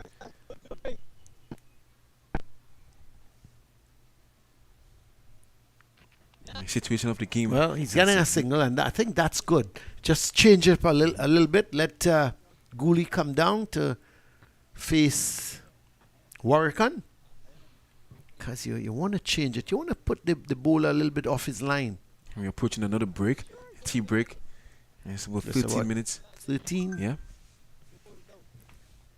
And I want to ensure that they go into a tea break without further loss. Once you red force. I've done all the hard work thus far. That's Gooley and Webster. Very interesting. Now, they've put there's that forward short leg. There's a very straight short mid-on. Just a little bit off the pitch. And there's a short mid-wicket as well, all in catching positions. Gooley, a picture of concentration. Tell you what, if I was Gooley, the one man I don't want to get me out is Warwican. Based on how he got on in my face, the over before. Gets an outside edge. It goes just beyond Jordan, but no run. And so it's the end of the over. It's 156 for 6. And what the little worrying part to me now, Gooley, he's been there now, 31 from 109 deliveries, is it? Yeah. He doesn't want to get himself in a situation where he is too bogged down, does he? Yeah, no. And I love to see players fired up. It says to me that, you're wholeheartedly into this, and Warwican looks to be one of those players. And just looking at some scores and around us, of course, Guyana versus Jamaica. Leewards has come back nicely, but you were talking about Guyana, Jamaica. Go ahead. Yeah, and sorry. Of course, Jamaica being dismissed for 115 in response to Guyana's 278. They are behind the 8 ball there. Guyana declared their second inning on 294 for 7, and Jamaica again already 18 for 1. And looking at the Leewards versus Windwards, it's a run fest in that contest. But they would be disappointed though, Marcus, because they were 254 for 2. Now they're 348 for 9. I don't know how much Athens ended up with and Hodge, but obviously when the two of them were dismissed, Windwards they slid from there. But at 348 for 2, 254 for 2, you would expect that they would have think that, hey, you know what, we're going to get the Leewards score. Well, Roshan Primus is going to be on I think it's a for good the change. first time. A good change just with 10 minutes before lunch. Just someone a bit Before fresh. tea, before Marcus, tea, sorry. You're still thinking of lunch, Marcus? I had a really good lunch. I though. know, I can't understand if you want another lunch. But Yes. Primus, he had the one wicket, that of Bravo in the first innings, but outside of that, he just had 4 overs, 1 for 15.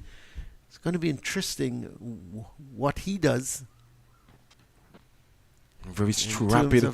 terms of his bowling. He's not going to be as consistent in terms of line and length as Jordan, but he's a little bit slippery. He can push it through at times. And both Webster and Gooley, they've got to be careful because Primus, he can all of a sudden come on and break a partnership. Yeah, he bowls what you call a heavy ball. There's a nice slingy action.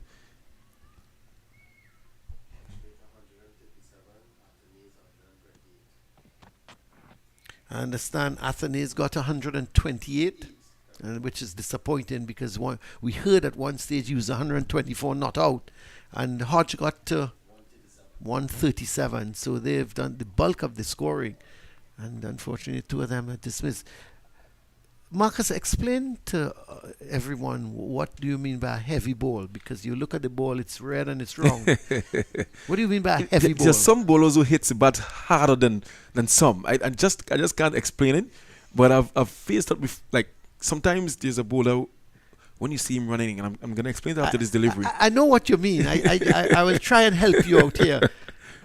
This is outside the off stump. Yeah, in other words, the ball, you can't get them away as easily because somehow the ball is, I understand what I mean. It seems to be a heavier ball when it hits the bat, even though it's the same little wrong ball that the bowler before bowled with. I understand what you mean, Marcus.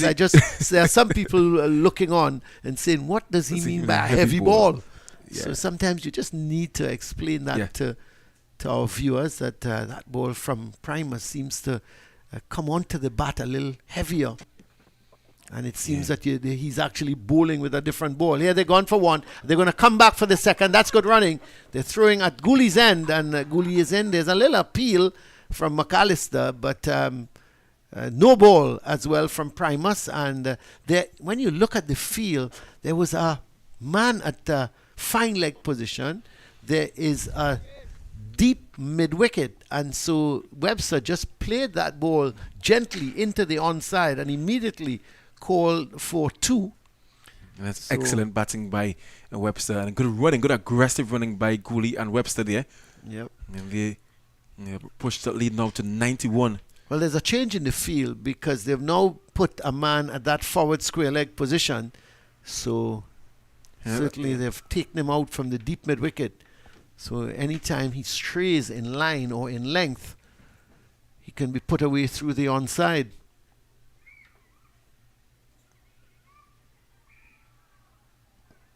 And Dorwich is trying to strike that balance in being aggressive, and trying to keep the runs down. And he's also searching for wickets. But Primus on just for a short spell here. I think it's going to be 1 over for him before we break for tea. And just looking at Athenaeus and his scores during this year's tournament, 41 from 70, 51 from 95, 141 from 220 balls. And his only failure to date, 11 from 18 balls, 81, 97, and now 128. That's a man in form.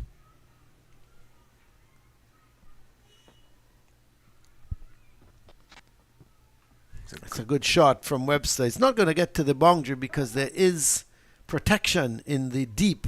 Shane Mosley is the man out there, and they pick up an easy single. So it was short, and that's the thing with Primus. He doesn't have the control as a Jordan, so he's going to give you the deliveries that you can work either on the offside or on the onside, and it's going to bring a slight relief for the Red Force batsmen.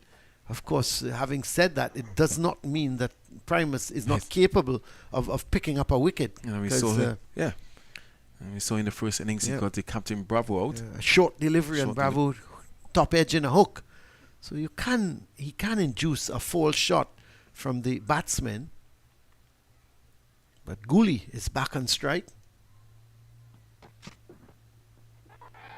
Loud appeal goes up, and may have flicked the pad on the way through. So the Barbados Pride now, they're appealing for almost everything. And umpire Gustav says, no, it's not out.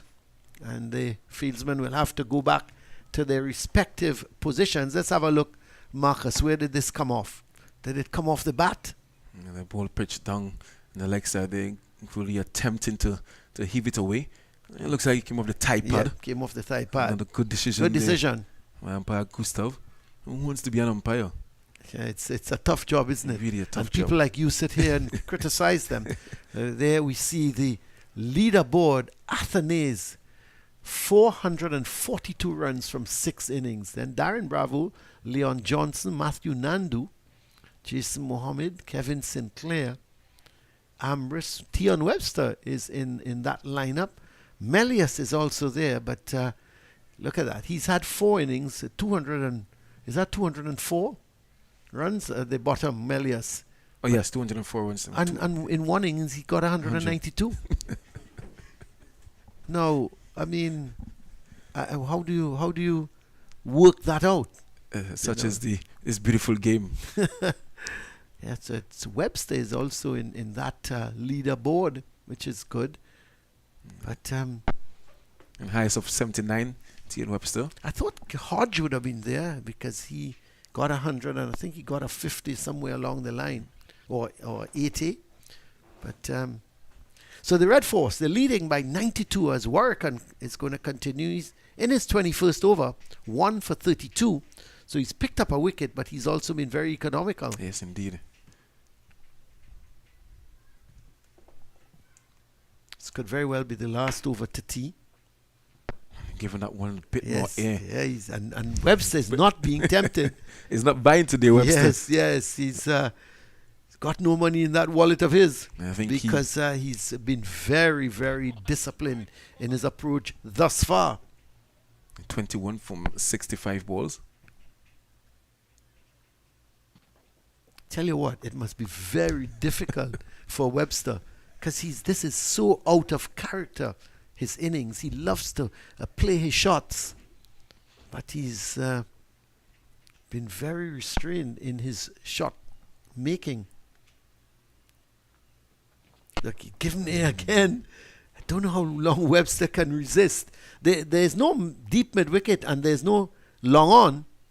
So if he does try to go over the top, who knows? This is good bowling by Warwick. Oh, excellent. Recognizing the situation of the match.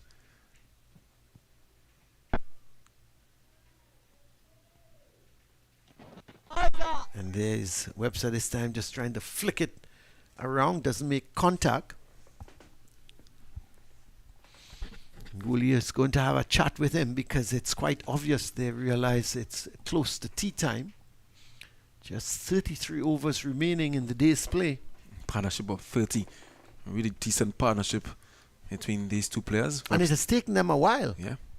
But I don't think they're too worried. The most important thing now is to keep their wickets intact. There's some turn for Warwick, but slow outside the off stump. The umpire walks up, he takes the bails off, and that's to indicate that we're at the tea interval here, and the Trinidad and Tobago Red Force, they are 160 for 6. They lead by 92 runs at the tea interval. Webster is 21. Gooley is on 31. He's batted really well. And just to quickly run through the batting for you, of course, Mohan was out yesterday for 3. Django was out for 2. And the Red Force resumed today with Bravo and Brian Charles. Well, Charles went, caught Dorish off the bowling of Jordan for 18. And Bravo, he went, caught Jordan, bowl Holder for 36. Mohammed, extremely unlucky to be dismissed, caught McCaskey off the bowling of Holder for 22. Da Silva went, caught Dorish, bowl Warwick for 21. And Gooley and Webster, they have survived until the tea interval. Webster 21, Gooley is 31. It's 160 for 6. The lead by the Red Force at this point in time, it's 92. So that's the situation here at the Queen's Park Oval. It's at the tea interval. The Red Force, they're still fighting here. And it's an uphill battle, but they are surviving thus far. And they lead, as I said, by 92 runs. So we're going to take a break.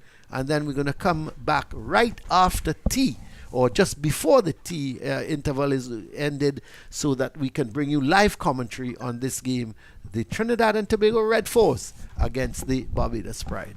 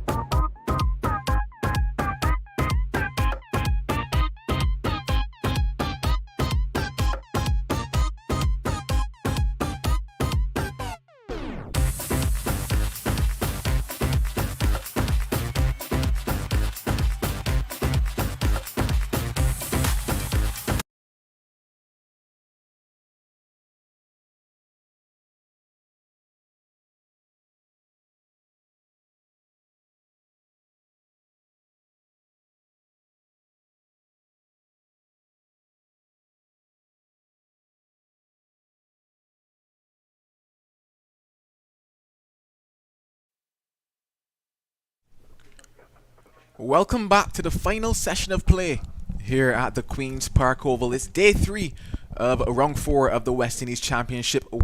Trinidad and Tobago Red Force taking on the Barbados Pride. Trinidad and Tobago Red Force, well, they currently lead by 92 runs here heading into the final session. They went to lunch at 114 for 5. They're now 160 for 6, the only wicket to fall in that session. Before tea was the wicket of the wicketkeeper Joshua De Silva. He went off the bowling of Jamel Warrican. He was caught behind. He made 21 off of 77 balls. At the crease now, Tion Webster, he's on 21. And Jed Gooley, he is on 31. The partnership between them now 30 runs. So they've spent some time at the crease, this pair. And, well, there's still a lot of work left to be done. As I mentioned, that lead, just 92 runs. So the Red Force will be hoping to pile on a bit more. On the flip side of things, Barbados Pride, they'll be hoping that they can wrap up this inning. So all to play for here in the final session of play. As I say, good afternoon once again to everybody. Good afternoon also to Marcus Daniel alongside me. My name is Joel Manning. And we're going to get things kicked off here, as I mentioned, in the final session at the Queen's Park Oval. Good afternoon, Joel, and good afternoon to the viewers. They came nicely poised for this final session on this third day's play. And Russian Primus is going to get things going just after tea. 92 for 6, effectively. Starts with delivery just outside of the off stump. I mentioned we're now 72 overs into this innings. 8 overs away from the possibility of the new ball, and I think with how things are going currently, Barbados Pride might be looking towards that new ball as an option to definitely wrap up the Trinidad and Tobago Red Force. That's not to say that the spinners might not have something to say with this older ball as well.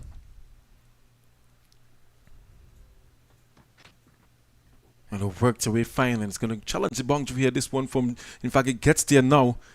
And Jid Gooley really composed that in this second innings here. That boundary to get things going just after tea. I think it was badly lined there by Russian Primus. He got what he deserved there with 4 runs. And then 35 to Jid Gooley now. Yeah, a bit too straight on that occasion from Primus, and just worked off the legs by Gooley. That man at fine leg was rather wide as well. It would have taken Herculean effort for him to cut that off. He's actually come a lot finer now. As Primus operating over the wicket to Gooley. 2 slips, and interesting to note that his slips are a lot closer than they were at the start of today as well. Edged, and he's taken. So Primus gets the big breakthrough right on the stroke of tea. And the Barbados Pride, well, they have a knack of picking up wickets after intervals, and that's another one of them. And just as you mentioned that the slip on the gully, they came in a bit closer. I'm not too sure the reason for that, but it has resulted in the fall of Jed Gooley after that lovely shot he played off his leg for 4. And there was one just wide of his off stump. And Jed Gooley, I got to replay there, pushing behind that one. And that was a really smart catch. The low to his left. I can't make who the fielder is there, but I think he's going to seek some medical attention there as well. But that's a really good catch there. And Jid Gooley goes for a well-played knock of 55 from 112 balls. The Red Force are now 164 for 7. And effectively 96 for 7.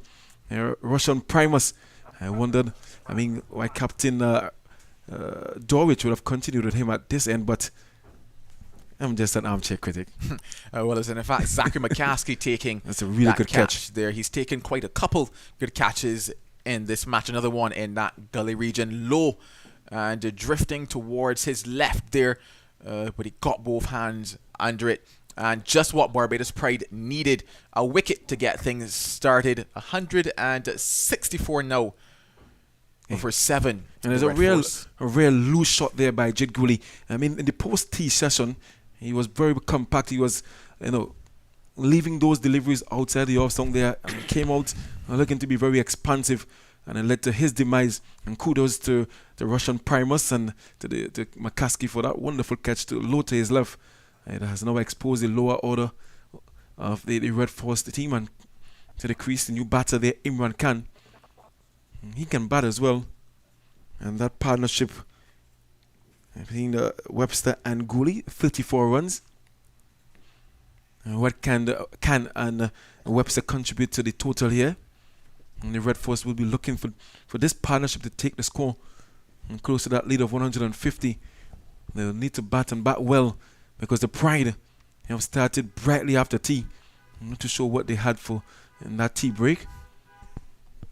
Oh, this is exactly the type of start that you wanted. This is what a break does for you. A break in concentration, as they would say, as Imran Khan now facing up to Rashawn Primus. Oh, and he goes full searching for that Yorker. Imran Khan keeps it out. But yeah, that is what they say in terms of that break and a break in concentration and having to restart, and batters having to, you know, sure, you batted time before that. You looked relatively easy. Runs were coming for you. You were milking it, as they would say. But that break, you kind of lose that momentum, and all of a sudden you have to restart. And it just, as you mentioned, just a loose shot there from Gooley right after tea. And, well, a good catch by Zachary McCaskey.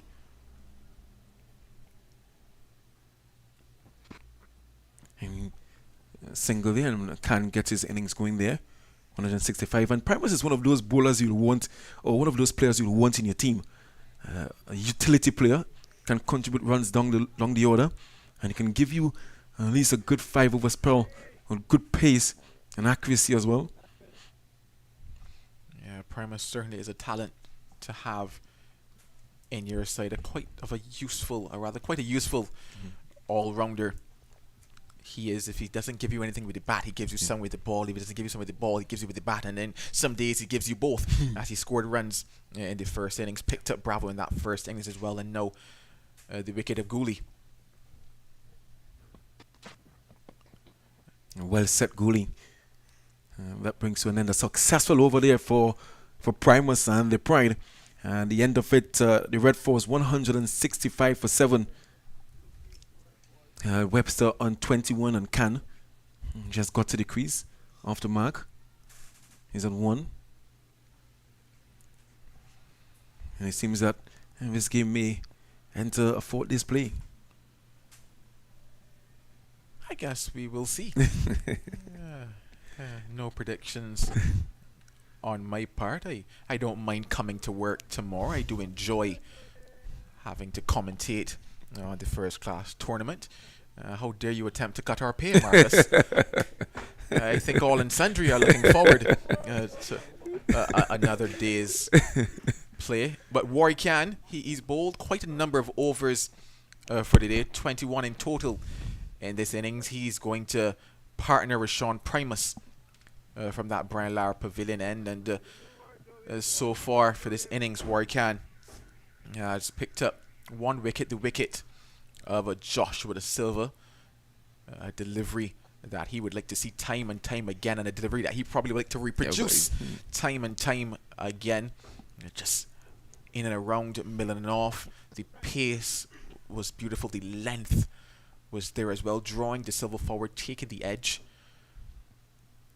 So he's into bowl to Imran Khan. Khan is back. Tempted to work that one, but it slides down the leg side. A good take by Shane Dorrit. He's kept well throughout this innings. Yeah, Dorrit, I think he led the team well. He has led the team well as well in terms of rotation of bowlers and placement of the fielders. And he's attacked when he needed to attack, relaxed the field when he recognized that he needed to drive runs. And here he has the Imran Khan in front of him.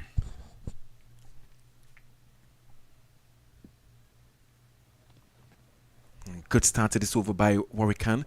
And immediately you see that he is variating his pace against Khan here. And not on the flatter side of things. Now opting to make that change in terms of moving that man from short leg into silly mid-off position. And this one's tickled around the corner. The first runs rather the second run there for Imran Khan.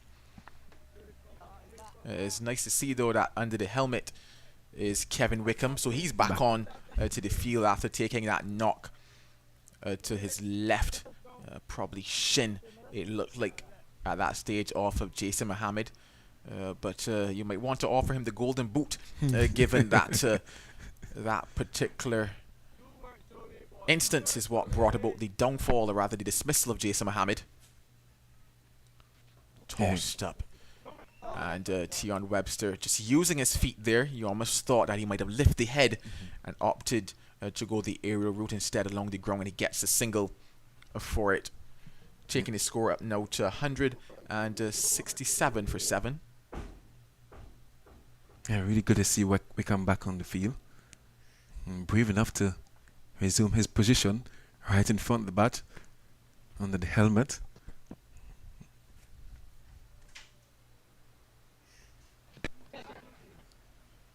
Given the ball, good bit of air there, and that's the end of the over. Ball there by Warwican, 167 for 7. And the lead at 99, just one away from that triple figures there. In Red Force, Imran Khan and Etienne Webster having a mid-pitch discussion there. I know that all day long you've been looking forward to that lead getting to 100, Marcus. So you're just shy of that. No. And we're into that territory where, as I mentioned, one of the sides were saying that they don't want to chase any more than 100. And on the flip side of things, the other was saying, well, if they could get to at least 200 in this innings, then it is game on. So I would say that we're in game on territory at the moment. And Rashawn Primus, well, he would like to wrap things up and get this game off. He's picked up 1 for 9 from his 2 overs.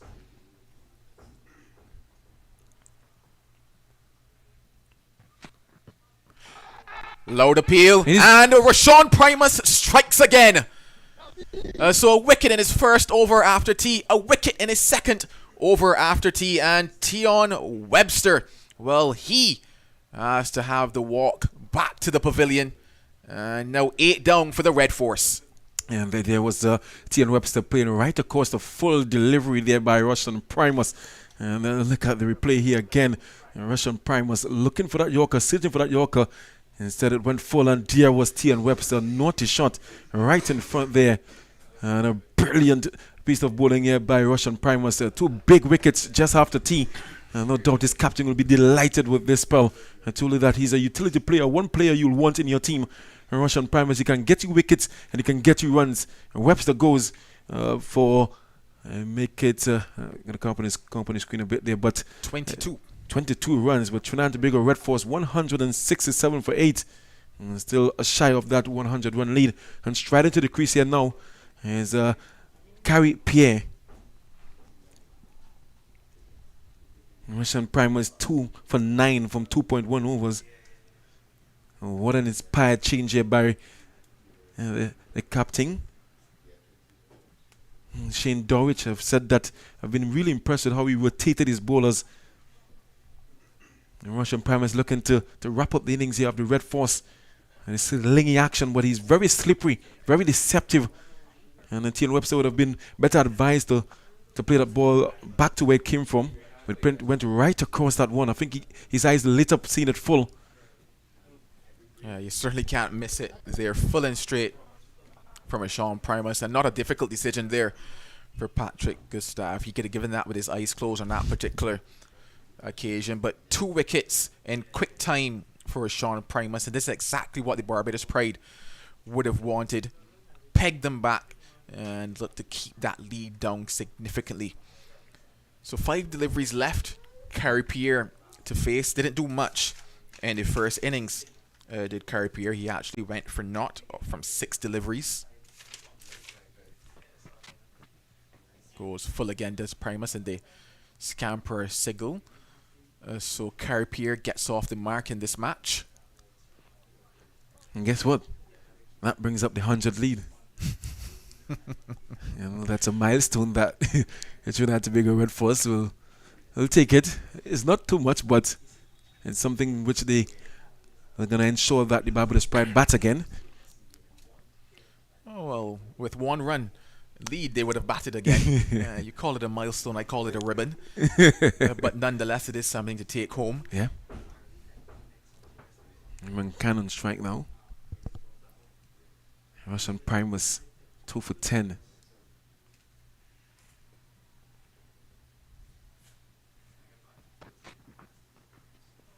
And he's bowling pretty straight, pretty adjacent, bringing all those dismissals into play. That's what you need. That's simply what you need from Primus. Obviously, the dismissal of Gooley was that wide one. Gooley was chasing it, and you say thank you for that, because you almost feel as if you were given that almost there in terms of the lapse of concentration from Gooley. But in terms of where you want to be at this stage of the game, the nature of how the surface is playing, you want to be full and straight, or not necessarily even full and straight, but you just want to be wicket to wicket here and give yourself that chance there. Obviously, Tian Webster played around a full toss. You have to call it what it is, but you give yourself that chance by being wicket to wicket. Flicked away. They come for 1, probably can get 2 if they push. They do just that. Wayward throw, backed up in the end, indeed. They get 3 on account of that throw off the boundary from Shemholder. Yeah, misfield there. Wayward throw. Clipped it nicely there by Imran Khan. I feel really good about that shot. And a carry pair. Primus looks like he's going to come around the wicket to pair. Pair dismissed in the first innings of the off spin of Jim Holder. He's up against the slippery and accurate Russian Primus here. He's bowling with 3 slips and a gully. Once again, those guys are by far closer than at the start of the day. Opting actually to go back over the wicket. I think that's actually the better option for him, especially with those 3 slips and a gully. Looking to take it across the body of Carpier, looking to take that edge.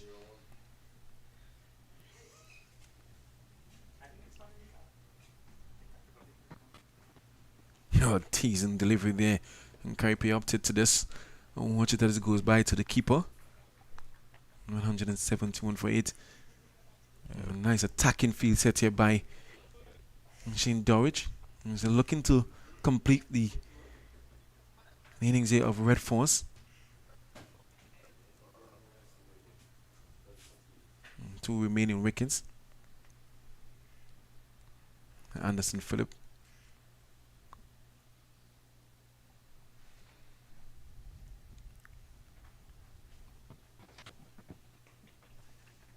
Worked away into the offside to complete another successful over for Rashawn Primus. 4 runs and a wicket from it. 171 for 8. 103 the lead. Trinidad Tobago Red Force. Really good start after this the tea break by the Pride. Exactly, I think, what they would have wanted.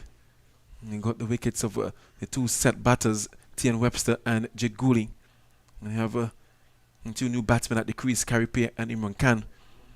What can they put together in terms of a partnership? That's left to be seen. There's still no demons in the pitch. You say no demons, but I do think there are a couple devils out there at this stage. But looking at that lead now, I go back to the point that I was making earlier in terms of the possibility of being positive just a little bit earlier in the day, because yes, you've batted time, and I think the number that I mentioned was that you might end up at 112 lead but all out, and it's just so funny that it could just be that. But no, I just felt that yes, Barbados Pride were into what you could call a good passage of play, and I thought that, like I said, the innings of Jason Mohammed was good to break that momentum, and I just felt like somebody from the Red Force needed to do just that as well, because like I said, you found a situation where, well, yes, you're batting well and you've batted time, but the objective here right now is runs. Yes, indeed. And you just needed somebody to be positive. Shem Holder, to come from that member's end. But yeah, you just needed somebody to be positive and keep things just ticking over. Not necessarily, boundaries every over, but you just needed that score to be ticking, because you find yourself in a position now where your batters have done, in quote unquote, the hard work, and they've been able to see out certain bowlers. But then you had that break, that little interval, and then 2 quick wickets fall, but your lead is just over 100. You're still not out of the water just yet. I have to agree with you on that point. And Jim Holder into the 76th over here. The 76th over. It'll have to be seen if the Barbados will get remaining 2 wickets before that new ball, and if they're going to take that new ball when it becomes available, or if it becomes available. No, I was saying at one point I would have considered taking a new ball, and that was with Tion Webster and Gooley being at the crease, because I just felt the ball would come onto the bat a little bit quicker. I could get Akeem Jordan back into the game, but no, in terms of how it's set up, I might actually delay the taking of that new ball. Primus is bowling well. Shem Holder is there. You can bring back Warwick and see what could possibly happen, even if you just do it, let's say, for 4 overs after the new ball is due, maybe 5. You get ways to just allow things to see what could possibly happen there. And they have been successful with the older ball. A single taken down to long on there by Khan.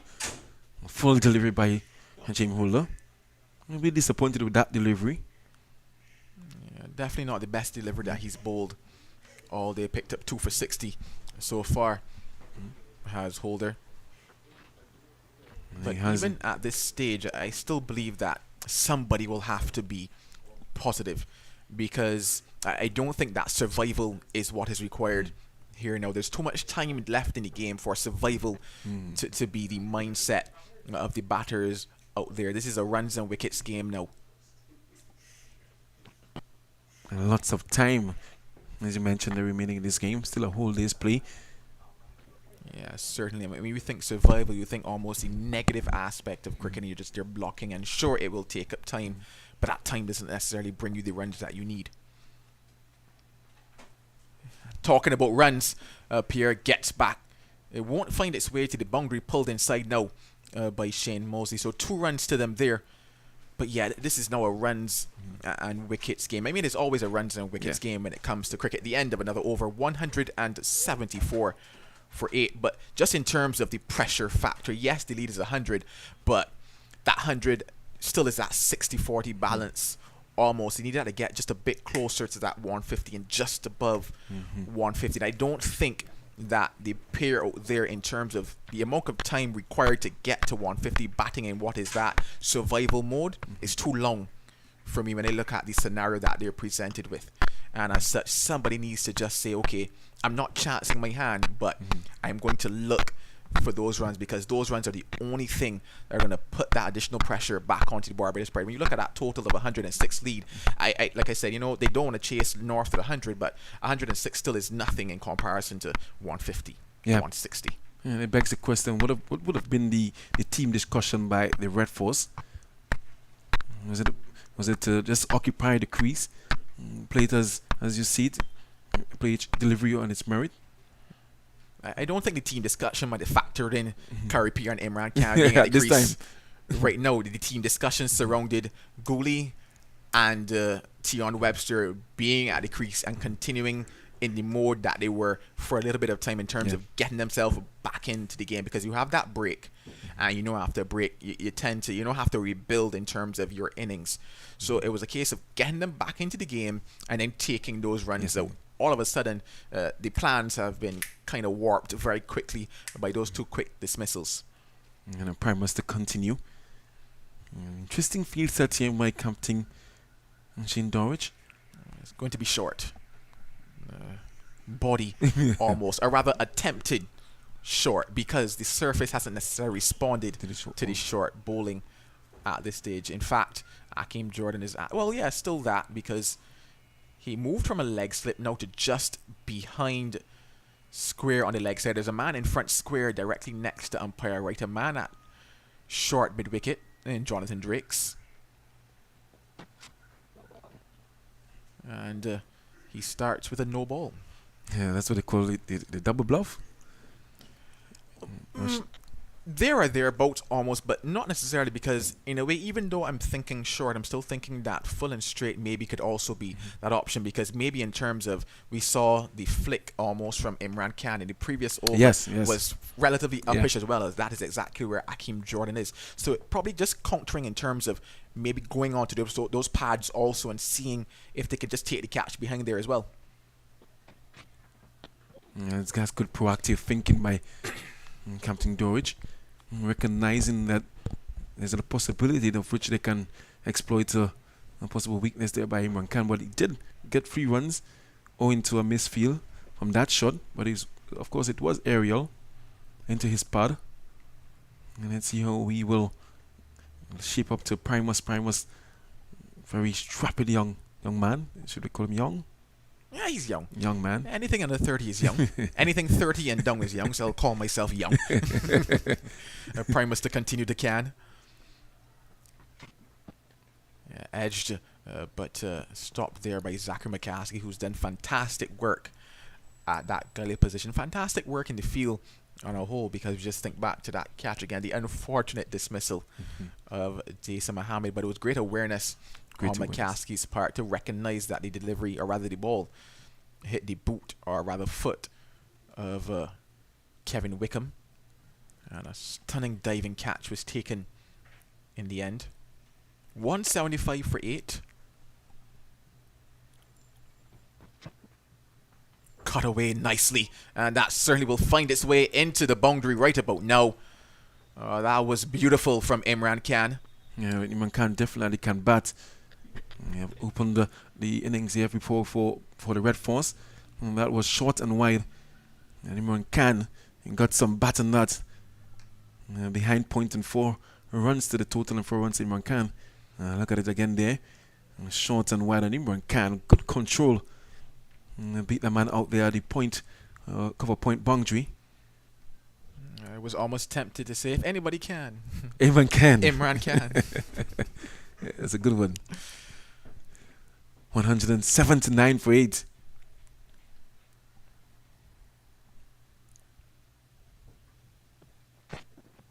There. Primus good again, full, but this time I think this was sliding down the leg side.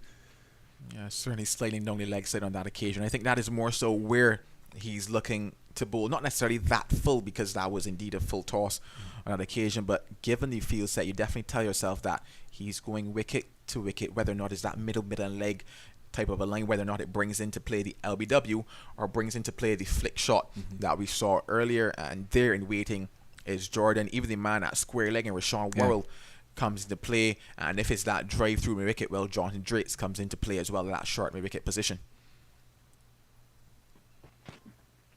Oh, but instead it's driven through the offside, and they get 2 for it. I think in terms of what you have asked for, in terms of someone to get the runs, Imran Khan looks like he's going to be the man to get those runs. And he's pounced on anything loose.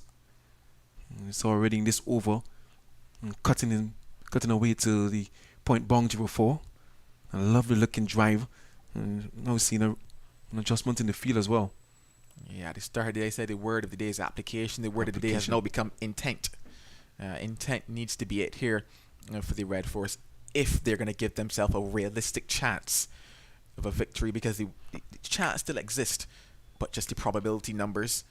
Final delivery from Primus now, and it's steered nicely past the outstretched hand of Zachary McCaskey. They think of 2, but it'll just be 1 to end the over. So the 77th over comes to an end. 182 for 8. And then 82 for 8. Primus 2 for 21 from 4 overs. I think skipper Dorridge maybe looking at other options from this media center end.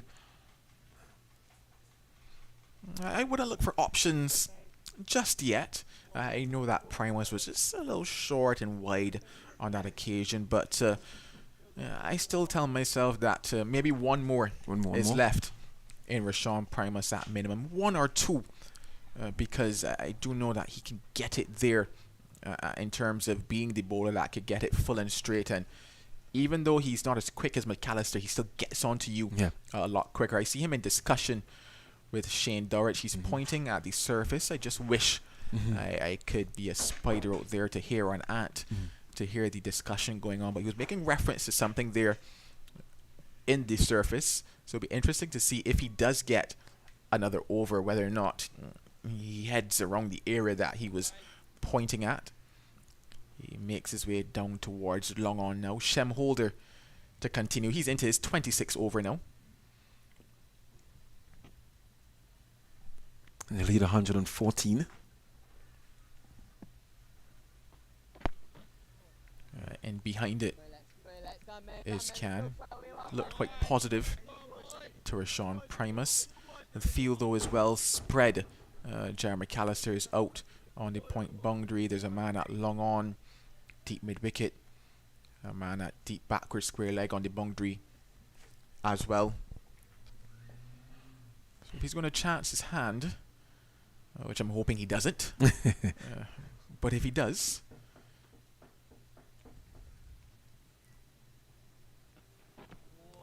lots to play for in this game. Trinidad and Tobago currently in 5th position. Barbados in 4th. 31.2 points, and Trinidad and Tobago 24.8.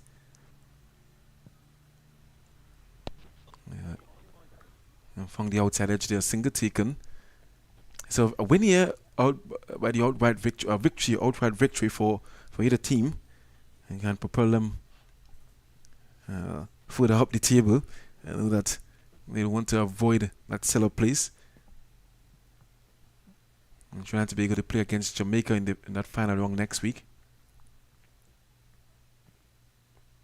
Well, based on how things are shaping up in that table, Guyana probably have 3 fingers right now on the title.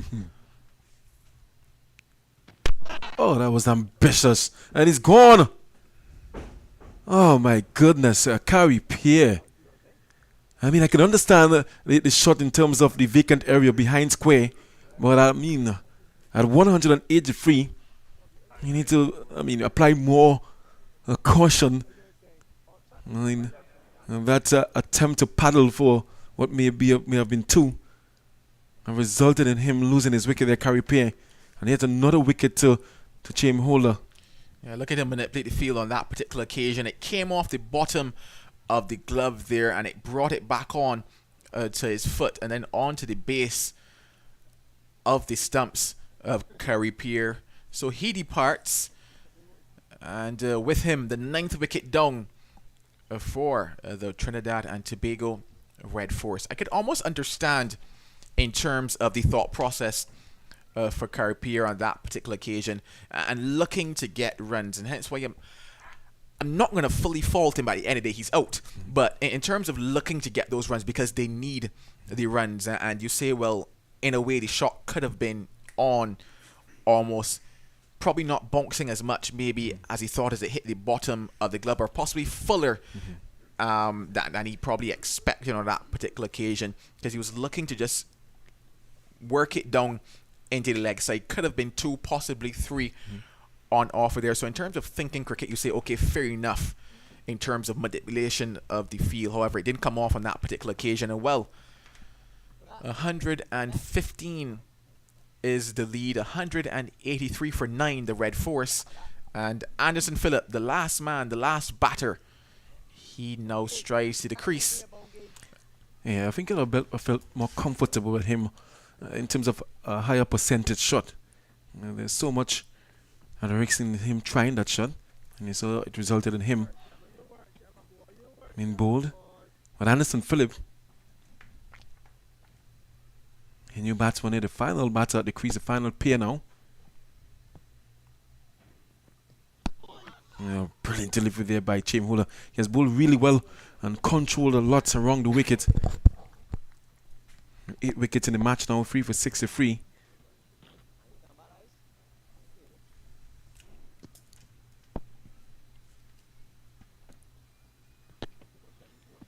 And a good strike there by Anderson Phillip, and keeping that final delivery out. 183 for 9, and lead 115. And the batsmen out there, Anderson Phillip and Imran Khan, And Cannon 14 from 23 balls. And he'll want to face a majority of the overs to come. 78 overs bowled in this innings of the Red Force. Remember in that first inning, after winning the toss and batting, they got to 203. In this second innings, he's struggling at 183 for 9. Just as a taunt, Warwick replaces Primus from the media center end. And 1 for 34 from 22 overs, 10 maidens in that spell of Warwick. And also the end that he was successful from as well earlier today, taking that wicket of Joshua De Silva at what you would call the opportune time as well. De Silva looking quite set at that stage. So Warwican has been introduced into the attack to hopefully wrap things up. Hoping to say something different as Imran Khan. It just pushes his one back along the ground, stopped by Rashawn Primus. I like the way Warwican has started here. And still giving it some air. Long off out there. Certainly the situation that you find yourself in, you want to invite that fault stroke. Just pushing the man back at cover a little bit now. And Khan instead opts to just push it back along the ground. But yeah, certainly Warwican has found his way as the innings has gone on. And he's bowled quite well, you would have to say, but expected of him. Given some air there again. And that man that was pushed back at cover does the work. And Shane Mosley brings Anderson Phillip now into strike. 184 now for 9.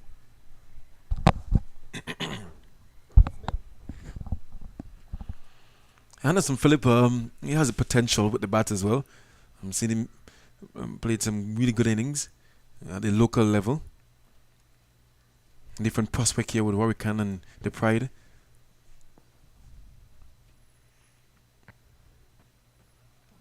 Good turn, but just too wide. You have played a really good game in Barbados Pride.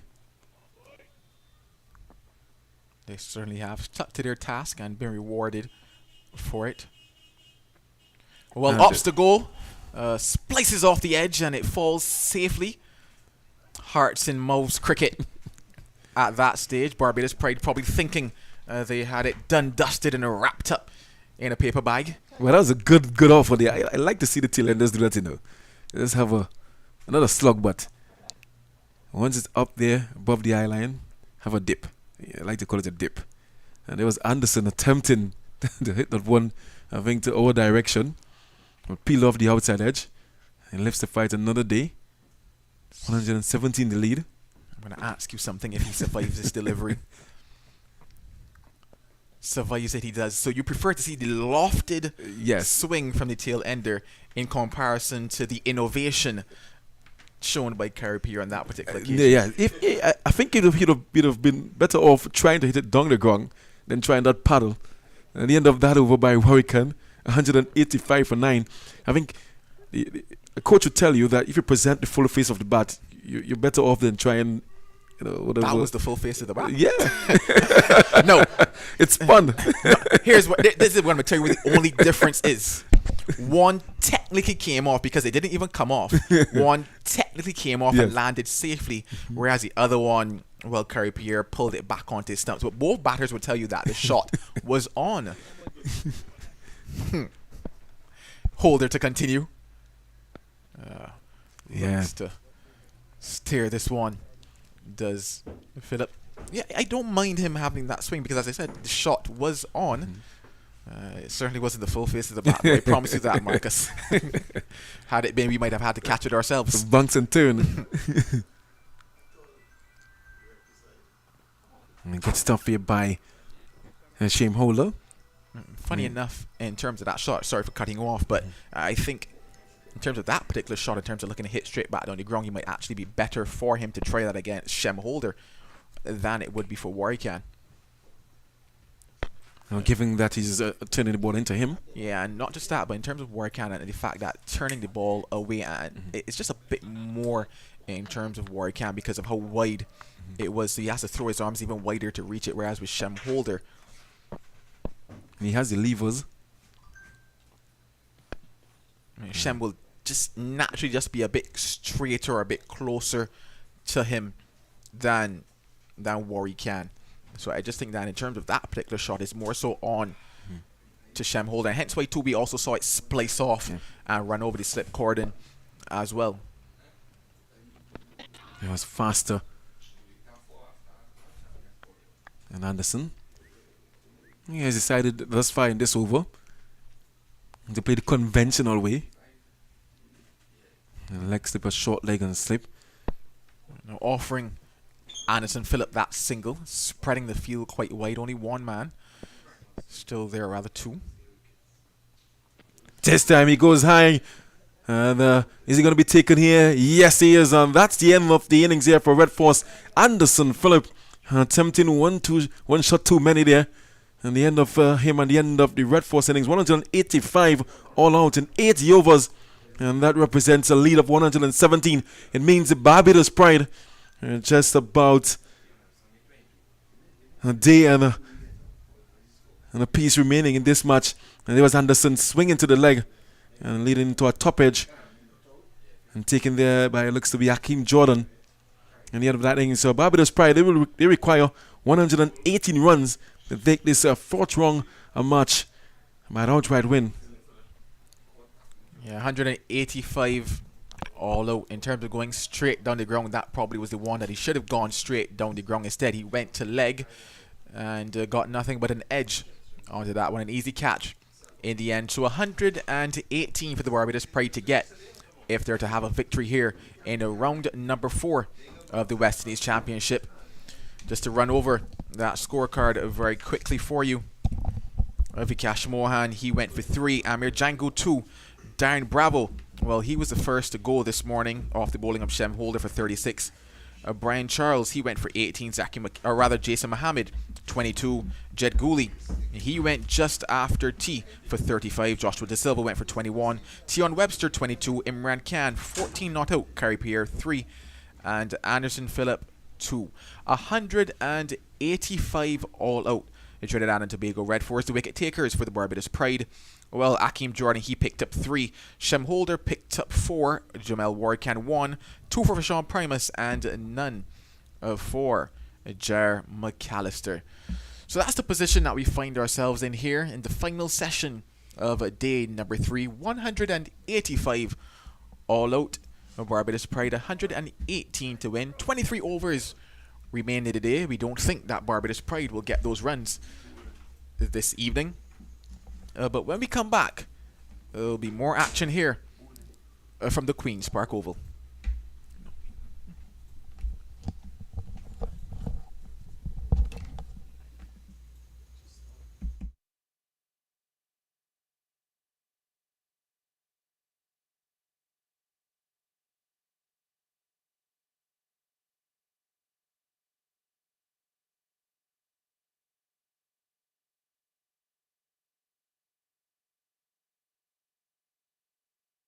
Bowling fingers, Jordan, 16 overs, 6 maidens, 3 for 35. McAllister, 11 overs, 2 maidens, none for 27. Shem Holder, 27 overs, 4 maidens, 63 runs, 4 wickets. So 9 wickets in the game. Warrican, he had 23 overs, 10 maidens, 1 for 36. And Roshan Primus, who came into the attack very late, he had 4 overs and he picked up 2 for 21. The wickets of Gooley and Webster, who were really offering a lot of resistance. He came along and picked up those 2 wickets. So Holder, again, proving to be the main man for the Barbados Pride by getting those 4 wickets. Warrican, he bowled very well. He was very tight and 1 for 36 from 23 overs. So he just picked up 2 wickets in the game, but really and truly, you look back and Shem Holder, he would be extremely happy with his return, 5 for 71 in the first innings and 4 for 63. A wonderful match for him. So it means that the Barbados Pride, they have 118 to win. We have just about, I would think, about 20 overs left. We'll have to wait and get that confirmation from the umpires as to how many overs left in the day's play. But 118 to get, you have to think that Barbados should get those 118. Don't think they're going to do it today, but certainly stranger things have happened in the game. And we'll just have to wait and see. Look, we've got just about an hour and a quarter left to play. There should be about 20 overs left in the day. It's a question of the approach from the Barbados team. Are they going to look to be very positive, which they should be doing, and try and get these runs today? I can't see it happening. I think it's going to be a little difficult. It depends on how well the Red Force bowlers bowl, the line, the length, because it's not the kind of pitch you can just go out and play shots. You've got to play yourself in, and the important thing, they've got a day and an hour and a quarter, so there's no need to rush it. Had it been just the rest of today, then that's fine. But I would think the approach should be a little bit circumspect. But in saying that, getting on the front foot. There we have the scores in the other game. Jamaica doing quite well in the second innings. They're 72 for 1. They're chasing something in the vicinity of 450. They're chasing just over 450. So they're 72 for 1. The Leeward Islands, they're batting a second time, 35 for 2. So it means if the Windward Islands can make some early inroads into their batting and probably get them out just maybe around lunchtime tomorrow, they may find themselves probably chasing down a target. We'll have to wait and see what happens there. But here at the Queen's Park Oval, the odds at this point in time, Joel, is in favour of Barbados. Certainly around that 70-30, as I mentioned before, 60-40 type of odds. I think it's gone up a little more. I don't think so. Yeah, I think 70-30. I would go 85 Barbados. Not me.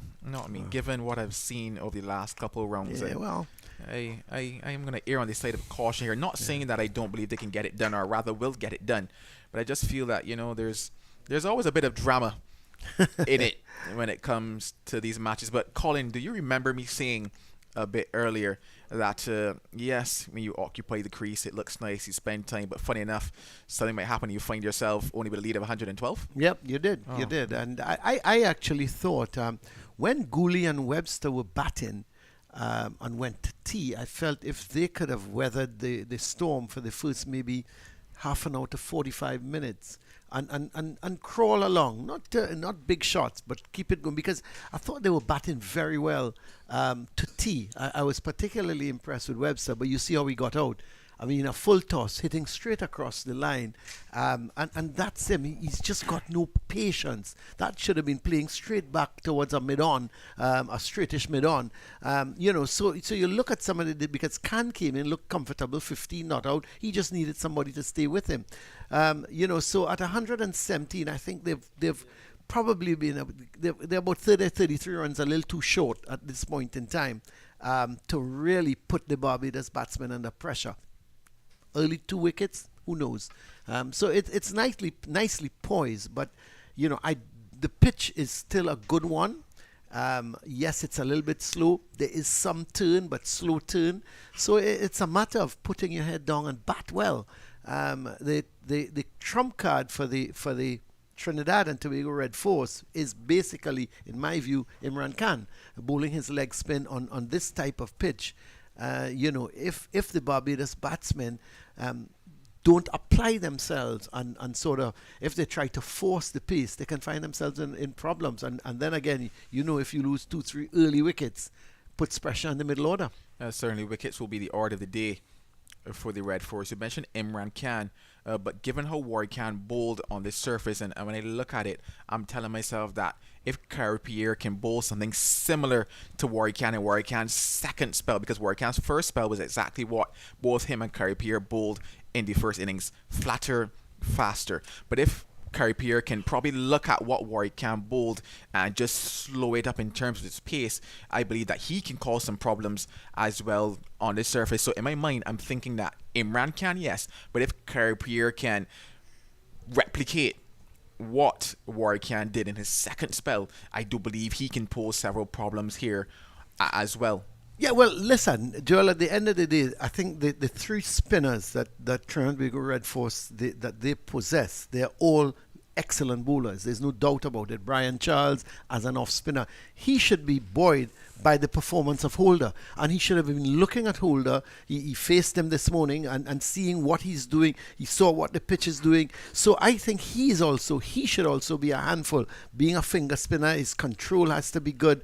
And both himself and Pierre, I think they should complement Imran Khan. And saying all of that, there's also the Anderson Phillip factor, opening the bowling. If he gets his line right, if he gets that ball maybe to move away, he can also possess some problems. So all in all, this is not a bad bowling attack, but again, to defend 117 in conditions like this, it's going to take a really, in my view, an exceptional performance from them, and maybe a bit of bad batting. And when I say bad batting, we talked about shot selection. Maybe some of the batsmen playing some shots to deliveries that are not there.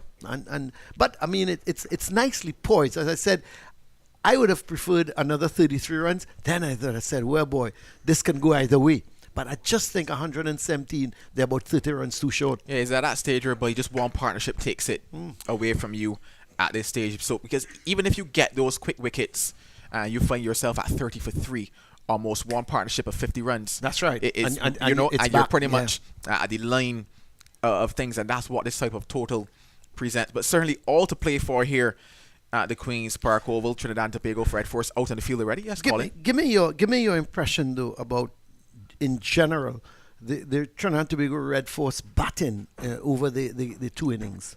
You want me to be able to leave Trinidad?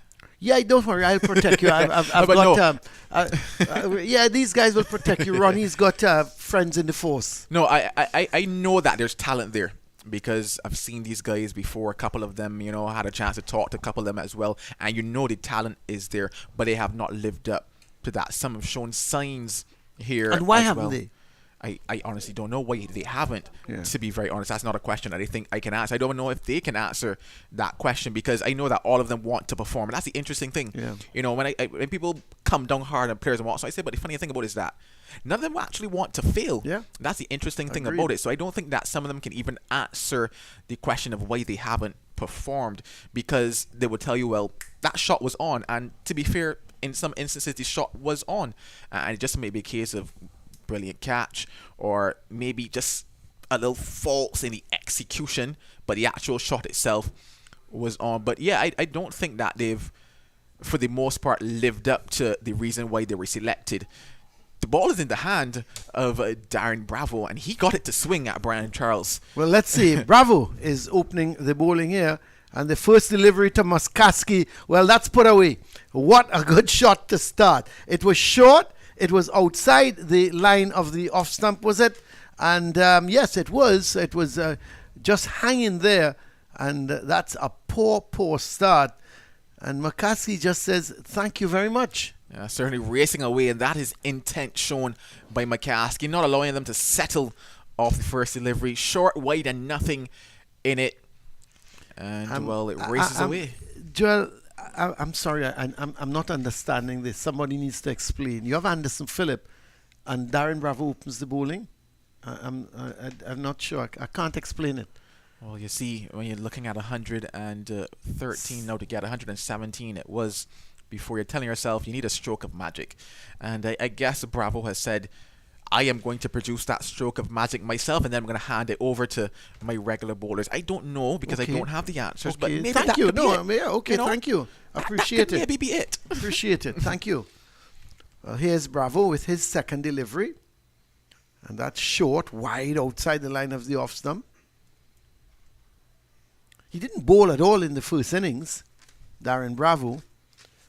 Only 5 bowlers were used, which was Anderson Phillip, Tion Webster, Brian Charles, and there was Kari Pear and Imran Khan. So he's picked up the ball in this second innings, Darren Bravo.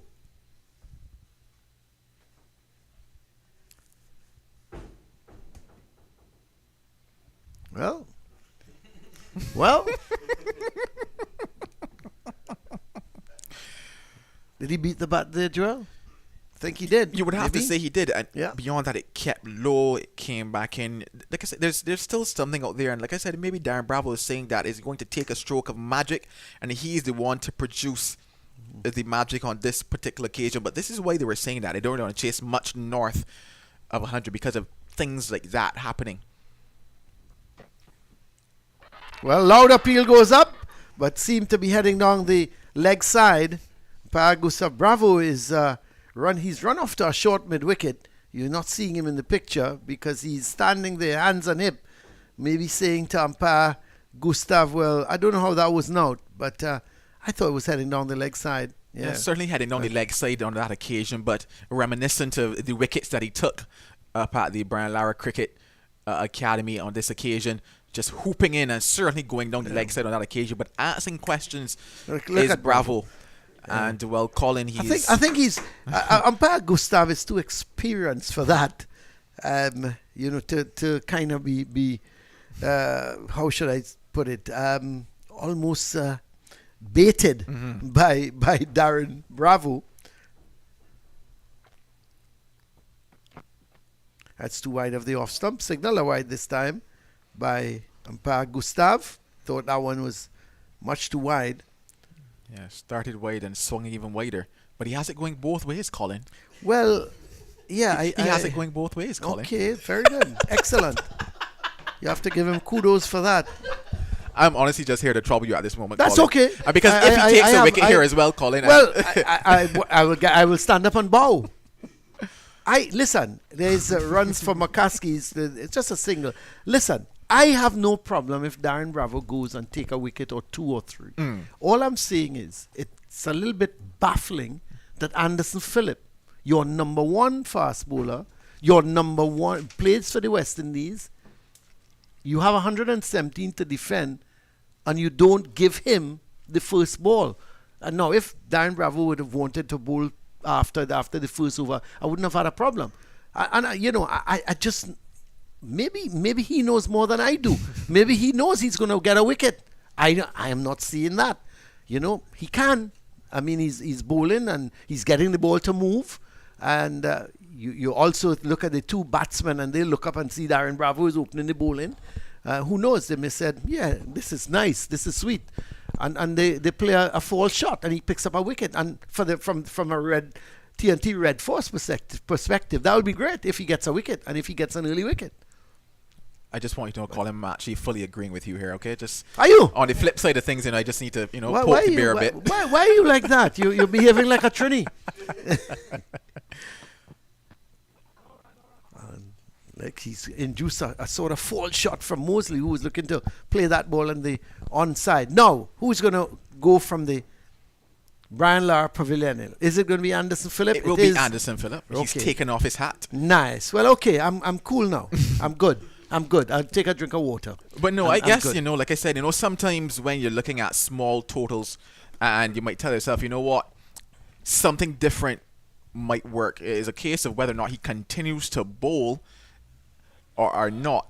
But, you just want to say, okay, let me flip the script here and just try something. And as you mentioned, those opening batters are not telling themselves that Darren Bravo was would opening bowl, with a new ball. Yeah, they came out prepared for Anderson Phillip. And you can understand things like that.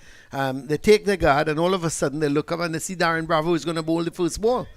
So, it can play on the mind, both in a good way and in a bad way, because they can just maybe drop their guard slightly and say, Darren, bravo. But, he's moving the ball. So they still have to be wary of a good ball being bowled and play it to its merit. Well, Anderson Phillip loses his run. We've got another 22 overs left in the day's play. So that may very well...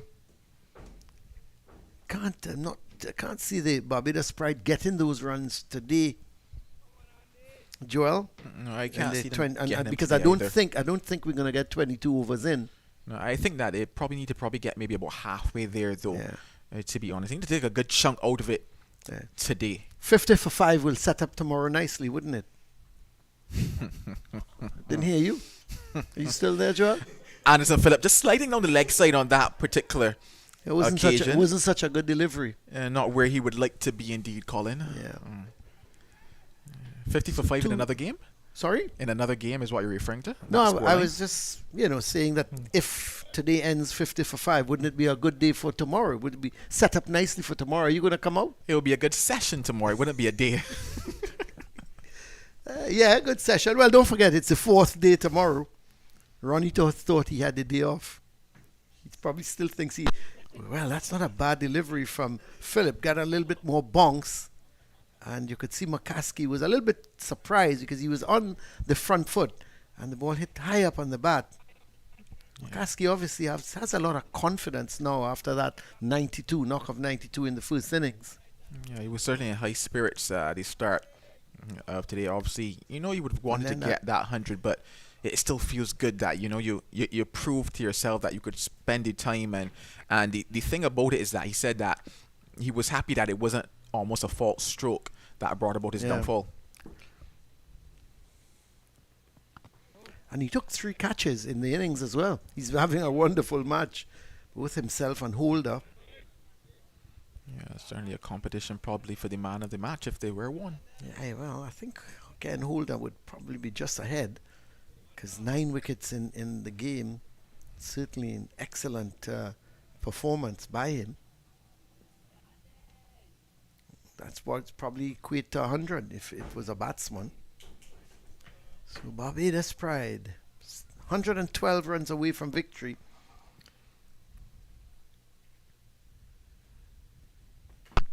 That's a good delivery from Anderson Phillip, darting back at McCaskey. It's interesting where that will place them. If Guyana were to go on to win outright, and it seems that they will, but stranger things have happened. If Bonner gets 100, Blackwood gets 100, who knows what can happen in Guyana.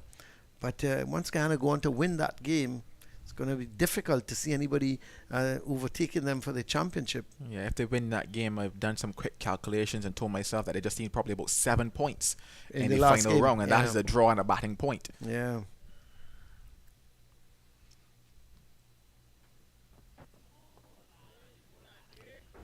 Trinidad plays Jamaica in the last game up at Lara. Barbados plays Windwards here. Yeah, that should be a nice encounter. Yeah, it should be, especially given that the Windward Islands, they've been in sublime form. They've been the outside team that people always knew had the ability, but finally showcasing that ability. That's the best way to describe them right now. Over the years, their bowling has always been on par. It's been they've always possessed a pretty good attack. What has let them down over the years is the batting.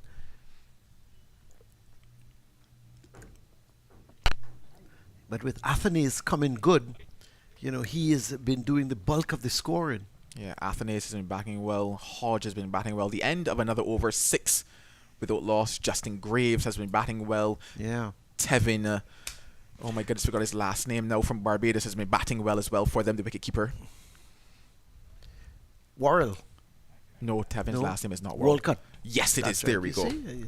I knew I would have got it right sometime.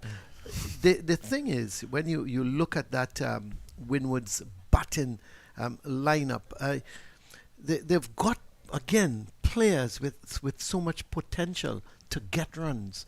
And I'm happy. Again, I can't heap. I'm looking forward to see Athanase here next week and how we will perform against this Barbadian attack. Ambrose has been getting runs. That's another as well. Yep. Yeah. Ambrose. But bowling-wise, they've always more or less held their own. That's too wide, but this time umpire Gustav says he's going to allow that. So you see that movement from Bravo, wide of the off stump, but taking it away from Mosley, but starting too wide. He needs to start that just about middle and off. Or maybe he needs to start it, I would say, middle and leg. Because if he's going to get that type of swing, try to get Mosley to go across the line. And who knows, picks up the edge, goes into the slip cordon. Well, at the moment, not troubling Mosley there, having a bit of choice words with him as well. But yeah, if he is going to keep angling that ball across, it'll be interesting to see if he attempts to bring it back in. That should be interesting as well. But yeah, if he keeps attempting to angle that ball across, then he certainly started as a touch too wide.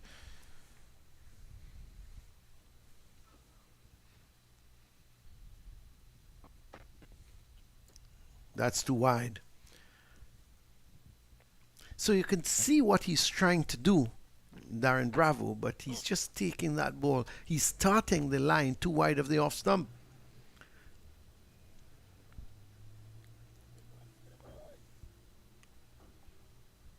Yeah, almost. And you see, when you look at the field as well, Joel, he's got two slips of gully, a square man out on the boundary at cover point, cover, short extra cover, mid-off. It's a 7-2 field, 7 men on that offside.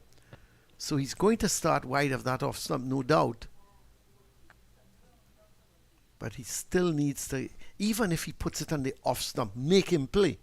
That's the thing, make him play. The ideal thing is to get him to maybe just go across the line. Now he's looking to come around the wicket. Should be interesting. If he can angle it into the left-hander and then seam it away.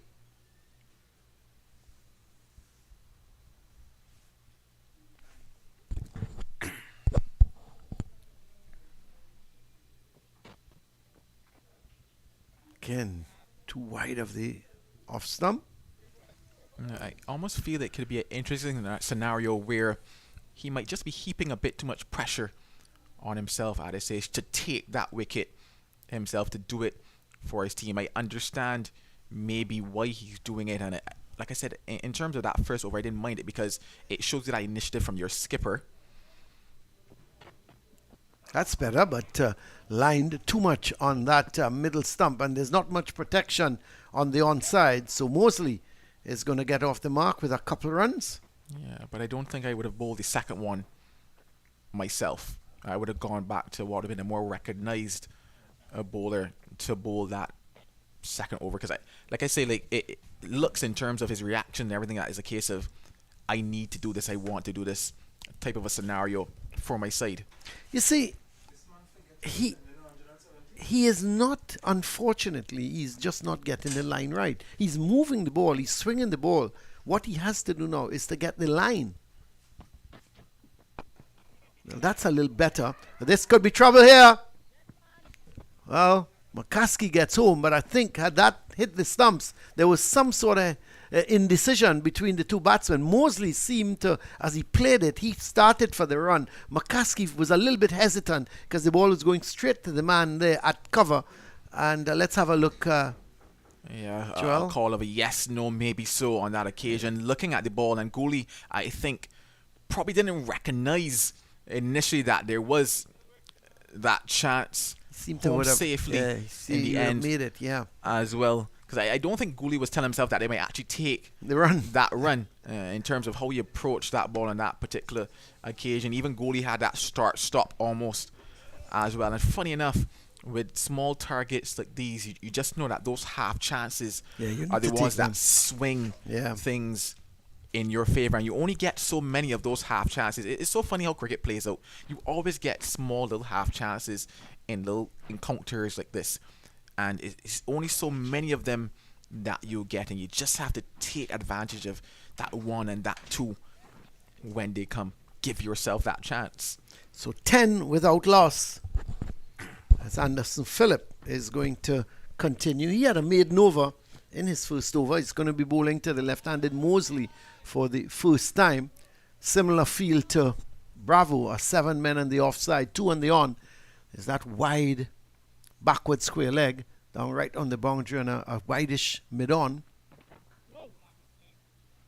And Anderson Phillip on target at the moment. He's started much better here than he did yesterday with the new ball. Yeah. Came back with the older ball and bowled really well. He's bowling exactly how he bowled with that old ball, getting it up there, but also getting it a lot straighter. We do recall how he started in the evening session and then in the morning as well. He just happened to be too wide because there wasn't much swing on offer, and it was just not too wide, it was too full more often than not as well. It's well played from Mosley. So the sun back with us here at the Queen's Park Oval as the Barbados Pride, just 10 for none, chasing a small total of 117 to win, 118 I should say, is it? Yeah, 118 to win. So they should, again, started well. You would think that Trinidad and Tobago need a couple early wickets. That's a good shot. Well, just deflected by Pear, and they're going to get a run because they're going to probably come back for a second. This is bad cricket. Bad cricket on the part of Trinidad and Tobago. Carey Pear was diving to his left, partially stopped it, but in so doing, pushed it away from Darren Bravo at mid-off, who was running to his right, had to then turn back to his left. By then, they had gone for the single, and Bravo threw it at the keeper's end, but it was a poor throw and went down towards fine leg, and they were able to come back for a second.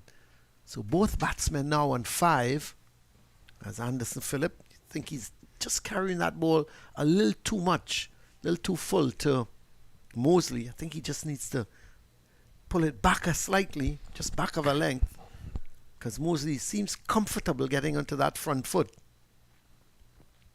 This one had some pace in it, but it was wide of the off stump. Probably just swinging away from the left-hander.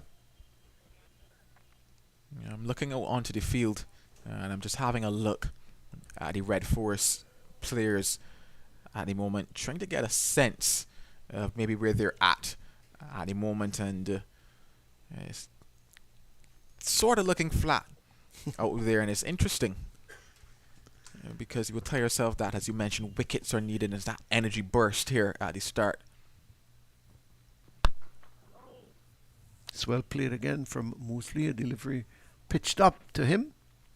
Yeah, there's, it's almost as if they're waiting for something to happen without really pushing for it to happen. And that's the problem here at the moment. They do look a little bit flat on the field, a little deflated. And when you're chasing such a small target, you got to have guys on the field just clapping and pumping their fists and shouting, "Come on." You don't wait on the captain to do it. Joshua De Silva is very much like that behind the stumps. That's a great shot. What a good shot. It was pitched up to Mosley, and he absolutely hammered it straight back past Anderson Phillip down to the boundary for 4. That is an absolute peach of a shot because it was pitched up to him. And what was good about it, he hit it just to the left of the non-striker in McCaskey. And this guy, Anderson Phillip, couldn't get around to it. Let's have a look. The balance was perfect on that particular occasion. You call that your money's worth, Colin. That is entry fee plus more. You would pay again to see that shot from Shane Mosley. Beautiful execution. And, well, it deserved 4 from the time it left the bat. What a good shot. What a good shot. We've seen it once. Let's see it twice. Twice is Thanks, nice. Ronnie. Doubles with ice. Not if you... I should have warned the Red Force fans view and say, don't look. You've seen it once. Don't look again. But it was really a super shot. Well, we see a change in the bowling. Carey Pear has been introduced into the attack. So after just 4 overs, 2 from Bravo and 2 from Anderson Phillip, Carripier is being introduced, and this should be interesting to see how McCaskey is going to deal with the left-arm orthodox spinner. Got 19 overs left in the day's play. Well, he's looking to sweep at a delivery, sort of angled into the right-hander. Pair not giving it some air, hoping for some turn. It was a sort of flat delivery, angled into McCaskey. Now there's protection out at the deep square leg. Gooley himself is at a mid-on, but about halfway back to the boundary. And they're going to pick up an easy single. See, this is a problem I have. You know, you're giving away you already don't have much to defend, and you're giving away a single. Let Gooley come in. Let him go over the top. You know, let him try to go over the top. Because if you try to go over the top and you're not to the pitch, the ball is going to go one way, straight up in the air. But you're just giving him a single and you're easing the pressure. It was interesting before that delivery that he actually asked Gooley to take a couple steps back towards the boundary. In fact, the first delivery that he bowled to McCaskey, I thought was actually a by far better pace for him in comparison to what he was bowling before. The ball just now was by far flatter, by far faster. But I thought that that first delivery that McCaskey went to sweep, had it been better lined, I thought it presented a better prospect because the pace actually was a lot better than what he's been bowling and closer to the pace that we would have seen from Jamel Warrican.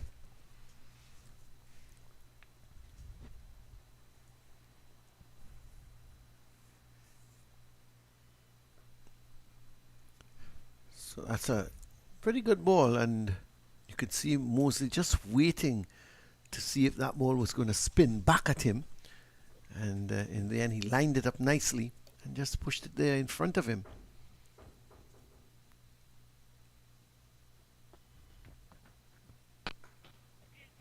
That's better. Gooley comes in there at a mid-off, a shortish mid-off, and should I say the normal position for mid-off, which he can cut the single. You say that, but then he just asked Imran Khan to drop back to the boundary. Well, maybe he thinks that Mosley is going to go over the top. Not going to pick up a run because man is at that short square leg, or more of a short fine leg in Anderson Phillip.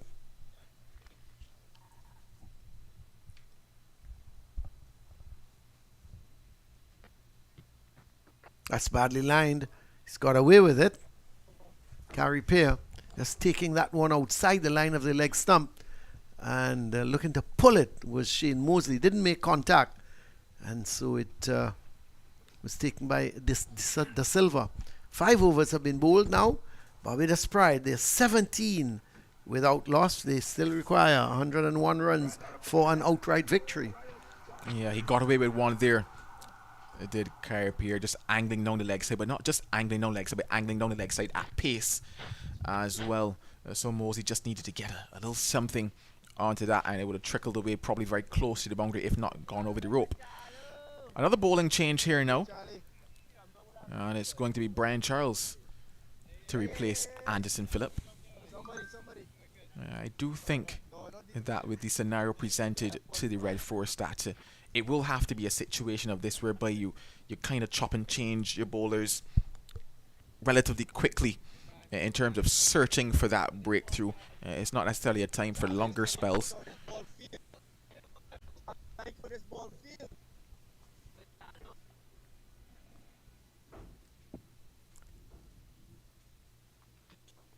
That's well played by McCaskey. They just playing it down towards the long on position. For all of 2 seconds, Bravo maybe thought that he was in business because it passed him in the air, but took quite some distance to his right.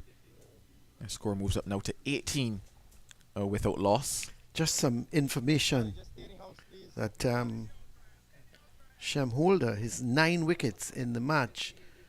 No Barbadian bowler has taken 10 wickets in a match in Trinidad. And he came closest with 9 wickets in the match.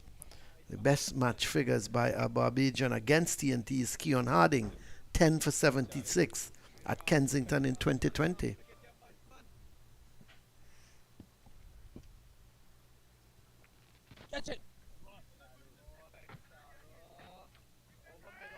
My good friend sent me that information.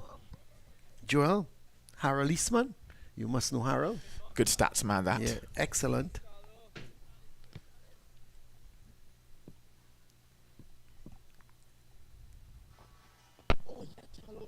So I felt very comfortable giving that information, knowing that it should be correct. It came from a trusted source. That's right. Harold, so thank you very much, Harold, and thank you for that information. So Brian Charles plugging away here. Yeah, I just think it maybe drag that length back just a fraction. Just a fraction. I think just a touch too close to Mosley, making it quite easily. Just pat it back along the ground. Oh, in the air, but you could see that he was looking to play that through the offside, came off the inner part of the bat, was in the air for a while, and went down towards mid-on. Yeah, and I think that is a little closer to the length Yeah. I'm talking about in terms of it looks like it's that driving length, similar to how De Silva looked as if he could get forward to the ball from Warwick, but it's just not there. Well, the end of the over from Charles, the end of his first over, just the one run conceding to McCaskey off the first delivery. So 18 without loss, and they pride. They require another 100 runs to win the game. And of course, with all 10 wickets intact, and Carey Pearce going to continue. Yeah, I do believe, as we mentioned, these spinners are the ones that probably might have to start the slide for the Red Force. And yes, it's a new ball in hand, but I do think and I hope that they take tips from how the spinners went about it for the Barbados Pride.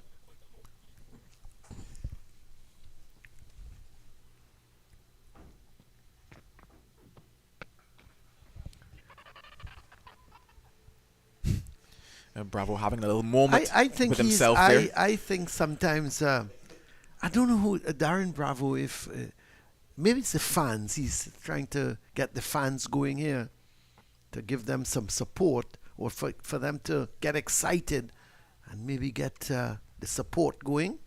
Oh, when there's nothing going for you, make something go for you. You have That's your own right. party. Oh, yeah. No doubt. No one can throw a party for you. Throw your party yourself. That's better from Pear. I think that McCaskey is a crucial wicket based on his form from the first innings. He's got to maybe send him back to the pavilion. Well, just short. They're going to go through for a run, and they get it easily in the end. But that was just short of the man at slip. Django, it looks like Django at slip needed to take a step forward.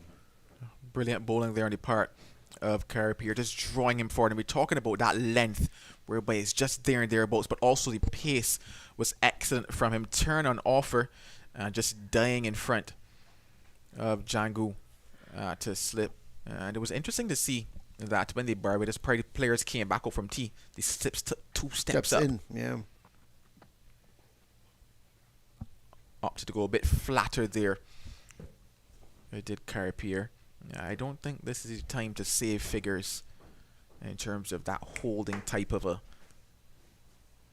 pace. Driven, but just going to pick up a single because Anderson Phillip is about halfway back to the boundary at a backward point. So one more to the total. That goes up to 20 now. 98 needed. And Mosley is on 10. McCaskey is on 8. It's always nicer to see the target you're chasing in double figures. Yes. I mean, 199 is not much different, but just the mental side of only seeing 2 figures up there on the board is certainly something.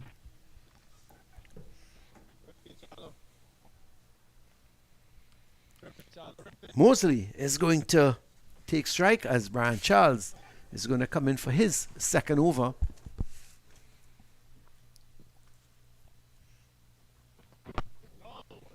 getting some turn there because you could see Mosley quickly adjusting. He was getting onto the back foot, and as that ball turned, just tried to work it out towards a point position, asking for his boot to be tied. Yeah, so in the same way that I was asking Curry to probably just draw it back a bit, I think Brian Charles probably needs to take his length forward just a touch.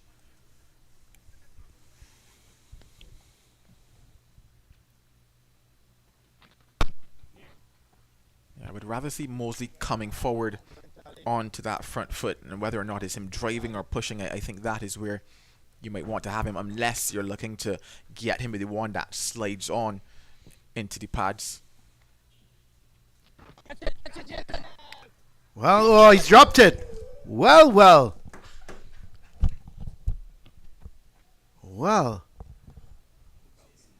Jason Mohammed. Is it Jason Mohammed?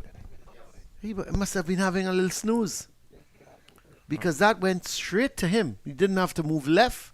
He didn't have to move forward. And then again, we see Shane Mosley, the off spinner, playing it uppishly. He hit it straight into the hands of Jason Mohammed. Yeah, I said I wanted to see Mosley on that front foot, and there you had it. But he was on the front foot. And the word to describe that is unbelievable. You see, it's just the moments. Yep. You said when looking at targets like these, you drop that another half. Well, not really a half chance. Yeah. That fell way short of Kerry Gary Peer. Peer. But you just question, if you take all of your chances, where you could end up, because this Barbados Pride is a side that will give you chances. We need to. I noticed they didn't show back that Mosley drop catch. I don't know if it's for Jason Mohammed's sake that they didn't want to see it again. I think it almost goes back to that intensity level, because it could be a case whereby Jason Mohammed was like others, just flat. Yeah. Loud appeal goes up, but not out. Struck him on the pad as McCaskey looking to go through the onside. And I tell you what, all of a sudden, Joel, Charles, and to a lesser extent, Carrie Pear, is giving the batsman something to think about. Yeah, it's all in that pace, really and truly. There's not much for you there if you're bowling it flatter and almost too full. If you could just get into that good zone, I think almost what you might call that 4 meter or just shy of that, and just vary your pace from there is where it's at. And hence why when you looked at that total, you said, well, 150 is problems, 118 could still be problems, but early wickets are needed. They had the chance to take that early wicket and bring the debutant in Rashawn Worrell.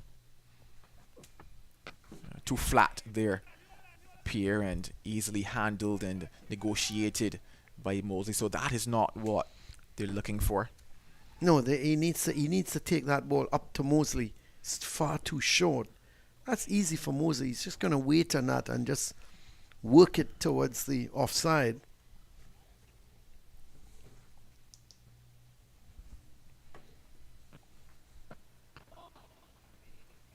A bit better there. You could still see Jason Mohammed out on the boundary, just almost quarreling with himself. Almost. Well played from McCaskey. Very much on that front foot.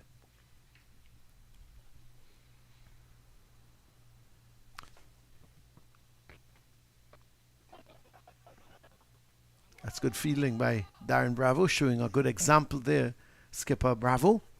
The question is going to be, just now, Joel, when is Imran Khan going to be introduced? But you're looking at a little indecision there in the running. Eventually, good sense prevailed, and they decided not to go for it. The thing is, both Pear and Charles at the moment, they're bowling pretty well. And they've both just started to bowl. Pear is in his third over.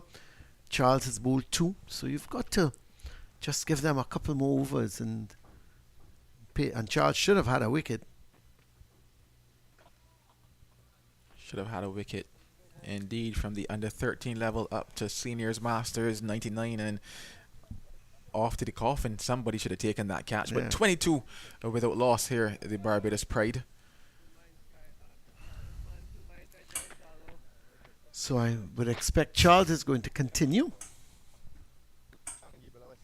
22 without loss. 96 runs needed. It was interesting that before that, in all of the first innings, it was actually Darren Bravo that was at that mid-off and mid-on position. It was him that took the catch in the first inning. He actually took a couple catches there in the first innings. He took a very good catch, actually, to dismiss Mosley, diving forward and just to his right. It was an excellent catch. Probably didn't think Mosley could do that twice in the same match. Says, no, he can't play that shot again. That, in the second innings, let me put... he's gone towards a short extra cover. Darren Bravo. Yeah, just a touch too full there. Yeah. You want to get Mosley looking at that drive again. You tell yourself, yeah, he played it there, he was dropped. Mosley will play that drive again. He will play that drive again because as we said, he's one of those players that likes to feel that ball on the bat, likes to get runs. He's not going to get a run there because it goes straight to Imran Khan. No, they're certainly in business, the Red Force, but they will need to take their chances and capitalize on those half chances that are presented if they're going to even have a sniff of restricting the Barbados Pride.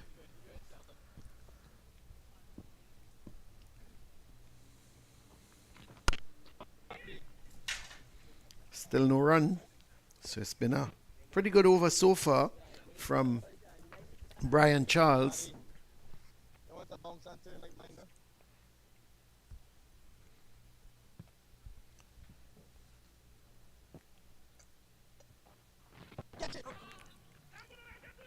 Just some interesting football scores. Joel, the Euro qualifications, France, Netherlands, a big one today. And at half time, France is leading 3-0 against the Netherlands. Just a single because there is protection out in the deep. Gooley is there, comes in to do the fielding, and Mosley picks up one more run. 23 now without loss after 10 overs. I thought more football scores to come, Colin. Well, I'm looking. Joel, take your time. My apologies. But Carpierre... Oh, Trinidad and Tobago. I've got to interrupt you here. You know I've got to interrupt you. I know Barbados lost last night by 1-0. Yeah, to Cuba. Cuba. Yeah. Trinidad, they're leading the Bahamas by 2-0 after 31 minutes. So you're a happy man. Well, I mean, you can't lose at cricket and lose at football, can you? Got to win one thing. The win is still possible here, Colin, but they're going to have to work for it. Oh, yeah, no doubt. They need to sort of get a breakthrough as quickly as possible.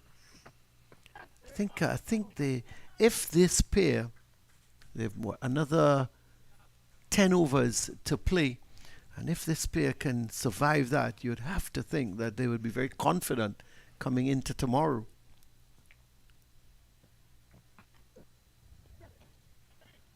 Well, certainly, if they end today's play without losing a wicket, probably maybe 40, 50 runs on the board, not much to get tomorrow. You have to be backing yourself and those in the hut if they are required to get that.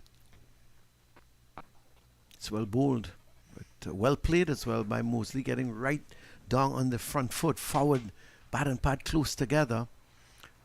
I think he's going to just maybe curb his shot play a little bit and play out for the close of play, or is he going to probably go for another big shot? Gives me the impression that he's more or less closed up shop and just pushing the ball around, looking, well, except if he gets a bad ball. I think it's a case whereby they're not necessarily hitting the length that they need to hit him to kind of entice him into playing that similar shot. In terms of Carey Pierre here, and now opting to change his approach and go around the wicket now to Mosley. But in terms of where Brian Charles bowled afterwards, it's just a touch fuller, and Mosley kind of jammed down the bat on it for at least 2 to 3 deliveries after that drop catch. Very interesting. They've moved the man out from cover and they've put him towards a leg slip. So, and they're going to get an easy single as he punches this one out to the right of Gooley, and they go through for the run. So one more to the total at the end of the over. Mosley's on 14 and it's 24 without loss. Yeah, I think that they've not necessarily lost their way, but slightly adjusted in the wrong direction as it relates to Mosley. In terms of the drive that was there, the drive that we saw him play versus Rakeem Cornwall, the drive that we saw in the first innings, it's one where he's able to get that full stride out, and he has to push the arms out and almost away from the body. If we think back to the last 2 deliveries, or maybe even 3 deliveries from Brian Charles, he didn't need to get much of a stride out because of how full the ball was in comparison to the one that he chipped to Jason Mohammed. Jason Mohammed, yeah.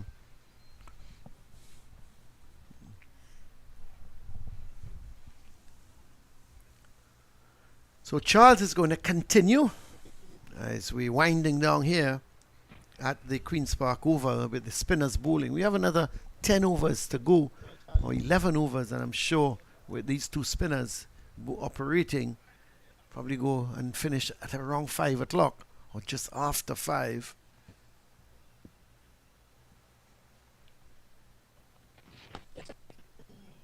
So Charles, a delivery that Mosley was looking to tuck off the hip.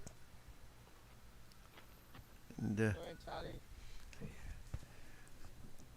offside, probably lot of protection on that offside from a slip to a backward point and then a mid-off. And Mosley certainly, I would like to see Charles just give it a little bit more air and tempt Mosley outside the line of the off stump. See if he will actually have a go at it.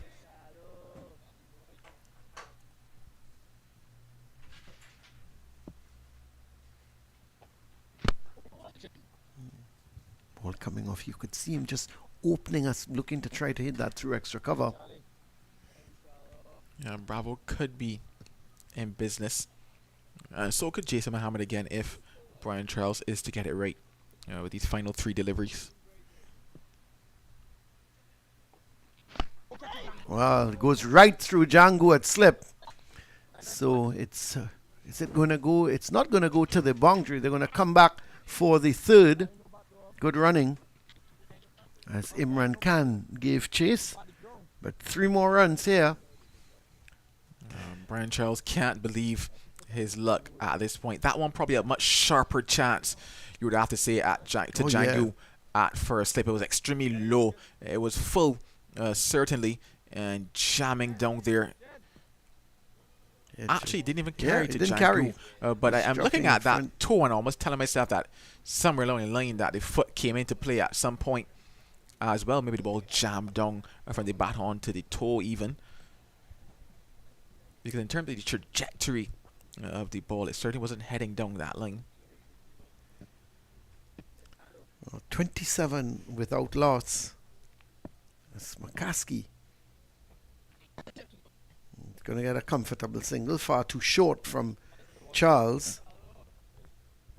And they pick up a comfortable single here. Score goes up now to 28.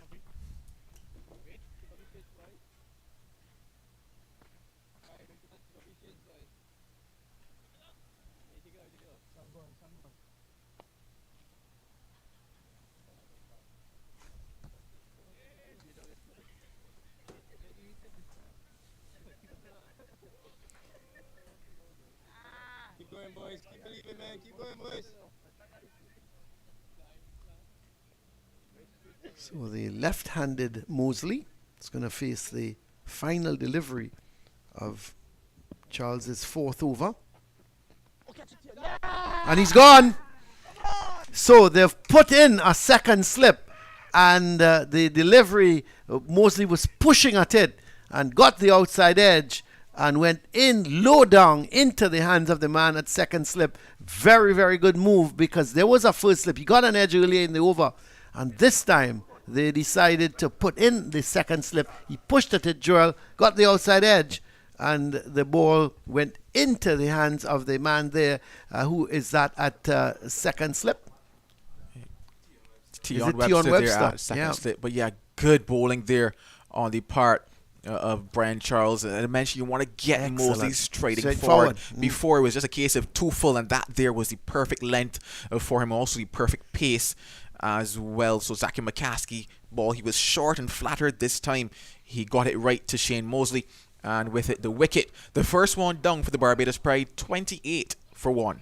So 28 for 1 brings Rishan Worrell into strike. Well, he's not going to be facing, because it was in fact the final delivery of Charles's fourth over, and with that Joel has departed. Not sure if it's the wicket that has got him upset, but he's left the commentary position, and Marcus Daniel is the man replacing him. Marcus, just in time for the dismissal of Shane Mosley. He was dropped earlier. Bad miss from Jason Mohammed at mid-off. We've seen Mosley before looking to lift those deliveries and not getting it right, and the ball went straight into the hands of Mohammed, a really regulation catch, and he put it down. I think had Mohammed taken that catch, it would have been a similar dismissal to how he got out in the first innings.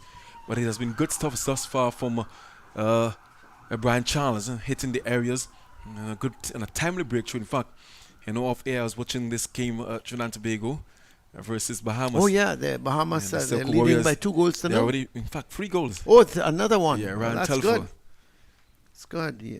Here is Carrie Pear starting a new over, and so they must be playing pretty well at the moment.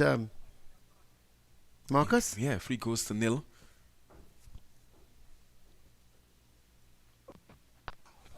McCaskey thinking of the single, but it was played too firmly out to Imran Khan. So 28 for 1. And still 90 runs needed. And they go through for a quick single, but it's on because there was some hesitation, because Worrell called. McCaskey didn't seem convinced, and then eventually he went through for the run. So 1 more to the total. That's 29 now. Yeah, as Worrell is going to take strike for the first time. The left-hander. on debut, he saw in the first inning, wild slug attempt against Imran Khan and bowled. It's a bit nervy. 118 runs to win this affair for Barbados Pride. 29 for 1 as you wind down this third day's play. And for the 89 runs for victory here, and I think it would be well deserved should they get that victory. Barbados, they've outplayed the Red Force here at the Queen's Park Oval.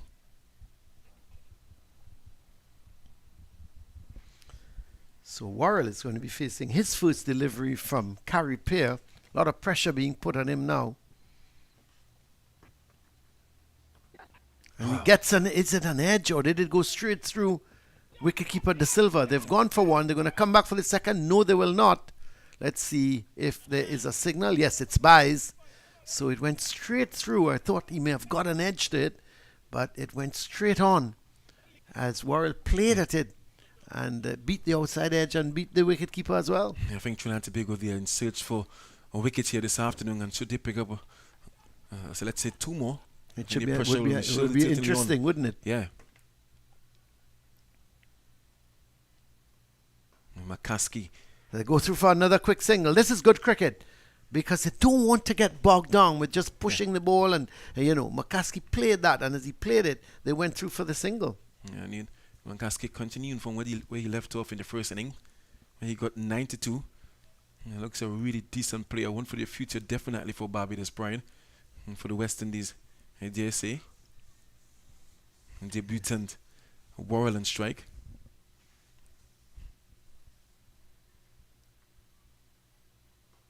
Got tight stuff here by Carripier and Brian Charles. And the end of that over by Carripier, 31 for 1. Barbados Pride in pursuit of 118 for victory. And when you look at it, Carripier, 5 overs, none for 7. So they've been tight in terms of Pear and Charles. And no doubt Charles is going to continue. He's had 1 for 7 from 4. So both these bowlers, the off spinner and the left arm orthodox, not giving away runs. They're not leaking runs. Interesting that Bravo started the bowling though. Yeah, well, it was. It took the new ball instead. Well, I thought Anderson Phillip was going to get the first ball, but he took it. Anderson came in for the second over. Good areas there by Brian Charles. And coming into his own. A slip on the short leg, closing feelers. That's driven, but straight to Webster at cover. Spectators Well timed, wasn't it? Yeah, spectators catch. Spectators catch. Yes. McCaskey does look really solid. Look the part. I think he deserves to be here at this level. He's battling on here for the Barbados Pride as they attempt to see off today's play. Oh, good delivery. Tell you what, the more I look at this game, Marcus, I'm just thinking if the Barbados Pride had about, and I keep saying it, another 30 or 33 runs, would be a fantastic finish. And I'm not saying that Trinidad and Tobago Red Force still can't do it, but it's difficult. And I think once the Barbados Pride's batsmen, don't get too carried away, they need not to get too bogged down as well. You need to push the ball around, get the singles. And McCaskey driving, but if I hits it straight to Phillip at mid-off. The end of the over, another maiden over, so they've now, 14 overs have been bowled, just 31 runs on the board. Unlike Carripier, Brian Charles, he's bowled 5 overs for 7 runs, the difference being he's picked up a wicket. Pear is yet to get a wicket. 9 overs remaining in the day's play. And I can suspect that Carripier and Brian Charles, they're going to end a bowler. Would you give Imran Khan at some time an over? Considering the fact that he was probably our most successful bowler in the first innings, and he got both wickets, McCaskey and Noel. Yes, definitely. And Worrell, yeah. Well, I think if these two continue, with maybe about 3 overs left in the day, then he may say to Imran Khan, just take 1 and see what happens. But certainly Pear and Charles, they're bowling very well at the moment. Yeah, they kept the run scoring in check and got that breakthrough. Mosley. You see, it's a situation here, Marcus. If these two continue to just defend, they're going to bring pressure on themselves. Yeah, 9 overs, that's 54 balls.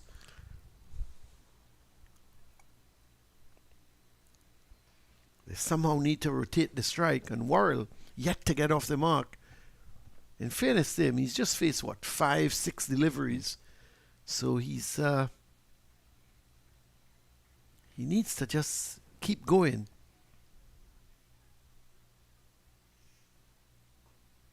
There he's going to get a run. And of course compounded by the good bowling from Pear and Charles. The fielders in and around the bat there, and not shy of a word or two.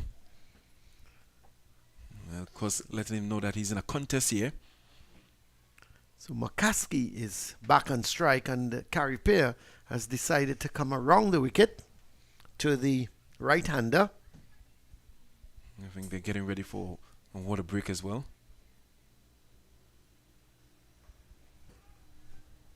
Can't beat the field. I would like to see Carripier just take that ball a little slightly up, because he's allowing both Worrell and McCaskey to get onto the back foot and just to see what the ball is doing. Again, he's gone on the back foot, and luckily for him, he didn't get the edge this time. It was a quicker delivery from Carrie Pear and pushed through, and there was McCaskey on that back foot, and luckily for him, he didn't get the edge. So it's the end of the over from Pear. He's now completed 6 overs, none for 8, and the refreshment guys, the guys are coming on with some refreshments for the players. So Barbados, they require 86 runs for victory. We've got 8 overs left in the day's play. It's just about coming up to 10-5. So we would go beyond 5. Yeah. But certainly we're going to get the 8 overs in because the spinners are on at the moment. Yeah, indeed, 85 runs or 86 runs a drift of victory here for Barbados Pride. And no doubt they will return tomorrow. You can see them getting the 85 runs in the remaining overs in today's play. But they'll want to go in unscathed in terms of wickets. And they've already lost Mosley. Quarter had slipped off the bowling of Brian Charles. And we have Worrell and McCaskey trying to repair the damage of that first wicket. And faded 2 for 1 as the player refresh themselves. And I think calling maybe some changes in the final game for Trinidad and Tobago Red Force. Well, it's going to be interesting. They go back down to Lara to play the final game. Definitely, they'll have to look at the openers. Yeah. You'll have to give Mohan another opportunity. Yeah. I would think that young Puran must come into the reckoning. And whether Django retains his place back in the middle, that could be, that's up for discussion. Of course, Mohamed Bravo is at 3. Mohammed will be at 4. I think Gooley did pretty well. You've got to go with him. Webster got 46 in the first innings, was batting well in the second innings and played an awful shot to a full toss. Yeah. So, there may be just Puran in for Django. I can't see much other than that. And you've got the quickie and Phillip. Then you've got the 3 spinners, Charles, Can and Pear. So I'm not too sure if it'll be wholesale changes. Yeah. I just think at the top of the order, they need to look at that top of the order and it'll be another new opening pair. But you'll have to, I can't see them going back with Django to open or even putting Webster to open. I think they've settled with Webster coming down the middle. So, I can see just the one change. Yeah, we just not have found that combination, the opening combination. And that may just be the swap in terms of Django for a Puran, because we have struggled with the bat. And Puran drafted into the team on the back of a double century. And persons would have felt, or supporters of the Red Force would have felt that he probably should have been in this starting 11. But it's interesting to see what's going to be the final composition in that final game against Jamaica back down at the Brian Lara Cricket Academy. Yeah, I would think Kamil Puran has to get the opportunity. He was called into the squad. One thought that he might have been in the team here, opening the batting with Mohan. But they opted to put Django up the order. Yeah, and Django been batting well. In the middle. Yeah. So this is Brian Charles. It's going to continue after the refreshment break. And he's still operating from around the wicket, and he's going to be bowling to Rashan Worrell for the first time. So this should be an interesting matchup as well, Marcus, the off-spinner to the left-hander. Yeah, I think Brian Charles will relish this opportunity to bowl to the left-handed Worrell in debut. I think he got only 2 in the first innings. 4. He was bowled by Imran Khan for 4.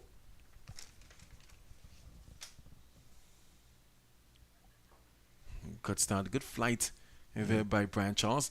And Worrell not tempted, just going way down on that front foot. And what is Darren Bravo doing? He's gone to intimidate Worrell, because he's gone to right where he's standing up batting. So he's gone there to set the slip cordon and say to them, look, you need to take a step to your right, you need to take half a step to your left. But it's really just to put pressure on Worrell. That's a good delivery. And Brian Charles only bowled 13 overs in the first innings, so he's considered relatively fresh. And the bulk of the work was done by Imran Khan, 25 overs in that first innings. Yeah, 13 overs, 1 for 38. Yeah. He's already picked up 1 in the second innings. And the wicket of Mosley, which is the wicket he got also in the first innings. Yeah. It was a poor shot from. He should have got Mosley earlier. Yeah. Mosley was dropped with a score on 20 when he had 10. He went on to make 17. He played a pleasing drive over Anderson Phillip, a nice straight drive all along the Oh, ground. that was a lovely shot. Yeah. Outside of Bravo's cover drive, that was another tremendous shot from Mosley. Worrell is thinking of the single. It should have been on because Phillip had quite a distance to move to his left. And I think Worrell, again, you see, this when you get so intense on defense and defending your wicket, sometimes you miss the opportunity to pick up the singles. Yeah. Well, Charles going over the wicket now to Worrell. Oh, good. Good Tight delivery stuff here. again. Yeah, It's a maiden Yes. ball there by Brian Charles. At the end of that over, the Pride, 32 for 1. This is some tight stuff here. Yeah, Mackenzie still out there on 11. It's really saying to the Barbadian team, Yeah. if you want to win this Yes. match, You're you gonna got to come at us. Because they're bowling tight.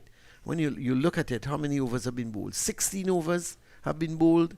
32 runs. They're just going at about 2 runs and over. Yeah. It's good stuff from Trinidad and Tobago. Not dropping their shoulders. They're still fighting on, trying to entertain the sprinkling of fans. Well, he's gone over the top now. McCaskey. Is it going to run into the boundary? No, it will not. So it wasn't well timed. So he just trying to break these shackles. It's going to be interesting what Darren Bravo will do now. Is he going to maybe just let that cover go about 3/4 way back to the boundary? Push the cover back? No, he's left the field as is and saying to McCaskey, go again if you want to. Yeah, not a bad option by Mackenzie at all. Attempting to go over cover there. Just didn't get the connection that he was searching for. And Carey Peake coming back with a flat and faster delivery. That's got another good delivery. McCaskey, yeah, the delivery played over the top. It was given a little bit of air. And he decided to go after Carey Peake. Didn't time it all that well, but because there's no one in the deep, he was able to pick up the 2 runs. This one he's on driving. Can't beat Tion Webster. What I like about McCaskey, he can score all around the ground. He's getting off the drives. It's well bowled again. So the patience is the order of the day for Zachary McCaskey. After this over 6 overs remaining in this play, are we going to see Imran Khan?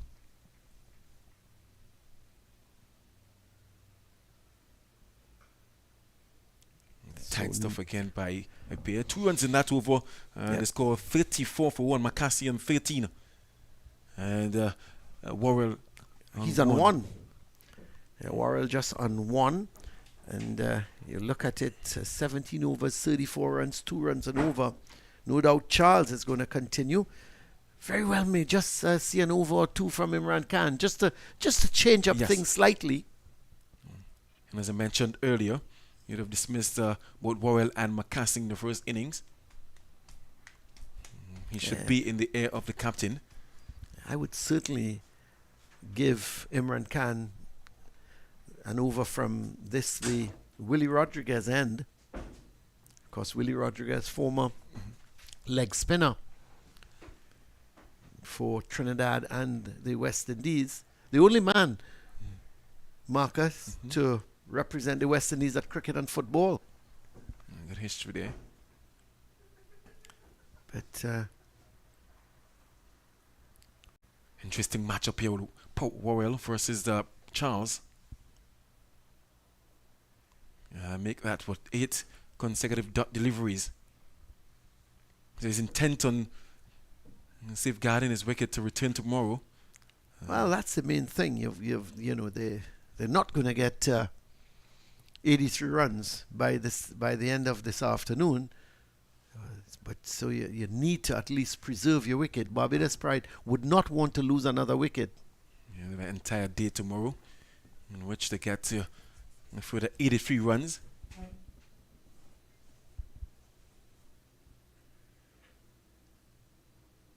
Yeah, Has he closed up shop for the afternoon? Closed up shop. He's not buying this afternoon at all. Worrell. In the first innings, he started off really well, compact, and then got carried away, should I say.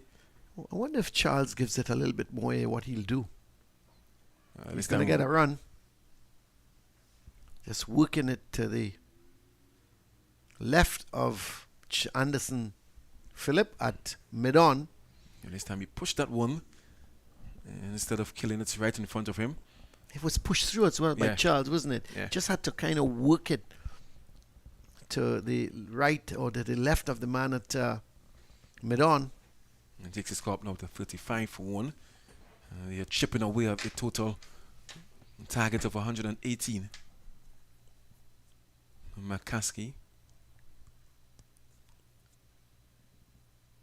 Oh, that's a sweet shot. That is really, it's come off the middle of the bat. And McCaskey continues to bat well here. Was given some air and he just stood there and he rocked back and smashed it through the extra cover region. So he's looking to score runs, but that's a really nice shot, isn't it? I've been Got on really the front impressed. foot, actually. I've been really impressed with his front foot play, McCaskey. Very balanced at the crease, and whenever offered those type of deliveries, he has put them away, and more importantly, he picked the gap perfectly. 4 lovely runs there to McCaskey. 39 now for 1, and 5 runs in that over. And the target now down to 78, and 5 overs remaining in the day's play. 78. You're looking for a tie, Marcus. 79 to win, actually. 79 to win, yeah, sorry. 70. No, it's interesting. But Carey Pear is back into the, he's continuing. And I would have thought, 5 overs left. Give Imran Khan an over and see what happens. But there's still time for that. Because we're coming up to just about 5 o'clock. And with just 5 overs to go, and the sun is shining, so we are going to get the 5 overs in. And we have had good weather. It's been 3 good days, hasn't it? Good days of cricket. And Worrell just regarding. I think he's thinking about how he's going to approach Carey Pear here. 2 outriders. He's swinging behind that one. That was badly lined. Not a bad attempt there by Worrell. There's a guy out on the mid-wicket boundary. Imran Khan on the long on boundary there. It was a bad delivery, wasn't it? And he was trying to swing it beyond the boundary. Aiming at the Caribbean stand. The Pear is going to come over the wicket now. And Worrell right behind that one. He's a tall, big man, isn't he? Rashan Worrell. Built more like a heavyweight boxer. Loud appeal on not out. That's going down the leg side. That one was flat and faster there by Carey Pear, but again down the leg side. You look at Rashan Worrell, Marcus, and you said, well, if he should be a fast bowler, shouldn't he? Look at the size of the man. He looks the part. There's a structure like Christopher Henry Gale. It's a big man. Yeah.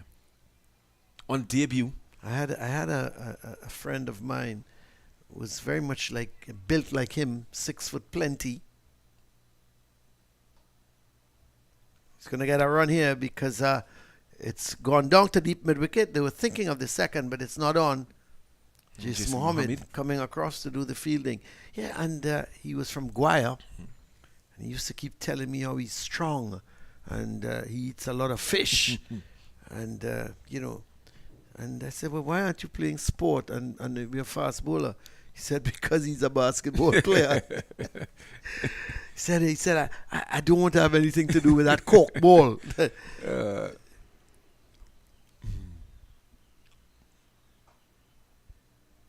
Off the middle of the bat in that delivery, but no run on offer there. 40 for 1 and 19 overs completed in this the second innings of Barbados Pride. I would think that should be the last over from Carey Pear. I would think that Imran Khan may very well come on for an over or two here, because it's 4 overs in the day's play left. So 2 from the northern end, 2 from two from the Brian Lara Pavilion end, and 2 from the Willie Rodriguez end. And he has had success from this end. Yeah, so Khan. I would give him the 2 overs left in the day's play,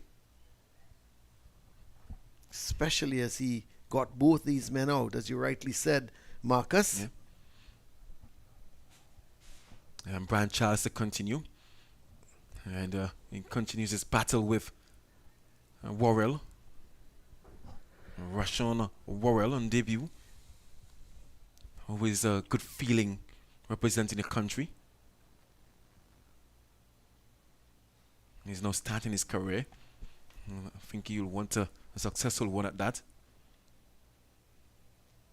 And Brian Charles operating over the wicket. Just trying to cut down that angle. Looking to bring that second slip into play. Oh, he's gone, is he? Gone. Loud appeal. And, well.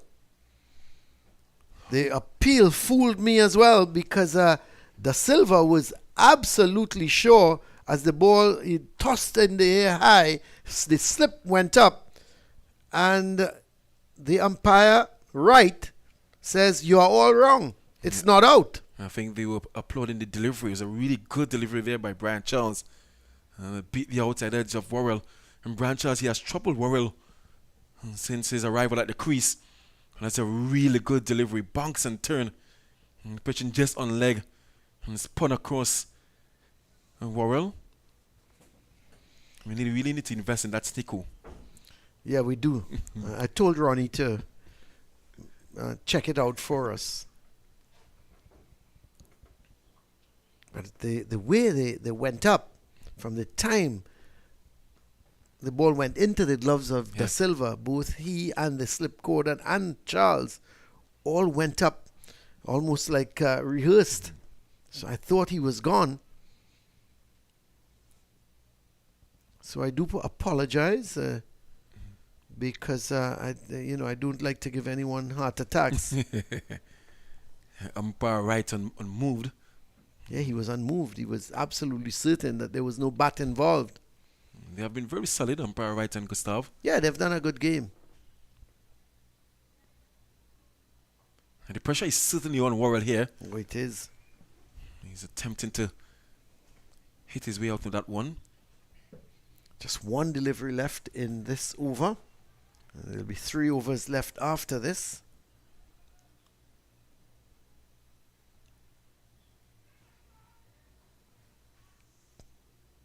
Ball coming off the outside of the bat and rolling out on the offside. It's no run to end the final delivery of the over.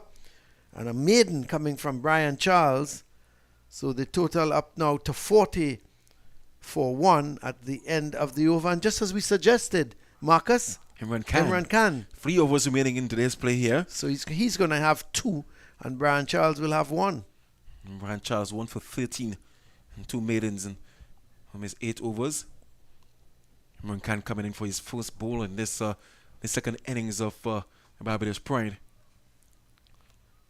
And you're seeing that the shadows are beginning to lengthen. It indicates that we're coming to the end of another day's play here at the Queen's Park Oval. And the spectators, they haven't left. They've been here since this morning. I'm not too sure they are pleased with the performance of the Red Force batters. That's providing that they are here supporting the Red Force. Marquesi on strike. And Imran Khan got him with that wrong one on 92 in the first innings. 40 for 1 and 20 overs bowled.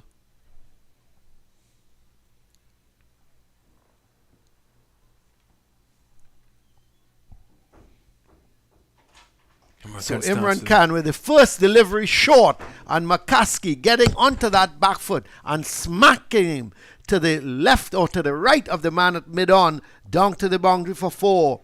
So Imran Khan says hello to McCaskey, says hello Imran, and absolutely hammered it. It was short, and McCaskey was quickly onto that back foot. We see there's going to be a change in the field because Carriper has come out from that second slip. Yeah, that's what they call a loosener there by Imran Khan. Yep, he's gone towards mid-wicket position. And McCaskey playing this nicely through the cover region. They've gone for 1. They're going to come back for the second. Yes, they will. Good running on the part of both of them, as that ball was played just to the left of Bravo at cover. There is protection out in the deep. Looks like Mohammed out there, is it? Yes, Mohammed. Yeah, and they were able to pick up 2 runs. So 72 runs required now. As Imran Khan giving that one a little bit more air. Very difficult. McCaskey opting to play from the crease. We're just pushing it back up along the track to the bowler. He's up to 23, McCaskey. Oh, that goes straight through the gloves of Da Silva. Not sure he got any bat onto it. Could very well be just buys. It's a wait on the umpire. He's an inside edge. Yeah, he got bat. He got an inside edge. Let's have a look at that. Because he was looking to punch it through the offside. Got an inside edge, and Da Silva couldn't hold on. McCaskey escapes that one. I think he'll want to put that behind him. 48 for 1. Again, this is too short. That's smashed away.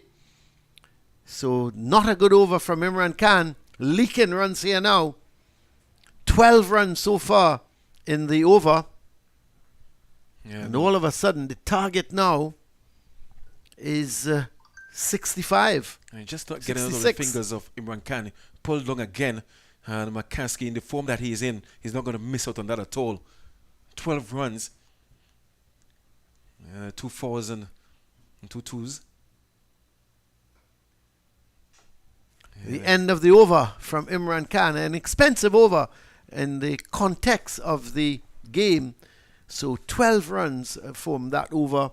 2 overs left in the day's play. Barbados Pride, they're 52 for 1. Remember, the victory target is 118.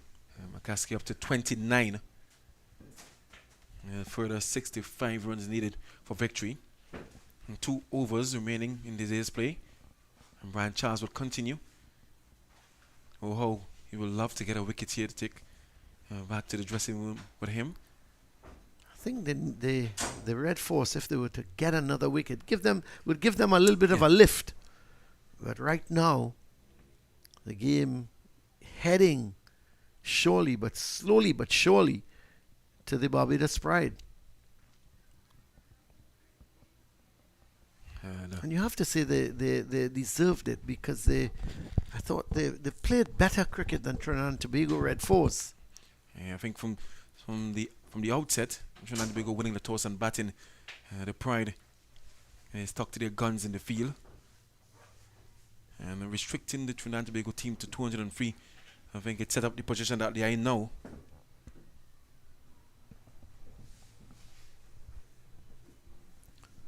So Charles is going to continue with a lot of pressure now being applied to Worrell. Is that 2 slips, a leg slip, a silly point.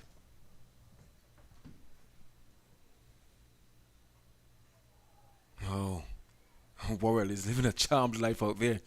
I think he just want to get rid of these 2 overs and He's under real pressure. A lot of pressure. He's on 3 from 30 deliveries. I'm going to ring up fielders around him.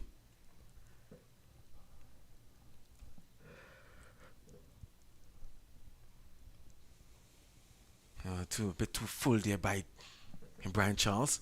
And he can sense that he's has troubled Worrell.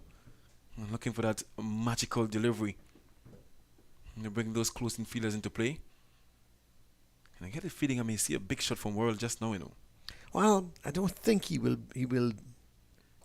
Get Whoa! the feeling. Whoa! I get the feeling, Well, I get the feeling. I don't know, Marcus. He's standing there because he's giving the impression that that ball hit the ground, but it was a really smart catch from Brian Charles.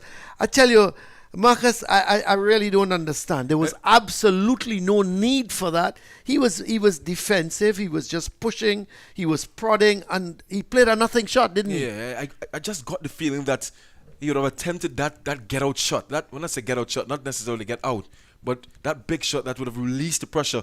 And then looking at the replay here again, there is the Brian Charles giving it some air, and that was a Worrell, naughty Worrell, trying to drive that one. I'm not too sure where, but a smart catcher by Brian Charles. And the end of the second wicket for Barbados Pride, and now 52 for 2. Is there still life here, Colin? Well, there could be, but disappointing end to Worrell. You look at it, 3 from 31 deliveries. It just didn't make sense.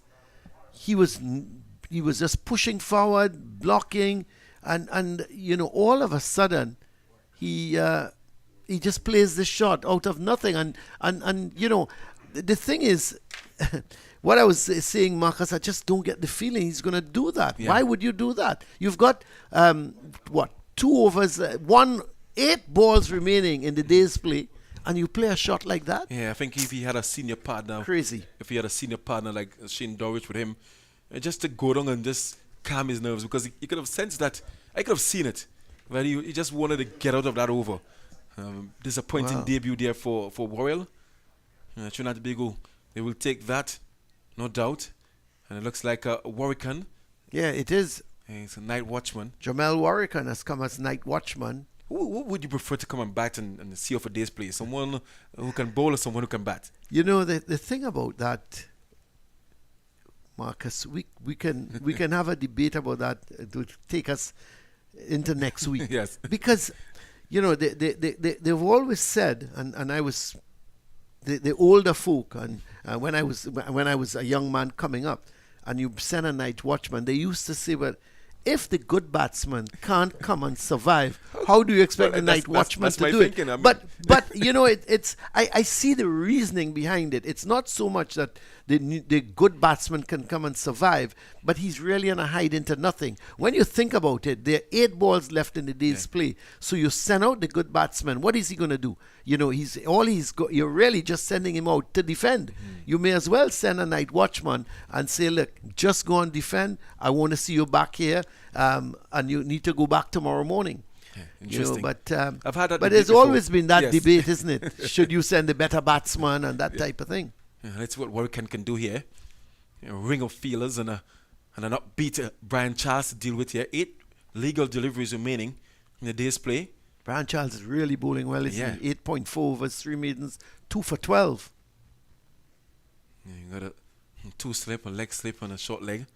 Short cover mid wicket. Short in there. There's 3 men on the offside, but 2 of them in catching positions at a first and second slip. And there's just a lone cover. So let's look at Charles. These are dangerous territories here for Barbados. As you remember, in the last round, 59 for 1. Oh, this is dangerous territory, yes. 59 for 1 in the last game, all out for 78. I don't think we're going to see that again, Marcus. Oh. Wow. I think he gave me the impression he was looking to go over the top. So it's I think that's what exactly what he tried to do. The end of the over from Brian Charles. He's completed 9 overs, 2 for 12. Really, the outstanding performer here. Imran Khan is going to come back, no doubt. And the last over of the day's play. An interesting shot there by Warwican. Yeah, he'll probably tell you he didn't get hold of it. And had he got hold of it, it would have been heading towards the pavilion. 6 remaining delivering this day's play. Day Barbados Pride very happy in the position they are in now. There must be 66 to get, 8 wickets still intact. Can. This is the key man now, McCaskey. McCaskey. If the Red Force gets McCaskey, if they get him this afternoon or first thing in the morning, they would think that they have a chance in the game. But it's very, very slim chance. Driving is McCaskey, not looking for the single.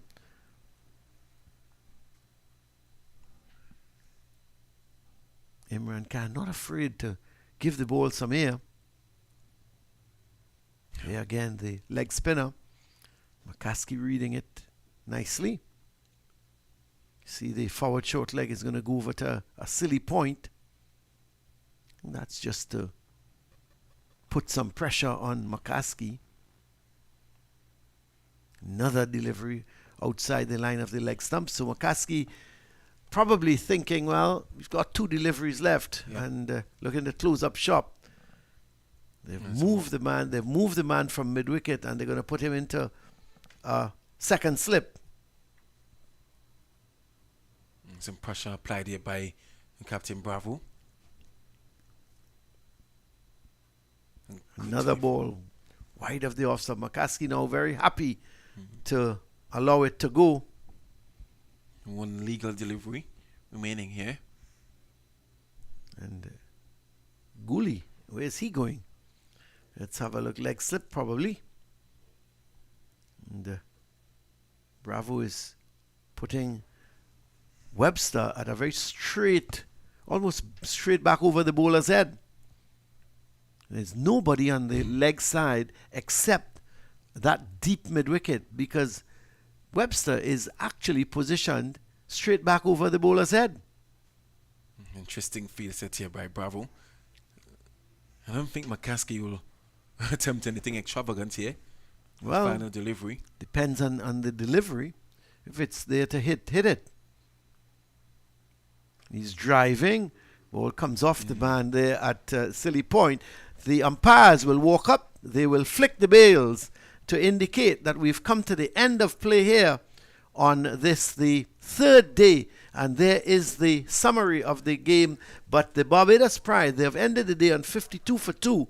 They are chasing a victory target of 118 markers, 66 runs to win.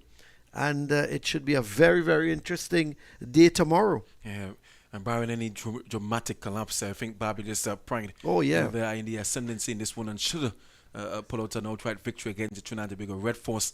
And that will propel them up the table. I'm not too sure where that will leave the Red Force. But a really good day's play by the Pride. Trinidad and Tobago resuming on 31 for 2. Eventually all out for 185. And a top score of only 36 from Darren Bravo, 35 from Jed Gooley. And once again, Chaim Holder amongst the wicket with 4. The match figures. He would have had a 5 in the first innings and 4 in the second innings. And a 9-wicket haul for him and Chaim Holder. That we are seeing in the response here by Barbados Pride, a target of 118 for victory. They have closed the play on 52 for 2. McCaskey, that man again, and 29 from 59 balls. It's yes, it's not been a good day for the Red Force again, batting wise. And there is we're going to just look at the Barbados Pride innings. The man at the top, Zachary McCaskey, not out on 29. Shane Mosley, he went caught on Webster, bowled Brian Charles, caught at second slip for 17. Rashawn Worrell went caught and bowled Charles for 3.